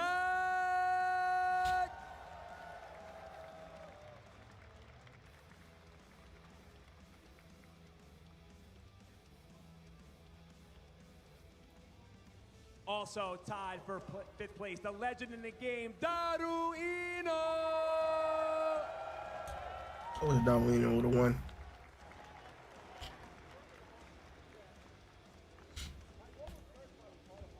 Coming up in 4th place, Tatuma.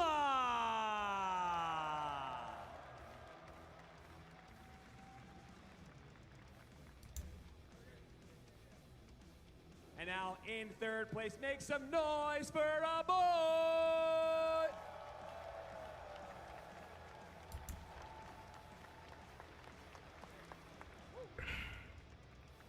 In 2nd place, we got Red Ditto. Red Ditto.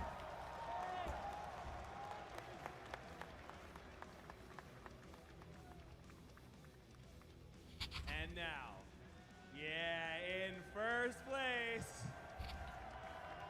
Yeah, he wasn't gonna let this man take it out to reset in the bracket.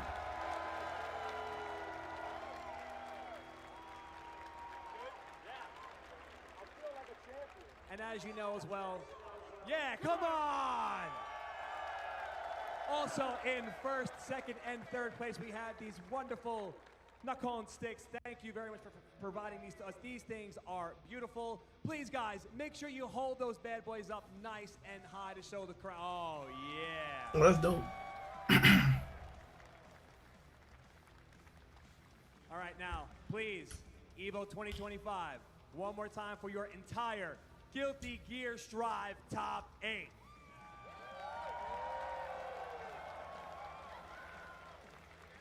Thank you, guys. But K-Shu, can I speak to you over here if you don't mind? Take a walk with me, sir. Don't mind. You guys can cheer for him. It's all right. The guy just won EVO. All right, 2 questions for you. First of all, what is your training like? Like, what were you doing months before EVO? Did you have a game plan? Would you have like a daily schedule, weekly schedule? What was your training regimen like for Strive for EVO? So first off, I want to give a massive shout out to my coach, Jonathan Sene, the best coach in the FTC, period. What a goat, man. But also, it's just a lot of finding your matches that you're bad in, making sure that you're a fully round-out player, right? And so that when you go into a tournament, you're not wondering what type of path you're going to get. So you're ready for anybody. So, like before this, I was a comfort in Eno, hit up my coach, hit up all the other Johnny players, and I was like, I got to figure this out before a bracket. So it paid off here. Looks like you did a good job. Looks like you did a pretty good job. All right. Next question. Were you nervous at all about the reset?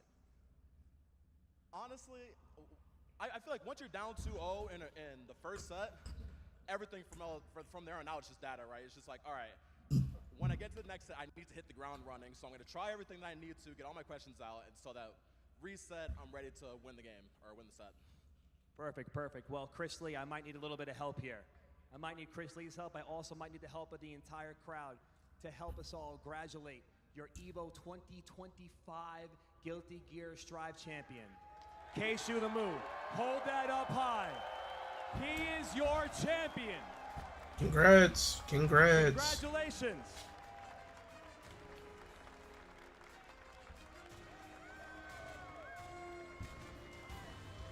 All right, guys, I have news for you. I suggest you stay seated, but commentators, please take it away.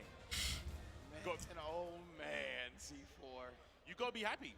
I am. K-Shu kept it in America. He did. And the legacy's there, right? Hitachi was the first to maintain it here, and we only had it one time when Leffen won it, but you guys are holding it down. It's true, man. And K-Shoot, always love hearing that. Love shown to Jonathan Tenney as well, right? Has definitely been one of the most immaculate pieces of the Guilty Gear Strive community, whether he's a player or a coach. Go to his Twitter. He's got his Patreon link. Trust me, it'll be worth it if you sign up. But besides that point, K-Shoot, I love the sentiment he made about the reset, right? Where he was like, in the duo in that last game, I'm just going to try everything that is sus, it's questionable, so that when the reset happens, when it's 0-0 again, I know exactly how to approach it. That was genius. It's so sick to be like in that mentality on the EVO stage, like, you know what? Don't worry about trying to make this comeback. This last game, yeah, it's going to be a 3-0, but there's a reason for it. Like you said, testing stuff out in real time on that stage with those lights. Dude, yeah. Bigger person than I am, bro. Exactly, I'm trying, bro. I'm doing the worst burst because I'm like, maybe, just maybe I can make this comeback. Nah, he didn't do that. He said data only. Yeah, it was about the long-term game planning, right? He's like, I'm not gonna try to like tighten up and play some immaculate level in this last game to hopefully bring the 3 games back. No, I'm gonna go with what's gonna give me success in the long term. I'm gonna make sure I figure out what works and what doesn't, and then apply that to when it's 0-0 again. Like, just a completely champion mindset. Yeah, the recon mission was, it worked, clearly. Undoubtable. But like I said, the ether of Jonathan Tenney everywhere. Just always being he's always around these top players. But yeah, speaking of top players, you know, L.O. Joe used to be a pretty good player, didn't he? That's true. I'm pretty sure he made some EVO top 8s himself. Well, let's talk to him. Joe, what you got for us, dog?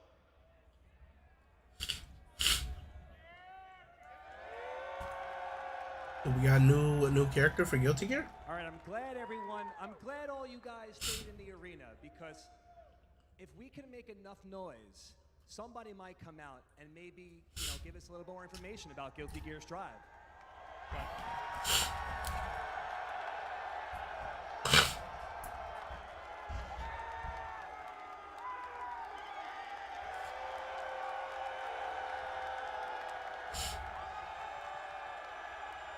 All right, everybody, please help me welcome the producer of Guilty Gear Strive, Ken Miyauchi. Ken Miyauchi.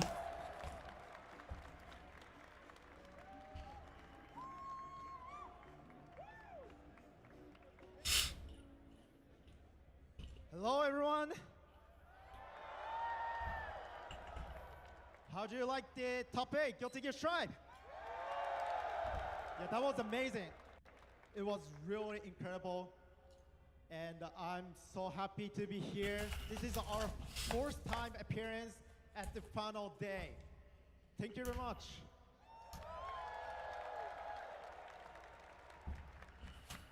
Well, before moving into my announcement, I would like to say thank you to everyone else supporting the game and the communities. We are here because of all of your support. So thank you.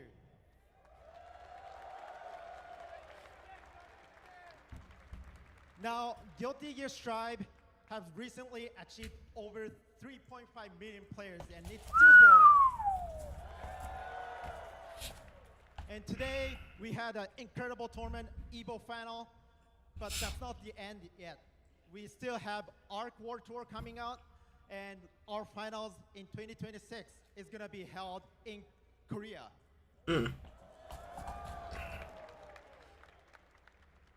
And so, not only that, of course, the update to Guilty Gear Strive, and you're waiting for the new characters trailer. So I prepared for it, and it's gonna be rolled, and we will have something else more than that too. And that's gonna be my huge thank to everyone else here. Thank you very much.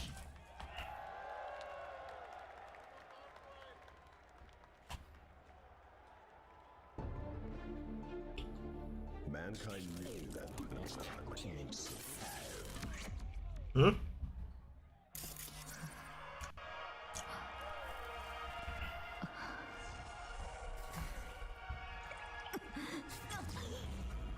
What in the elfin light?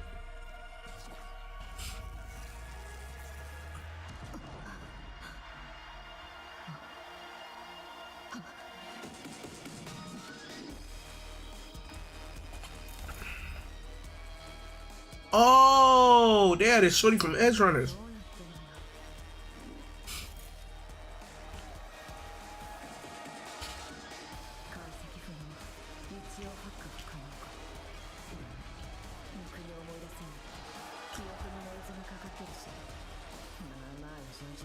This is kind of dope. 生身の相手にハックできるってのも新鮮な感覚ね。あんたの言う向こう。そこで私は何かを探してディープダイブを繰り返してた。深追いしすぎたのか、不良 AI にやられたのか、ルーキーみたいで呆れるよ。全ては影の特別なはずなのに知っているの。わからない。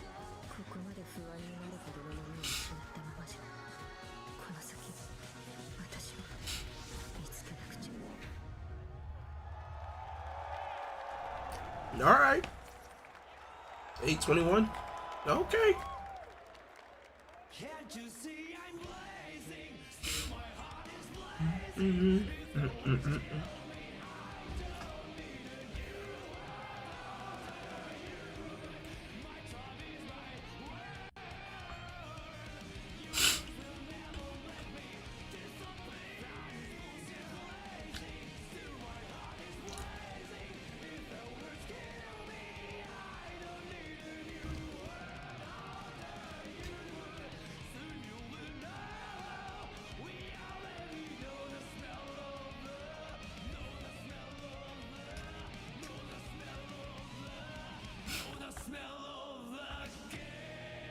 A new chapter begins, season 5.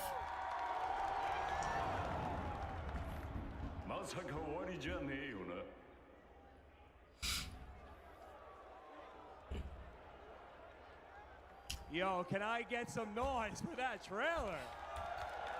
Lucy looked tough. Alright, beautiful. Thank you guys so much for sticking around. Please do not go anywhere because up next we got City of the Wolves and there's going to be plenty of more cool announcements like you just saw. So stay locked and we'll see you soon. Look, who's hungry? We're going to Chipotle. I need people on the bus now. Chipotle on the way. Let's get it. Deal.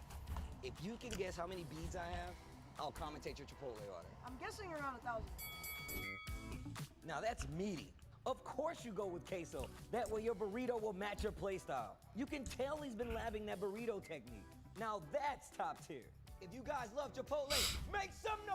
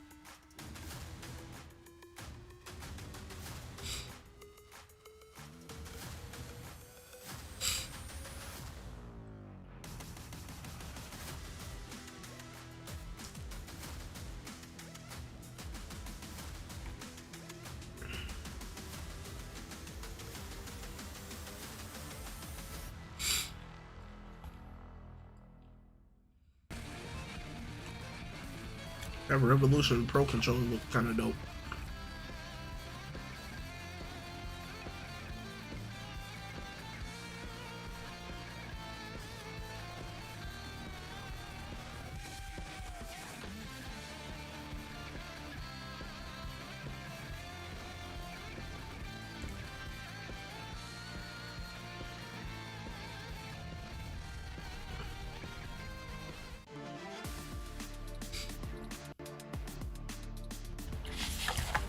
Oh yeah, I gotta get to EVO.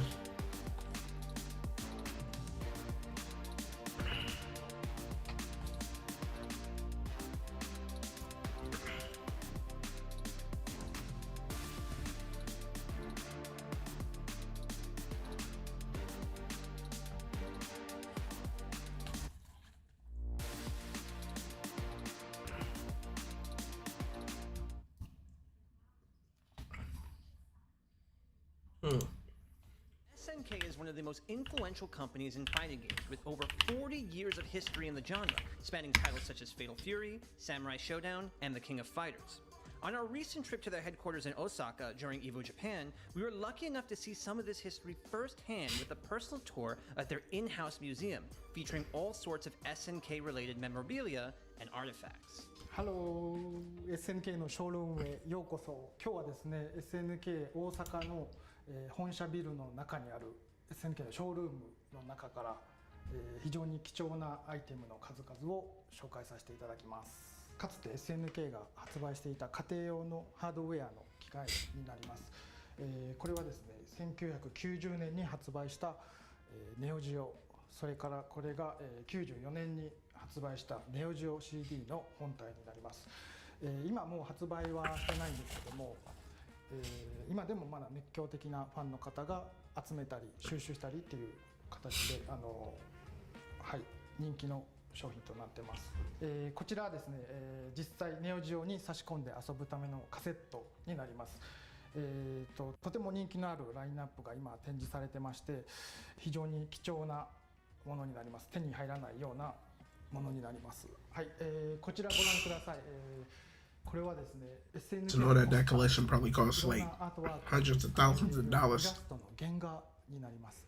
当時、新喜郎さんというイラストレーターの方が実際手で描かれたものになります。実際1998年より以前っていうのはデジタルではなくて、当時本当にイラストレーターさんが手書きでこのような形で描いていました。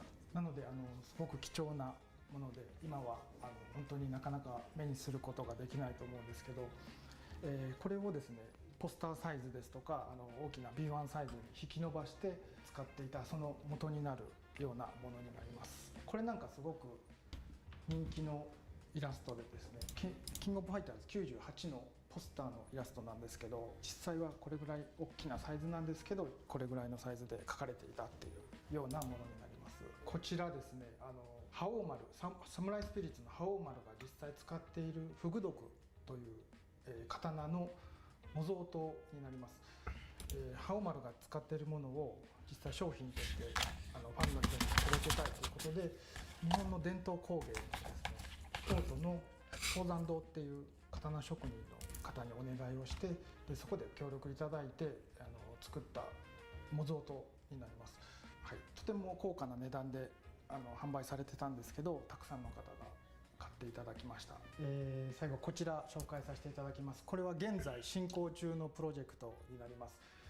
スタジオ24っていう日本のフィギュアメーカーですね。そこの稲坂さんっていう造形師の方が画廊伝説スペシャルのキャラクターを順番にこう一体一体作って回ってるんですけども、その中で今このラインナップが発売されてます。とても精巧に作られていて、でこの後まだ出ていないダックキングですとかアンディとかジョーとか今後続々と発売予定となってます。はい、これもすごく人気の商品です。はい、どうでしたでしょうか。かなり貴重なアイテムの数々見ていただいたと思います。これからもですね SNK どんどんいいグッズとか出していきますので、応援の方よろしくお願いします。ありがとうございました。バイバイ。There's tons of different ways to cosplay. There's no right and wrong way. You might have a cosplayer who makes a look from head to toe. Everything's from scratch. They made the patterns, they sewed it. You might have cosplayers who buy pieces of clothing and they alter it. And then there's also a ton of online resellers who sell really amazing costumes. There's just so many opportunities out there to get into it. So it's a lot easier than most people think. So actually this is my first EVO, so I wanted to make it special by cosplaying as the character that I love, and this is actually the first fighting game I got into, Street Fighter 6. So I was like, why not? So for me, I would say my favorite personal cosplay is obviously Beerus. It's a character that I love so much, and the community has just been so warm and receptive to the costumes. This is my second Beerus costume. I have his default outfit that people just seem so happy to see, and I just really love making costumes that make people happy. I'm so passionate about it, just always pushing myself to get better and just learn more along the years. Oh, you already know, baby. I'm cosplay as Leroy Smith from Tekken 7. And why do I like him? Because he's the coldest mofo in all of Tekken 7. Yes, Shout sir. out to Harada for making this character. You know what you did, bro. You was in your bag. To be honest with you, I feel like fighting game developers, their character design is so top tier. Because I feel like for fighting games, you have to have characters be flashy and be colorful. And I really think that's what appeals to cosplayers, is just having like a really cool look and a really cool flair. And I think a lot of anime fighting games kind of tie into that. So you get like a lot of anime cosplayers who might get drawn into cosplaying at fighting game events. When I first cosplayed at a major, I think it was just myself and my one friend were the only cosplayers. And it was very much like, oh man, I'm not sure if we're supposed to be here. But over the years, yeah, I feel like the cosplay community has realized like there's a really good community at fighting game events and at majors. And it's very warm and welcoming to cosplayers. And I just think people are starting to realize like, oh, cosplay is a thing. You can cosplay at these events. And I think it's just drawing people in because I love anime conventions and I love going to them. But personally, as a cosplayer, I was burnt out. So cosplaying at majors like Combo Breaker and CEO, it's kind of like rejuvenated my passion for this craft because there's so many amazing cosplayers showing up. And I think it's because we've just established a cosplay community within the FGC that's just warm and welcoming, and it's like, yeah, you can cosplay here, like it's cool. Even just today being Friday, compared to how many cosplayers were here at EVO Saturday last year, that number has tripled. So I just think it's just word of mouth and people are realizing, you know, this is a really cool event to cosplay at. So it makes me very happy to see so many cosplayers here. I'm new to fighting games, so like she's a pretty beginner friendly character and I just like really grew to love her. Well, everyone, welcome to the finals of EVO 2023 Cosplay Contest! Woo! When you go to events, you might see there's costume contests, which are just a fun way to, like how everybody else competes here playing games, cosplayers compete with our work. Basically, you get judged by a panel of judges. They look. Welcome back, everybody, to EVO 2025 presented by Chipotle. Yeah, I like that. Make some noise. Let me hear it. All right, we are in the middle of our top 8. We got a lot more action to come, but I have some special developers that want to come out. Can you please help me welcome some of the team behind Marvel Token Fighting Souls? Yeah!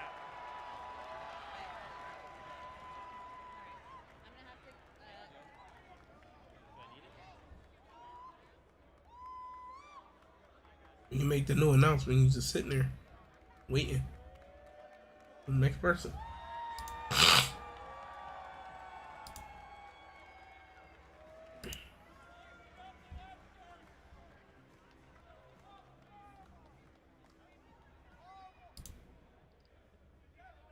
Hello, EVO. So firstly, just a big congratulations to all the competitors here at this year's EVO. On behalf of the entire Marvel, please show us another character. We just want to express our show us another gratitude character for everyone's amazing reaction to the title's announcement. So thank you.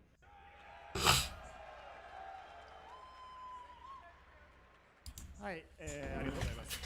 今回デモを持ってきたんですけども、正直、この我々アークシステムアークスが作る新しいマーベルファイティングが皆さんに、受け入れてもらえるかどうか不安でした。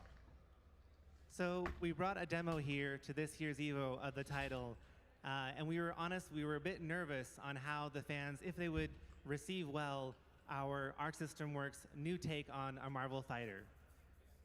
ですが、アークのブースの方に本当に多くの皆さんが、デモをプレイしに来てくれて、そして、楽しかったよ、発売、完成を楽しみにしているよと温かい声をいただきました。本当にありがとうございます。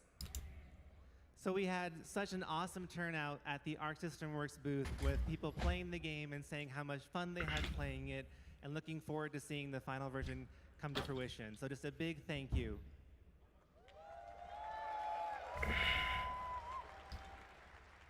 はい、まだ、マーベル闘魂ファイティングソウルズ開発中なんですけれども、このゲームもっともっとエキサイティングなゲームにするためには皆さん FGC の皆さん、マーベルのファンの皆さんの力が必要です。僕たちも精一杯頑張って何年も5年も10年も続くマーベルファイティングを作っていきたいと思ってますので、これからも応援をよろしくお願いします。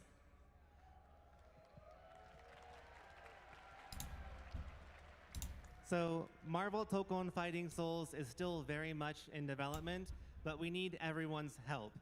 From the fighting game community, to the players, to the Marvel fans, we want to do our best to make this an even more exciting experience than it can possibly be.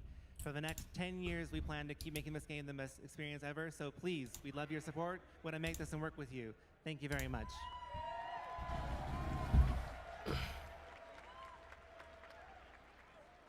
Thank you, Yamanaka-san. And at Marvel Games, we just want you to know that we love the fighting game community. It's an absolute thank you. So it's an absolute honor to be here on the EVO main stage alongside our friends at PlayStation Studios, Arc System Works, and among the fans at EVO.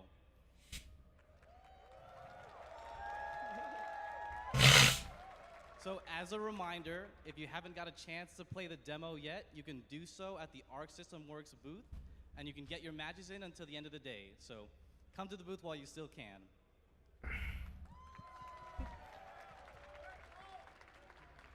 However, that's not the only thing we came on stage to talk to you about. What info you got for us, boy? We've got something special for the fans here at EVO and for the fans watching at home. Okay, what you got for us? Yamanaka-san? Okay, check it out. Wait, whoa. Everybody calm down.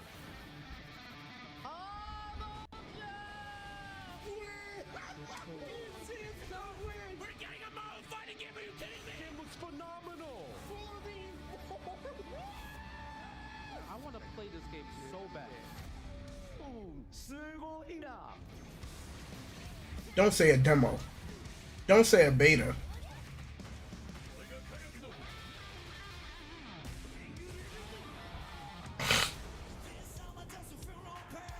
What?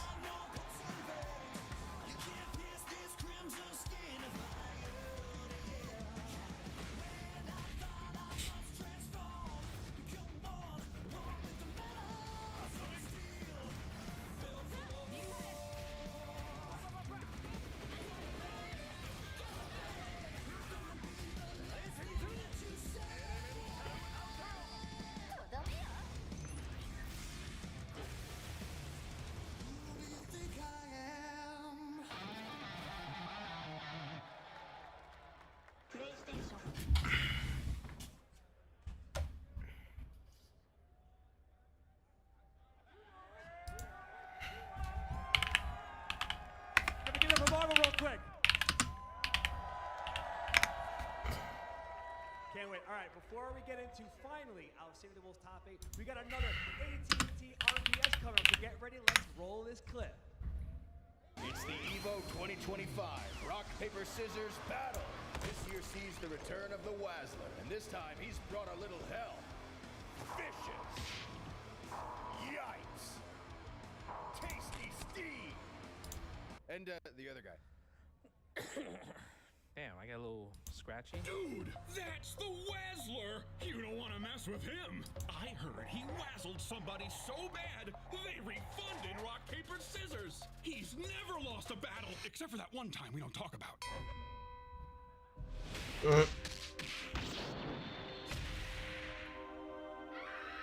Oh, come on, man. Get that off the screen. Who wants to see that? Not me. Oh yeah, there was that other guy too. Now where's Yikes?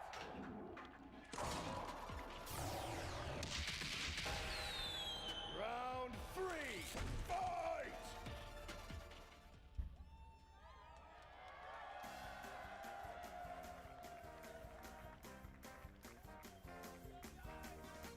All right, you guys know what time it is. We're going to play some rock, paper, scissors. Everyone should know the rules, so we're not going to go into that yet. But just for playing on stage here, you're going to get a Nikon silver stick just for being up here on stage.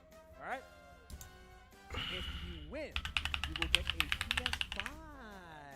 Oh, all thanks to AT&T, by the way. Thank you very much, AT&T. So, with that said, sir, your name?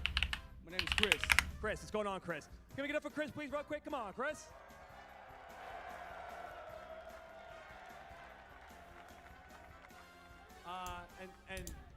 And sir, what is your name? My name's IFC Jeepus. Okay, so I know we're all familiar with the rules, right? We're going to do 1, 2, 3, shoot. Crowd, do you understand? You're with me. 1, 2, 3, shoot, okay? This is one game. No 2 out of 3. Obviously, the ties, we'll do it again, okay? I need your help out there. So we're going to do 1, 2, 3, shoot. If you guys want to square up, do your thing. Think about it a little bit. Think about it. Look, yep, there we go. It's only the best Marvel 2 player in the world. No big deal. You can outguess him. You can outguess him. You want me to hold you? You got it? You good? You sure? Remember everything? All right. Let's line up. Crowd, I need your help. Are you guys ready? Wait, you guys ready? Ready? 1, 2, 3, shoot! The Marvel champion prevails. All right, guys, hold on. Let's please still make some noise for Chris, please. Chris, don't worry. Again, yep. Remember, he still gets the Nacon prize. He gets the stick. Oh, that was hot. He still gets the prize. Oh, there it is. Hold it up high. Show the crowd. Thank you very much, Nicole. Boom. Ooh, nice. All right, congratulations, sir. Don't forget your hat. That's a very important part of your outfit. All right, now, everybody at home, and even in here, you guys think you could beat IFC Yipes in rock, paper, scissors? All right, so if you're playing from home, when you see the timer go up, lock in your answer with exclamation point RP or S. Again, exclamation point RP or S in the chat command before the clock hits 0. If you pick the right answer, you might be eligible for some prizes. You can check the prize page pinned in the chat if you guessed right. The prizes include, just like we saw, some EVO online store gift cards and even products from Nikon themselves, like the stick we just saw, and even their rig headset. So thank you very much, Nikon, and thank you, AT&T. IFC Yipes. I got a question. What's up? Do you think you can outguess everybody in here? Do you think your Marvel knowledge, your guessing game, I don't know if you guys call it guessing, intuition, do you think your good intuition can take out the EVO crowd as well as everybody at home? What do you think? Well, I've dedicated my life's work to be a scumbag. So yes, I'm gonna whoop all of your asses. If you would please look into the cameras. You guys know what to do. Ready? Are we all ready? Yipes, you ready? All right, everybody, let's hear it. 1, 2, 3, shoot! I see paper. I see paper. I see paper. I see cooked. I see scissor cooked right there. He's got 4 fingers up. I don't know what that is. I see scissors. Scissors are cooked back there. Everybody at home, sorry. If you threw scissors, you are no good. Sorry, but if you threw paper, you officially have beaten IFC Yipes. Everyone, can I please get a round of applause for IFC Yipes?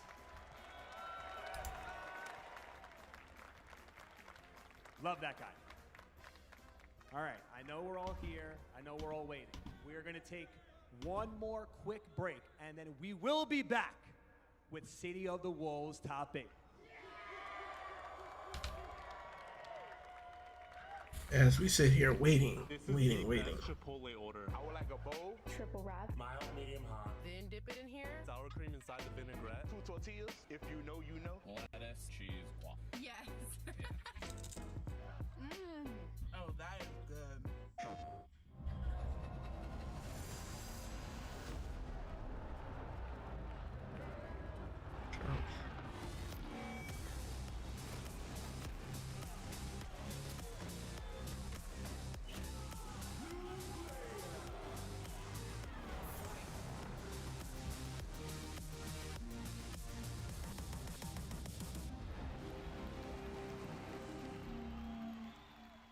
PlayStation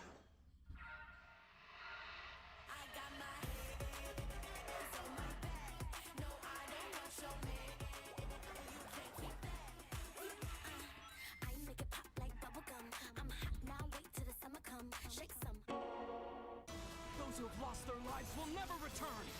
Nothing can bring them back. So where we going, old man? A hotbed for demons. The entertainment district. We've killed off anyone who's ever crossed us. Anyone who's ever slighted us.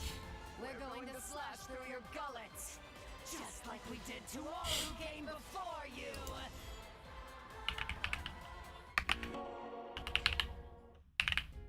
Sunglasses in the day, blue light glasses for the gaming at night. Zenny's got affordable eyewear for everyone. Vibe and style while protecting your eyes. EVO sunglasses, available now.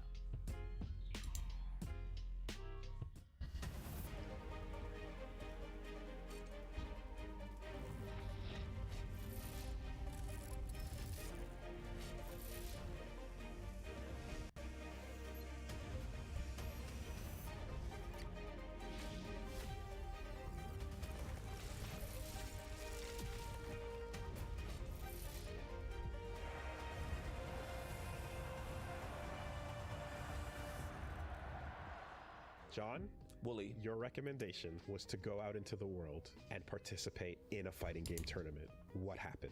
My only experience with a fighting game in a tournament was when my co-host on the podcast Versus Wolves challenged me to enter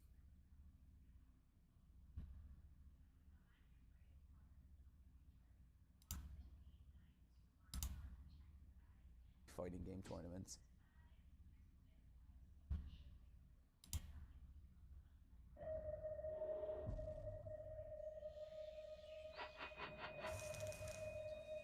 Something's here. It's getting close.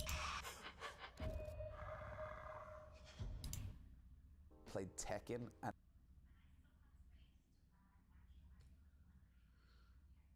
It don't make sense that the main stream is acting funny. challenged me to enter a fighting game tournament. I played Tekken and it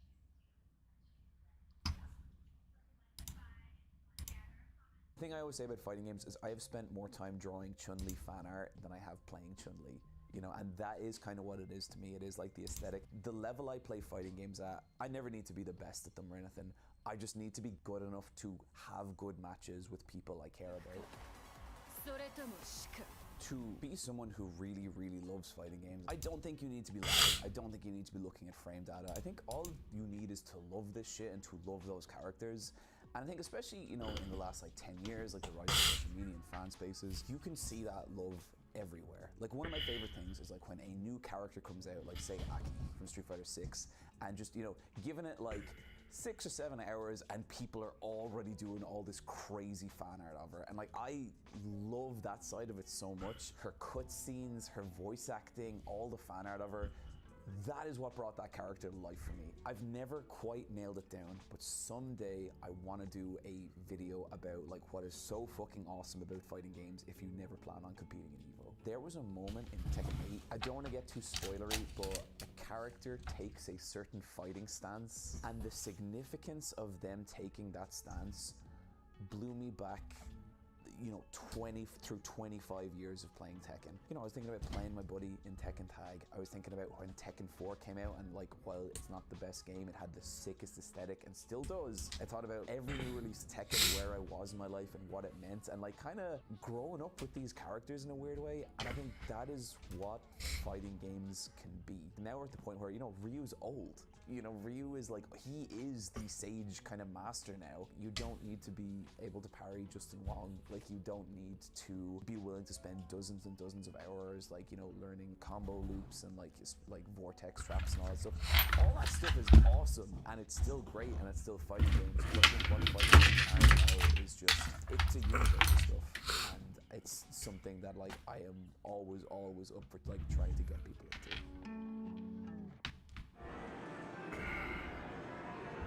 まあ自分が住んでたところがすごい、まあ、田舎だったので、まあ、いわゆるヤンキー不良がすごい多くて、でまあ時代もすごい昔なので、時代的にもこう不良がいっぱいゲームセンターにいるので、こう行っちゃダメな場所っていう風には言われてたんですけど、まあ、自分はやっぱりゲームをしたくて行ってたので、こう怖がりながら行ってたんですけど、やっぱりすごい不良は多くて、でまあ昔のゲームって結構こうなんですかね、まあ A パと言いますか、こう相手をこうワンタッチでそのまま倒しきるみたいなのがすごいあったゲームなので、まあ、それでこう不良たちを倒すと調子乗んなよみたいな感じでこう絡まれて椅子が飛んできたり灰皿飛んできたりはまあありましたね。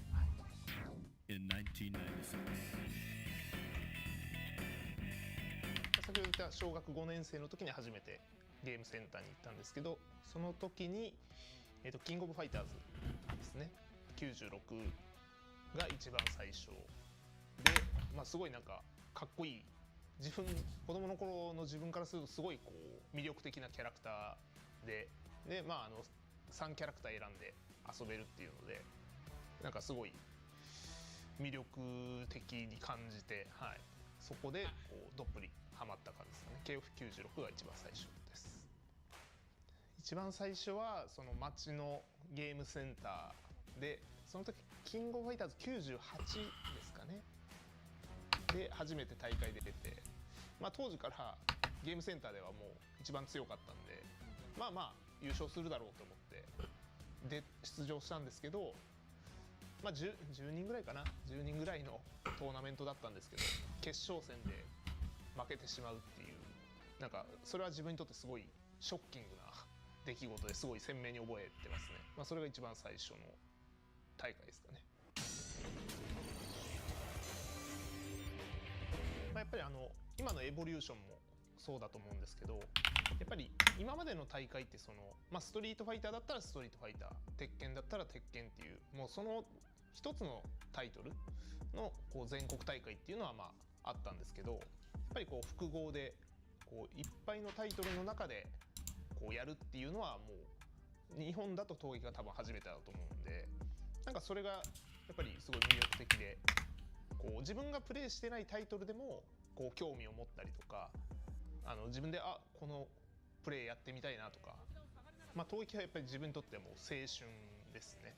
もう自分が本当に10代後半から20代前半ぐらいが、まあ、いわゆる闘撃の全盛期だったので、もう本当に闘撃で勝つことだけを考えて生活してたんで当時は、はい、まあ、それだけやっぱり自分にとっても特別ですし、やっぱり日本の格闘ゲームシーンにもやっぱり闘撃があったからこう今のプロシーンも格闘ゲームという分野がこう続いてる、こう本当に大事なイベント大会だったと思います。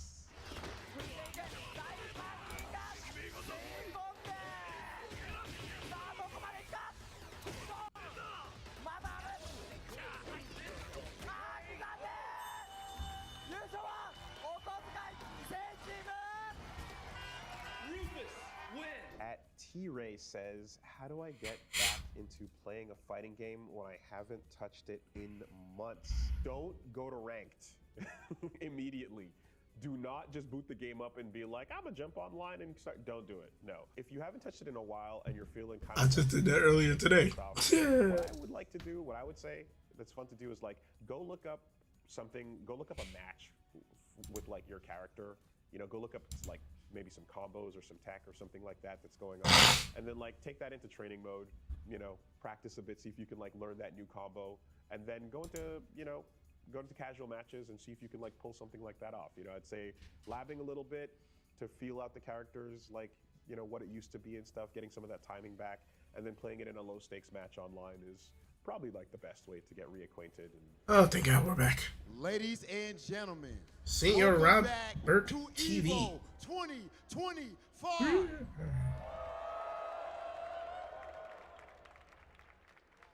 I'm your host, Hollywood, Rob TV, and right now we are about to witness history.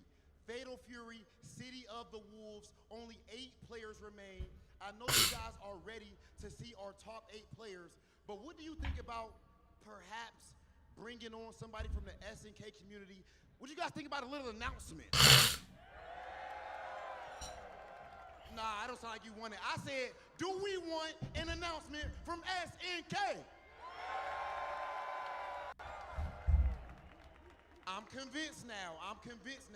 With that being the case, let me go ahead and welcome to the stage the SNK community leader, Gibby Zaya.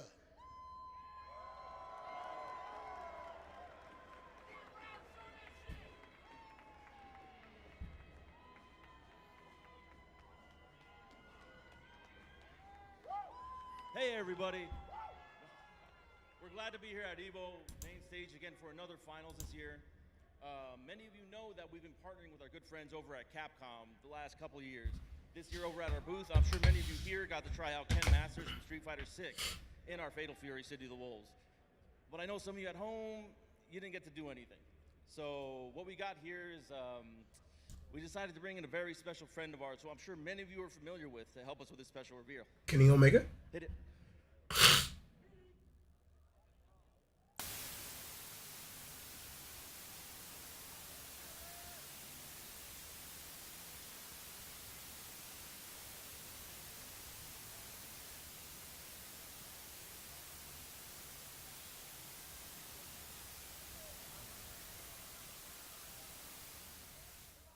The audio got messed up. Okay, please fix it.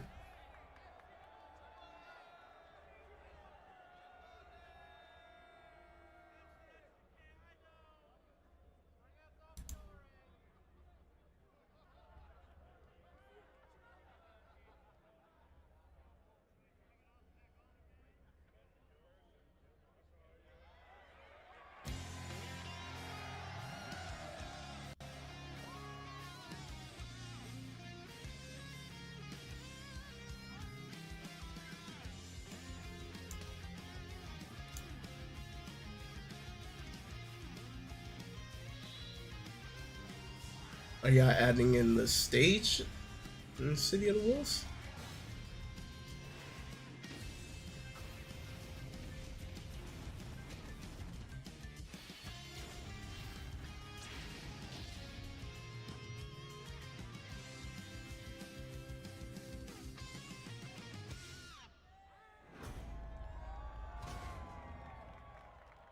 Okay. SNK の小田康之です。 Bruh, every time. What is going on?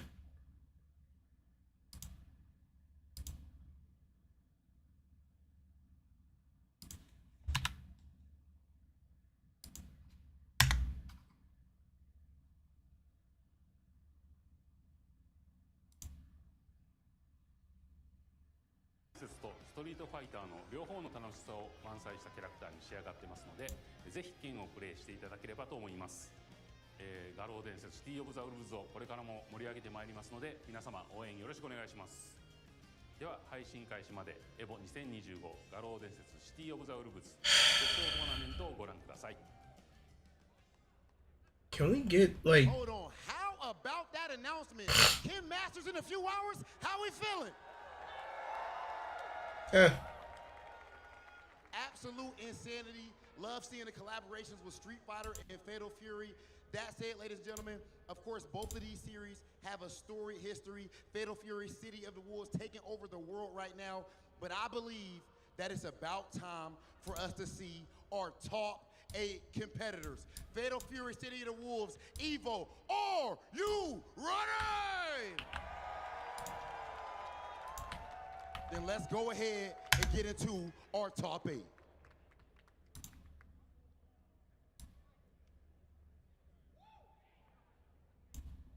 Coming up the ladder, running up the axle, just say that you want it. I really want it.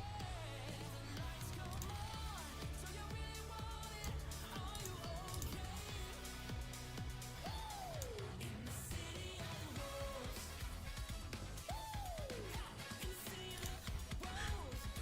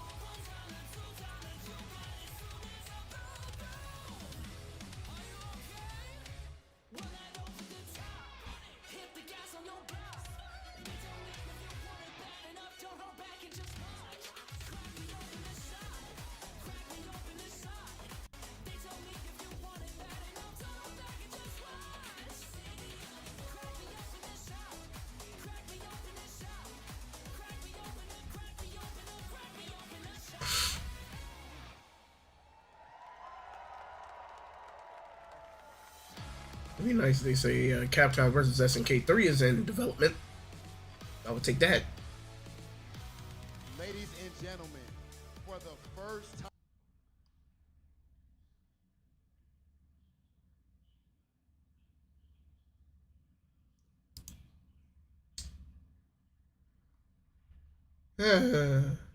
Why does this keep happening?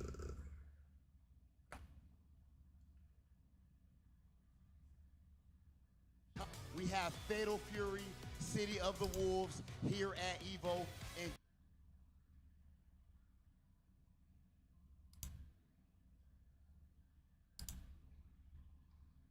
EVO and guaranteed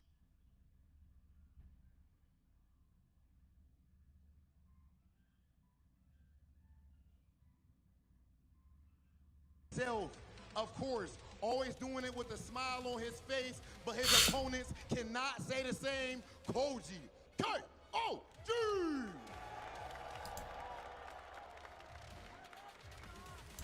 Legend, EVO winner, Xian! Jian! Punko!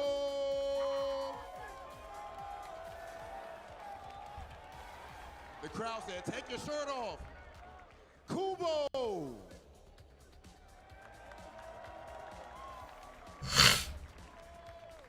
And last but not least, the prodigy, Fenris!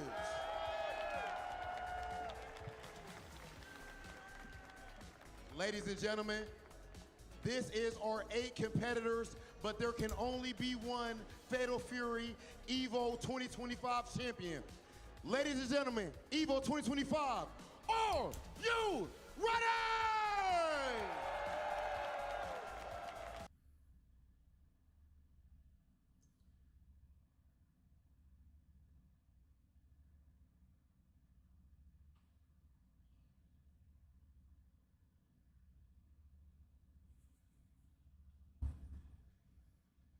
Then it is time. Let's get started with this top 8. We're going to send things over to our commentator.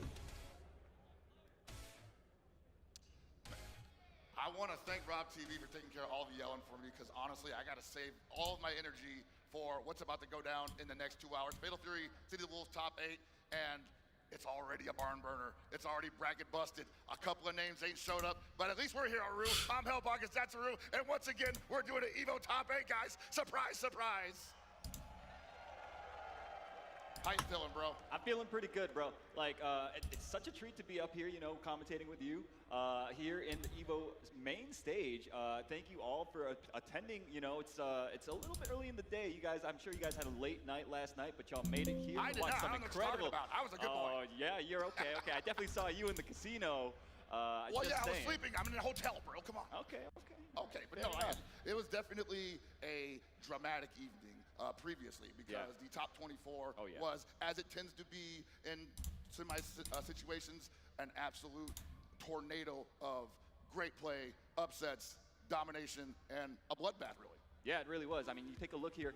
We got the top 8 bracket for you guys. We got Logia versus ET coming up in the winner's side. We've got Goichi versus Koji KOG. On the loser's side, we've got Shen versus Punko. Goichi goes from Dragon Ball Fighters to King of City of Wolves. Fatal Fury. Incredible fighting game players. Goichi a beast. Different disciplines. Every single one of these guys has a storied history in the genre. Oh yeah. And honestly, man, some people would say this is an SNK game. Where's the SNK legacy players? They're currently on the winner's side facing each other in round 1. Yeah. Also, you gotta remember that Shin and Punko have an SNK legacy to their name. And Kubo and Fenrich have been performing well in at least the EVO brand of Fatal Fury City of the Wolves tournaments, with Kubo getting 5th at EVO Japan and Fenrich getting 2nd. Goichi didn't even make top 8 there, but has never looked back, because he's actually absolutely been stomping everybody ever since.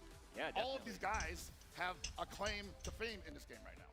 All right, so if you guys take a look at the screen, you guys can see we've got the top 8 predictions here, presented by PlayStation Tournaments.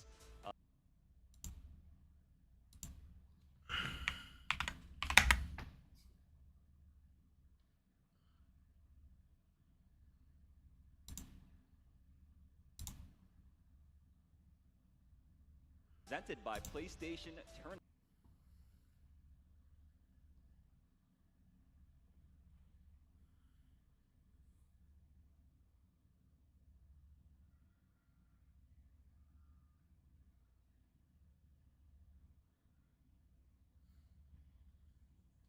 in this game, it is really difficult to do all these like complex defensive maneuvers.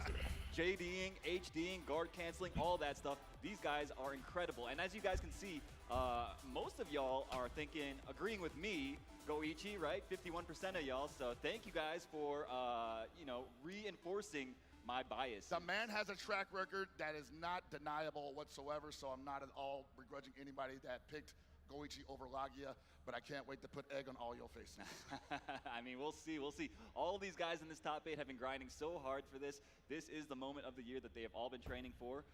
You know, taking the first EVO for City of the Wolves would be such a huge, you know, feather in their cap. And yeah, no, it would be a huge feather in your cap. And honestly, those who haven't jumped on board yet have a perfect opportunity to do it right now because there's a number of sales going on in this PS4 summer sale presented by Sony. And your favorite FGC titles, including this one, is a part of it.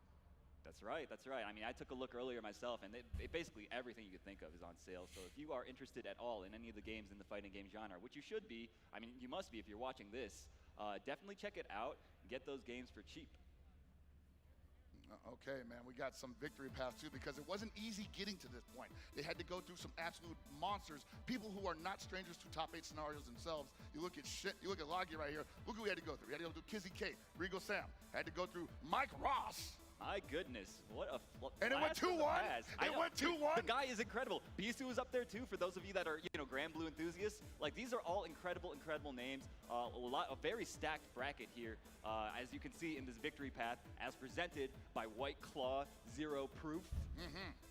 And we got ET, who has always been at least in the top 3 scenario here at EVO, and he had to go through names like Paco, Flaquito, Sinaru, Gindi. Oh man, the NorCal brother went down heavy. Noisy Child, Busta Cap, Fonzie, and most recently Punko, and an absolute barn burner of a set. It was incredible. Yeah, I'm sure Punko must have been thinking about that one long and hard all night.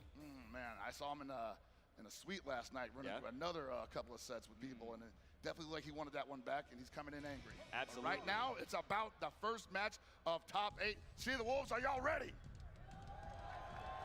Lagia versus ET.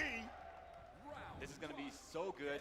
Lagia, of course, a highly technical defensive player, plays incredibly well on the defense. ET, on the other hand, kind of like a guess monster. This guy makes you guess. He makes you guess incorrectly more often than not. He plays a little wild, too. Yeah, ET's main goal is just to make you uncomfortable as much as possible, and he's willing to make himself uncomfortable to accomplish that, at least for a couple seconds. But it's hard to do that, like you said, against Lagia, who was just so used to playing, you know, from a position of strength, from a defensive position, and you gotta also understand these guys probably play each other all the time in multiple other games. Yeah, absolutely. I mean, both guys coming from a KOF 14, KOF 15 background, so must have a lot of experience with each other's styles.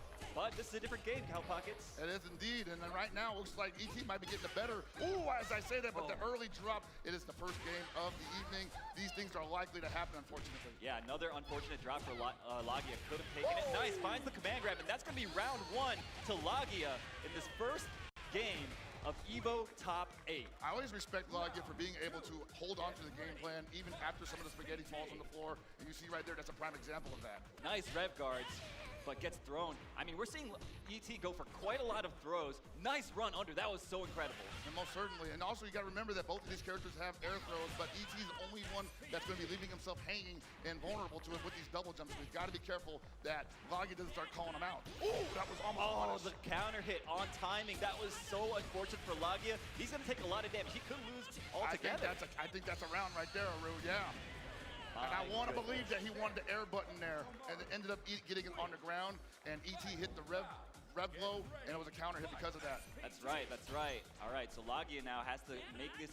Okay, finds an empty jump low. Okay, doesn't get that much damage, and gets hit with the reversal wake up super. That's right, that's Hope Tomorrow's only real reversal in that scenario, so you got to be careful whenever he has meter. Wow, just swinging at him. Yeah, like I said, this man is kind of a wild boy. He loves to press buttons. Most certainly, and he's got one of the best characters in the game to do it. Great buttons on the ground and supreme air mobility. From both these guys, using a lot of, the air JDs, those aren't free, man. They are not at all, but you need to do that if you want to make the top 8 advancing. Oh, made it whiff. Wow. Okay, finds another opening. I can't believe it, Aru. He dropped the first counter hit, gets a second counter hit. Maybe ET might want to calm down a little bit right now. Yeah, I mean, like I said, this guy, he's kind of a masher, right? Like, he likes to press buttons. Yo, I didn't want to say it, but hey, you kind of right on that. You kind of right. But he takes the game anyway. That was such good conditioning from ET. most of the times that he got the jump in block, he would either go for the throw or go for a rehop. On the very last interaction, he goes for the low, catching Logia, trying to move away, trying to jump, whatever the case may be. That is world-class level conditioning coming out. Can't agree more. And that was a close one. It was a squeaker. One small adjustment could shift it in the other direction in the second game. And that's what I think Logia is thinking about right now. Where did it all go wrong? I mean, because I had him dead to rights in the corner, and then all of a sudden I'm getting killed mid-screen. Happened so quickly, I don't think I have had a chance to analyze it. And now ET playing on those insecurities with the opening round Zanakin. The story of this matchup really is playing around Hokutomaru's incredible air mobility. Unique, one of a kind for this game. He gets the double jump, he gets the air feint, and stall his air momentum. Oh my goodness. Okay, big drop. And a huge jump over the throw. This is going to be what Logia needs to potentially get this round back. Yeah, I don't want him to be too frugal here. Wow, the down C finds the mark. He's got to spend some resources here. Oh, nice cross under. Wow, yo, this guy's going left, right, center, like everywhere, every which way. And just like that, he takes this round. Two identical setups, finding pay dirt in the most integral moment of the round. That is what Logia does best. Oh, that could have been a punish, I believe. We could have got an advantage from it. Yeah, and you see ET utilizing that Hokutomaru. Oh my goodness, that was a beautiful guard cancel. That is not easy to do, folks. Not at all. That's gonna hurt! Wild punish! First one of the evening. And yeah, ET in a lot of trouble here. So much damage on the board, you're gonna get a hard knockdown in the corner, and you gotta be careful of the Rev command grab. Looking for it, CDP, big punish, counter hit, link into it. Didn't go for Rev on spinning, unfortunately. Breaks it, you got caught again, mister! Logia is putting out hitboxes at just the right exact frame. His timings are immaculate at the moment. He's kind of he's figured out when ET likes to press the offense, when he tries to take back his turn. And Logia is just setting traps for him all day. That DP feint, or that DP break rather, just catching him on the offense. Yeah, it's such a great idea for him to be going for that the DP break, because if ET is going to possibly try to jump, if he's going to try to press a button, the worst thing it'll probably do, it'll trade or it'll just get hit. He won't be able to just defend against it if he's in the air. One thing I noticed, Logia going for the Rev guard almost every time that ET goes for a jump in, and that makes it so that he can't JD. And oh my goodness, hold up, wait a minute, that was an incredible DP. Absolutely psychic with that DP right there. That command grab has been represented. We are seeing this man strike throw ET when it's normally the other way around. Nice wake up DP. All right, remember this is 1-1. The winner of this will be moving on to the winner's side. The loser of this goes down into the Shark Tank. Ducks the EX Shuriken. Nice Rev guard. I mean, Logia hasn't got much life to play with, but he finds a big hit. This is not going to be enough, but it's going to do so much damage. He gets the hard knockdown because Rev arts do hard knockdown either way, but unfortunately didn't get enough damage to really deter ET from just mashing that low B stand B. Yeah, Logia made another bet on timing, doing the DP break there, but ET blocked it and used those plus frames to sneak in some lows to take that last round. Gotta believe that's not how Logia wanted that round to end, not just losing it, but just losing it like that necessarily. Absolutely, yeah. I mean, he's making some big reads, and ET seems to have adjusted. You see that big low B from the kid, it reaches so far, it's actually deceptive. ET has only had one throw attempt punished, by the way. I mean, in this game, so much of your damage comes from reading the throw and jumping over it. So far, Logia has not found much success. And I gotta believe it's because Logia is so committed to the Rev guard here, and it makes it harder to take the button. That's a big punish, but he drops and didn't believe in the link, and now he's in so much trouble. He had to guard cancel that. He's gonna have to do that possibly 4 more times because there's absolutely no reason for ET not to just do lame, safe pressure here. Logia, though, I gotta say, his defense has been incredible the last 20 seconds or so. He's gonna need it. Oh, and the empty low, that was incredible. That is such a huge gamble on ET, and that's what he's so used to playing. That is so the play. That is so an ET play. It is. He recognized Logia was on the back foot. He was trying to defend, look for his opportunities in a very patient manner, and he really just preyed on that kind of like that slowness. He was like, listen, I'm gonna subvert your expectations. I'm gonna look like I'm gonna go high, and then I'm just gonna go low. Yeah, and I imagine for Logia, that's probably one of the more annoying player matchups that he has to deal with on the regular. Sure, yeah. I mean, I'm sure both these guys, of course, have seen each other over the years. ET, yeah, give it up for ET. Yeah, most certainly. These guys are always playing each other. Give it up for ET, give it up for Logia as well. We're definitely not done with either one of them.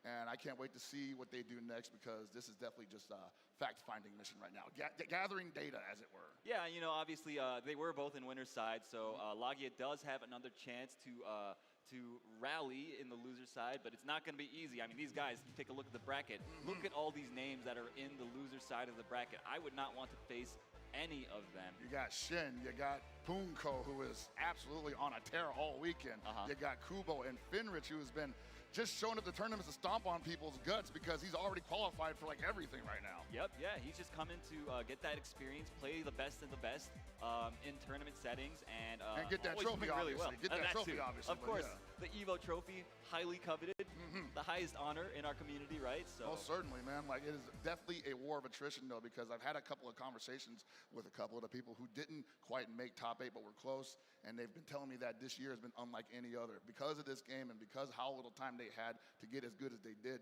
but they still managed to do it. But still, you gotta gas somewhere, you know? You're all human, and these guys just happen to be better this weekend. That's right. Yeah, I mean, it's really it comes down to the smallest of things. Your condition during the weekend, on even just a given particular day, your tournament path. All these different factors can influence, who we're seeing in this top 8. Speaking of, we're going to take a look at the victory path here, presented by White Claw Zero Proof of Goichi, voted by y'all as the tournament favorite. 51% of you beating Kubo.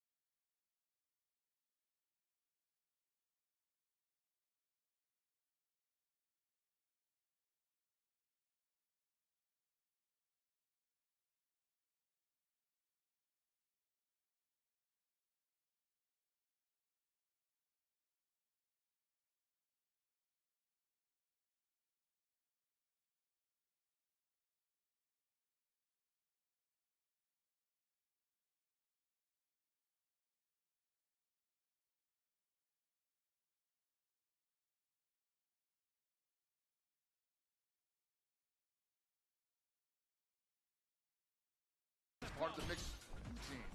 Oh, nice dash under. That was beautifully done. Catching the jump, landing recovery, and Koji KOG, it's his turn. He's in the driver's seat. What in the world? That was such incredible movement. I think at that point he thought maybe I can get a jump B, but he might have been too low to the ground for it to activate, so he just ended up getting a landing punch instead.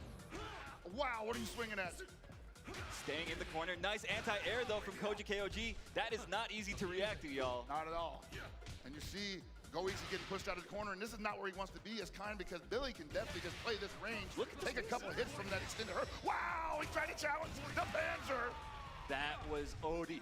Goichi, he just sends it on that, gets the counter hit launcher, on timing, basically. Noticed that KOG wanted to press a button there. I mean, he probably thought like, well, whatever, even if he blocks it, it's a neutral skip. I get to red cell into Delonze anyway. The throw bait, huge throw bait, paying dividends here for Koji KOG. Gets the knockdown, no, drops the combo, and taking a huge punish. I don't know what he wanted there, but he's paying for it now. He's not gonna lose the life lead, but he is hard. No, no! The Rondo explodes at the perfect moment, and now Goichi in complete control of the second round. That was looking mad melty blood, bro.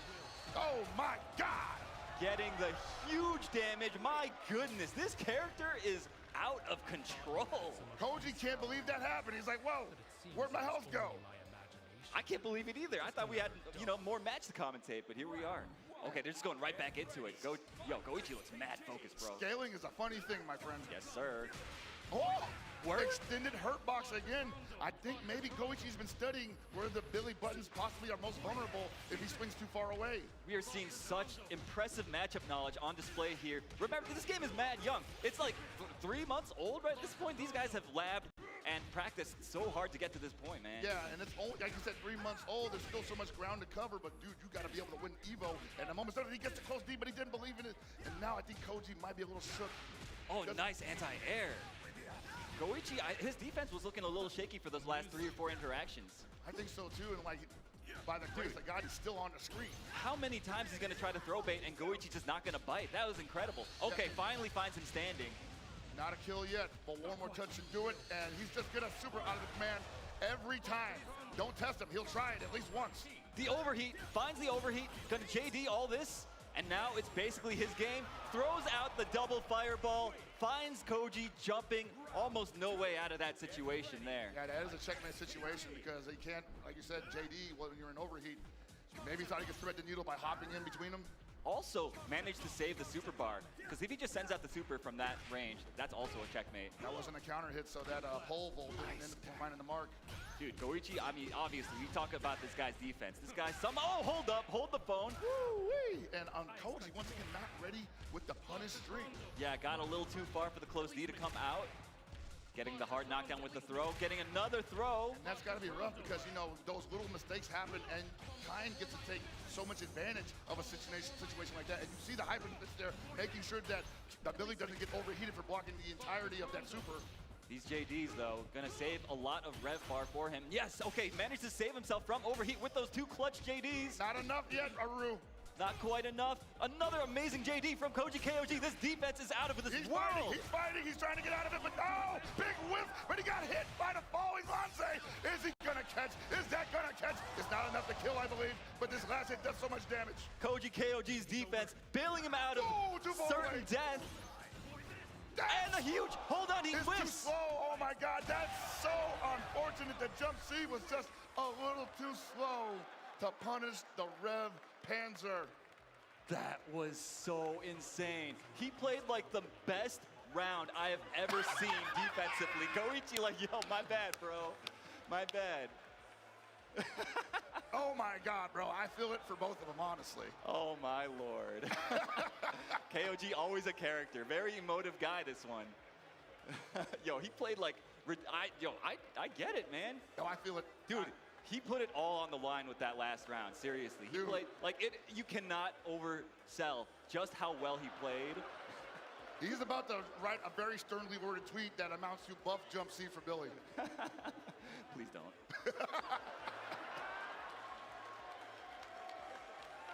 All right. Good sportsmanship. I mean, both these guys, of course, have known each other for a long time. Yeah, dude, he had you, right? Should have had. That would have been such a sick comeback if he came back from that ridiculous situation. Oh, but man. You know what? Goichi is just that good. Yes, Goichi is that good, and like honestly, I thought Koji played very solid in the end there, but that was just one of those things where like the timing was just a hair off, and that happens to everybody. Dude, yeah, I am beside myself. That round was so good, and that was just the second match, man. What the hell? Winterside, man, it's the reason why they were in Winterside and why they dusted off that entire list of people that they put up on the path. That's right, yeah. So just goes to show the level of competition that we have here at EVO 2025. This is just the first year. The game is still quite young, but these guys are pushing the game to the limit, pushing each other to the limit, and we're seeing kind of the fruits of that in this top 8 on this stage here in Las Vegas. Yeah, man. I can't wait for what we have next, but hey, man, we're gonna have to go on offline for a quick break. fix a couple things for the stream. Don't panic. We'll be right back after these messages.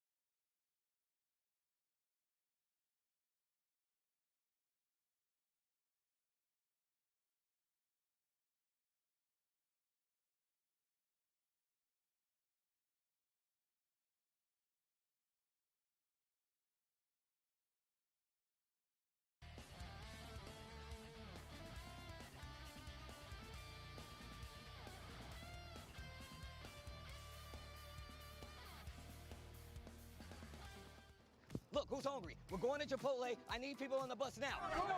Chipotle on the way. Let's get it. Deal.